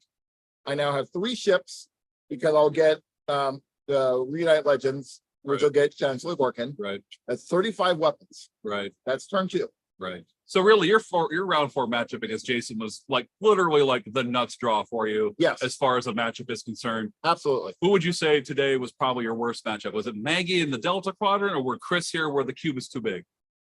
Obviously Kris, because You lost that one. yeah. Well, that and the That's fact, fair, but well, if, losing a matchup doesn't necessarily mean it was your worst if matchup. if you hadn't had the blade of armor, Right. then yeah, I Then, would. then it's an easier match. Then I will blow it up. Right. So so you had the earn by, and then in round 1, who was it you facing round 2? I mean, James. okay, James, and then that's the one where you weren't able to battle him, and Right. Right. And he had 2 ships with His own weapon. Order. okay, so that was a commentary that I gave, that I was like, okay, so if he faced James in round 2, we saw on camera that James was also battling, that he was bringing the heat too, because he was thinking, I want to blow up some TNG cubes today. And then he also wasn't able to. So don't feel bad, because he ran into the exact same problem you did, which is Chris's armored cube too much. Well, it's a lot harder to do it. Here's the other problem is you can't tell whether or not he's actually going to leave his ship on a planet Right. when he attempts. He doesn't have to. Right. He can simply fly back and do it. So you can't hit him with God. The mission that he jumped out of, Right. God was there. Oh, he did. He jumped out of the God mission. Nice. Yeah. So I had Buried Alive, Right. Space Amoeba. Oh, and then just God straight up, and that's going to end it that's going to end it for most people anyway. Yes. TNG Borg in particular. So again, And then so you- super heads up play by Kris on that part by just feeling it out. Yes. The only way I could have made it better would have been if I added, and I can't believe I'm going to say this, dial-up. Oh, Because wow. it would prevent him from downloading the cube. Right. It prevents him from downloading any cards. Oh, wow. That's some interesting tech right there. But that requires you to actually use dial-up against everyone else. And that's the problem. A lot of the stuff that works really well against TNG board, like alien parasites. Right. If alien Right. parasites, they game up to their ship and you STP my ship now. Right. you can't- TNG Borg are out. Yeah. Yeah, you have because they can't replay the ship. They can't Exactly. replay their people. So there you go. MVP with another hot take on how do you beat TNG Borg at Worlds possible. The only other thing I can think of is Quantum's life forms and scout encounter, Right, because now it's in stasis. He can't Right. torch the ship right, because it's not a ship. right, So unless he has like time pod ring or right. emergency transport armband, Our armbands, which, yeah, good luck with that, having that in your deck randomly. I've played against one So- person who did it for that very reason, Right. because he got pissed off. So in your opinion, you would say MVP that, so if I'm understanding you correctly, you would say that in your opinion, TNG Borg's strong, certainly not unbeatable, especially at the world's level where people should be prepared for it. I wouldn't go that far. I know that it's not very easily beaten if it's played correctly. Okay, It's way stronger than practically everything. okay, Because I'll hit this wall. Okay, I'll send these other people down to now adapt. right, Repeat right, for 3 missions. right. Well, what I would say is that, I mean, in my personal opinion, I think that I agree with Kris now. He's bringing me around and believing that Relentless is a little overpowered. But again, in my opinion, part of what I temper that thought with is the idea, though, that like Relentless isn't an issue if you have other ways of dealing with them and you're prepared for it. If you know they're bringing Relentless and they're bringing all that, you can find your way around it, but still make combos that are good against everybody else. And of course, as the Borg players found out at the Minnesota Regional, if I get an infiltrator on your TNG cube and I'm killing people with Dial Martok for murder, Right. you never get going. Yeah. And so there's definitely decks that are out there that are going to like be strong against the field and also be really strong against TNG Borg. Sure. I mean, if you get like, say, Jemadar being onto his ship, TNG cube and you're just wrecking them. right? Right. You have Because without strength drones, and you got Cartakens and they don't got strength drones, right? so So you're killing automatically 2 with 2 Portakins, and then you're then probably killing kill- 2 more just by being strong. Right. Yep. All right, everybody, hold on a second here. Thank you for holding with me and talking with me here, MVP. We got another result. Jeremy Huth, Mark Mustin game. It looks like Mark got the win 100-0. So congratulations to Mark on his 4-1 effort today. So again, congratulations to Mark for 100 to win over Jeremy Huth and a 4-1 performance for him today. All right, so continue, MVP. I'm sorry. Sure, no worries.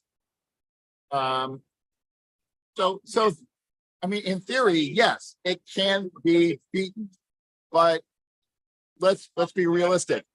What might work against Borg will probably not work as well against a pure solver or someone where you can't access them. Yeah, because like the alien parasites combo you mentioned is going to be great against CNG Borg, but is it going to be good against anybody else? And will it even matter? And will it even matter anyway? Will it have enough impact in that game to be worth it? Like you're playing with it just for TNG Borg. Will it have enough impact in the non-TNG Borg game to do anything? I think you and I are in agreement that it probably won't. Exactly.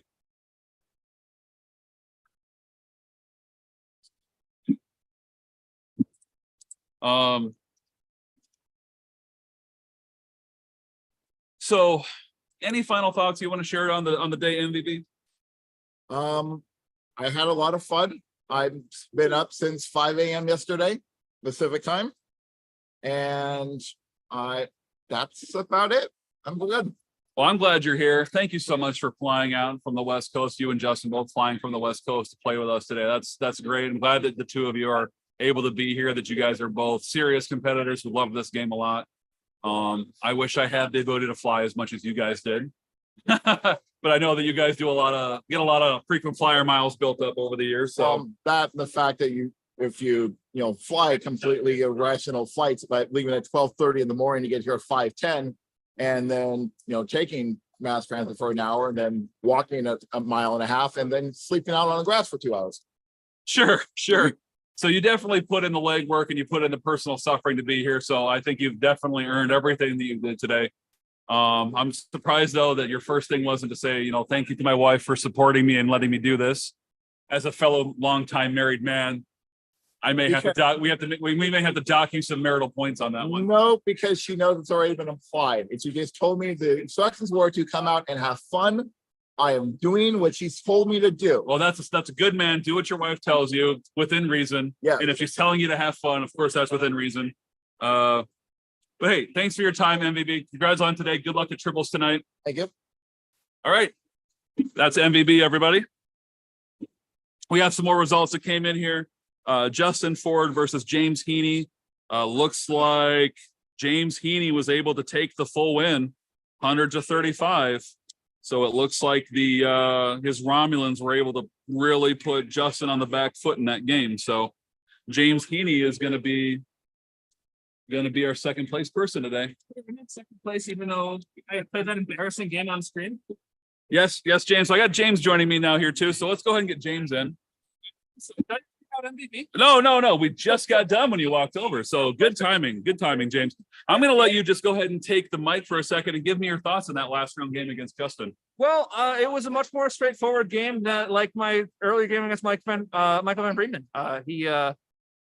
Justin Ford, I think everyone has seen, was playing a Bajoran all property logo deck that just wanted to solve missions around the Bajor region. I managed to grind him down with a buried alive the Cloud Gomtu combo, which his small ship deck just did not like. He eventually solved the mission. By then, I was well on my way to winning. He did throw me a curveball when he conned my Planet Killer. Oh, of course. So I mean, Justin Ford, the last couple of tournaments I've seen him play in, that is like his personal card right now is con. I was very disappointed about that, but he told me that the ruling was that because the points came from two sources, both the Planet Killer and the Obsession, then I only lost the 16 points and not the 10 points. I'm not. And as a TD, I'm going to agree with that. So if you guys would have called me in on a ruling, I would have agreed because the card scoring the points is where the source of those points, and the con's not affecting you scoring all points in a moment. It's affecting the source of the points in that moment.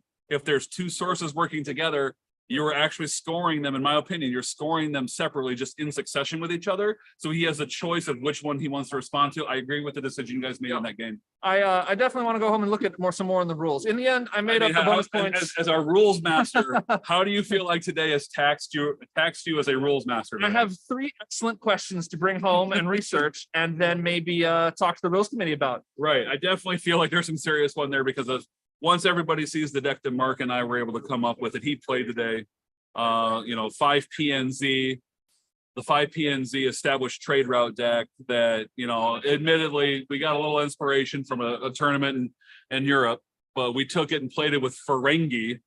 So we played it straight up with Ferengi, and Mark was using, it's really sad I couldn't get Mark on camera for everybody today, but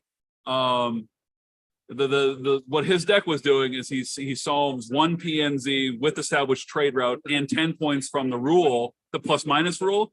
So that gets him 70, right, plus 5 from that he'll get from his mission specialist. He makes his opponent lose 10, and then he just does that twice, and he's at 140 plus, and his opponent's been losing points along the way. Because he's also playing with dilemmas that were draining points. He had lack of preparation. He has White Rabbit.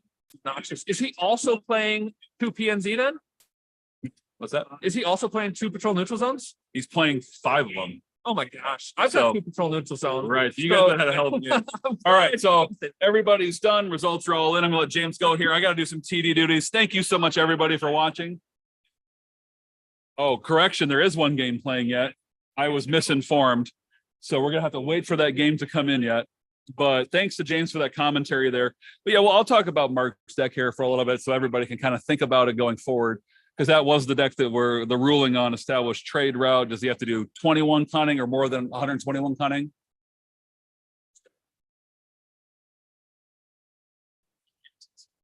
Okay. All right. So Kris, our champion today, has volunteered to sit down for a quick little chat now too, while we wait for that last game to go into overtime. So Kris, tell me about your deck. Tell me about your day. I'm playing TNG Borg, as people saw. Kevin and I worked extensively on those handful of Q10 spots because they all got to be kind of corner case game winning cards. A little sad that half of them didn't come out. Kevin and I talked about, I got an established tractor lock in there in case I play another Borg deck. I'll just lock them at my mission. I have a transport inhibitor. If they try to get on my ship, they're not going to get by that umbrella. I got the stone knives in there in case someone tries to put their own umbrella up. And obviously, throwing up armor was definitely your big today. But you got to have, but to your point though, it's like it's better to have your tools and not need them to need them and not have them. Yep. Yeah, I definitely the play in that last game against Michael where I got it out early or whatever, turn 2. I it was almost like overthinking it. I'm like, this seems very obvious that you're coming down to shoot my cube. And then I started thinking too much, like, isn't the obvious card to just go get ablative? And I almost didn't. I was like, I could just get We Are the Borg. And I'm like, no, that's dumb. So I went and got it. And then when I played Gowron and read him again, like no one remembers this, but Gowron gives you this shields +4. I was like, you're not going to hit this ship at all. Yeah, But that, no, definitely something even me as the broadcaster, I kind of forgot about that too, that there's a Klingon in there. So +4/+4. Yeah, I mean, Michael played really well. He went first. He played off his game today. I'm impressed by how Michael did, honestly. Playing a battle deck is not something he usually is known for, so he's going to catch people off guard. And he went plan B, which clearly was not to solve missions. Unfortunately, it just wasted turns running down to get me. But and for one card play, it was an easy thing for me to give up. I don't know if they can hear me. Am I far enough away? No, you're All right. Are there any questions? Patty, I told Patty I was going to break this fucking card. It's his fault he made it. Well, he's he mad? well, he's not mad, but he's been listening to my commentary as we've been playing, and he's been saying that our criticisms are fair as the designer of the card. Well, But it's his card. No, that. yeah, it is his card that he designed, apparently, according to in the comments there. So he says that our criticisms are fair, but I don't think he fully agrees with us. But of course, every designer feels going to feel defensive about their card they designed. I mean, a very to me, the draw off ultimate user is a problem. I shouldn't just get a free draw for attempting a mission. The adapt certainly is a problem. Redirected effort is probably the biggest star card in that whole deck to me. You're constantly cycling and digging for adapts. So that's how I fixed it. Patty doesn't know this, but as a 2E player, I used to play Relentless all the time in a Klingon deck that was like, it was discarded interrupt to unstop a guy, and it was Worf saying definitely feeling aggressive tendencies. So it's really funny to me to break another card or use a card called Relentless. I think it's hilarious. Right. Yeah, because I definitely was on the other end of you playing Relentless in 2 years ago, and to see you like dominating people with other different Relentless seems appropriate somehow. It's funny. Yeah, it is funny. All right. Well, thanks, Chris. Congratulations on your win today. My brother from another mother. Yep. Thanks, Kev, for running everything. Right. Okay, we're gonna go ahead now and do some more chat here. We still got that game going on down at the other end between Maggie and Jason. But thanks again to Chris for sitting down and talking to us. He's got a little bit of things he's gonna do for me here while I'm still talking away.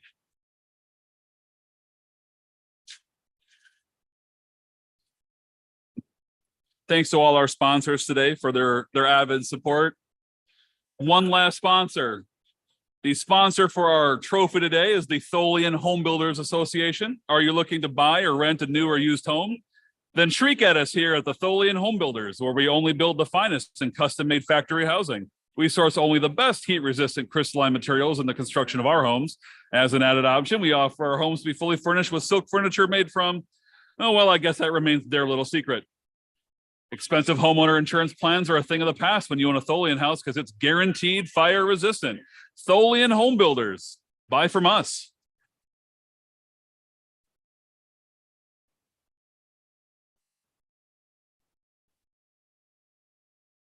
Again, thank you to all of our sponsors today. Thank you to all the people at home watching. Thank you so much for tuning in today and being with me here as I've called all 5 rounds of Star Trek First Edition 1E Continentals here in 2022, coming to you live from the Asmodee Game Center in Roseville, Minnesota. Thanks to Jeremy Benedict for running the clock for me today and handling some of the duties on the computer for me. Thanks to Chris for organizing our location, organizing the prizes, organizing and getting everything set up. Of course, and everything that's happened today could have been done without the support of literally everybody here, because we don't play this game unless you show up. So big thanks and congratulations to all of our competitors today. So chairman would like everyone to know just to get out there and play the dang game. And then I would just simply add on, don't just play the game, which is of course important, but we need to get more people into the game. So everyone, it's up to all of us to be ambassadors of this game going forward. There are lots of decks out there. There's formats. You can play online. You can play in real life.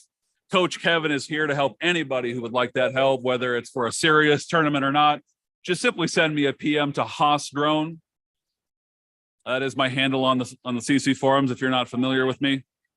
Just feel free to go ahead and private message me with any questions, deck ideas, if you want assistance building a deck or teching your deck for games, both serious and casual. I'm more than willing to give whatever advice I can to help make your deck better. But yeah, get out there and play the game. Get out there and find new players and enjoy the fact that we're breaking out of the COVID hibernation now finally, and the world's starting to come out. You know, we may not have very long before global man, bear, pig wrecks everything. So now's the time to play, and now's the time to get people. Global man, bear, pig, probably the nastiest one-y dilemma that we can think of. It's dual and requires literally everyone to beat it.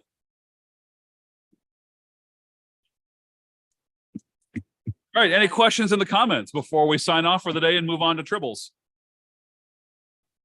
Our game with Maggie and Jason down there at the end is still in its final final moments, but both Jason and Maggie are on the low end. They're not going to affect our upper tier standings here, but of course we'll keep chatting away until that comes in. So anybody in the comments got any questions for me here, and I'll try to answer them the best I can. Any questions on the decks played today? Any questions on the rulings made? Anything you'd like to say? All right, we do have a final. We do have a final result for Maggie and Jason. Jason was able to win 100-45, so congratulations to Jason on his round 5 win. Now all the results are in, and Kris is entering the results, and we'll get a final tabulation here pretty soon. 100-45, Jason.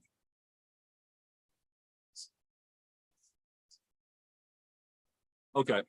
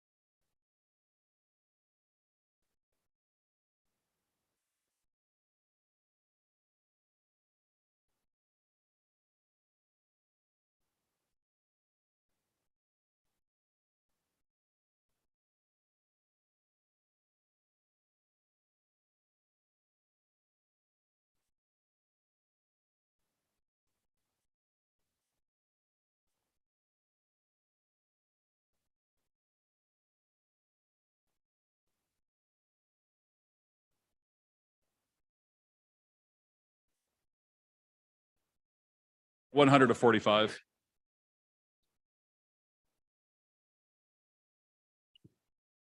So yeah, global man, bear, pig, South Park joke. Stand in for global warming, global man, bear, pig being the joke from South Park that man, bear, pig was wrecking the world, and now he's gone global with it. Of course, like I said, the Trey Parker, Matt Stone, years ago they were climate change deniers, and global man, bear, pig, or man, bear, pig was their joke about how global warming isn't real and only Al Gore would chase it. And then now, since they've come around to scientific fact, they've now turned the joke into man, bear, pig being a thing that's wrecking the whole world, and he is the reason why no one has water right now. So watch the streaming wars on Paramount Plus if you'd like to catch up on that joke. Any other questions from out in the chatosphere? Hit me up. Kris is doing final tabulations through the system here and double checking my handiwork against what the computer says. But Kris has got the win for sure, and it looks like Mark is either in second or third.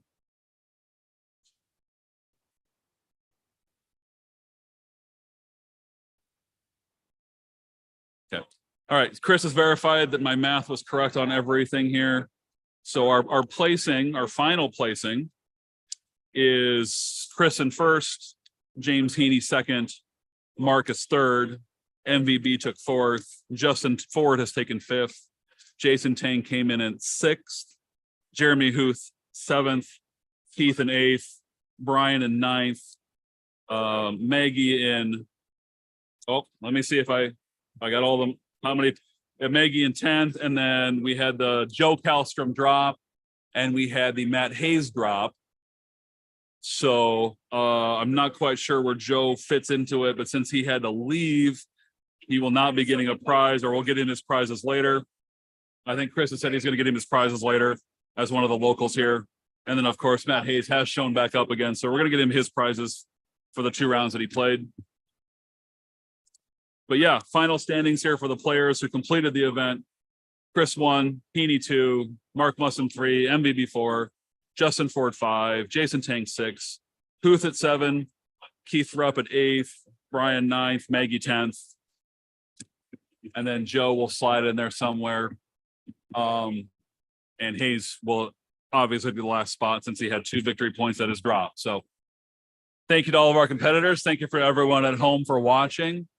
I'm Kevin Yeager, aka Ostrone, bringing you live commentary today from the 2022 First Edition North American Continentals. Thank you so much, everyone, for watching. And to quick answer Brian's question, if I was going into Worlds with the intent of winning it all, what would I play and how would I approach the event? So I guess my sign-off thought would be that initially what I would do is I would be deciding between all property Borg and the infiltrators that I've played recently, and then trying to decide whether or not I can massage the infiltration deck to be able to handle what I would expect to see. And if barring that, if I didn't feel like I could do it, I'd probably just fall back on my first contact aggro board. But again, that would require some massaging because with the errata to eliminate Starship, that deck took a huge hit. So that answers Brian's question. I'd probably have more thoughts on it, but we can talk about that in private, Brian. No problem. Just send me a PM. But this is Ostrone signing off from the 2022 North American Continentals. Have a good day, everybody.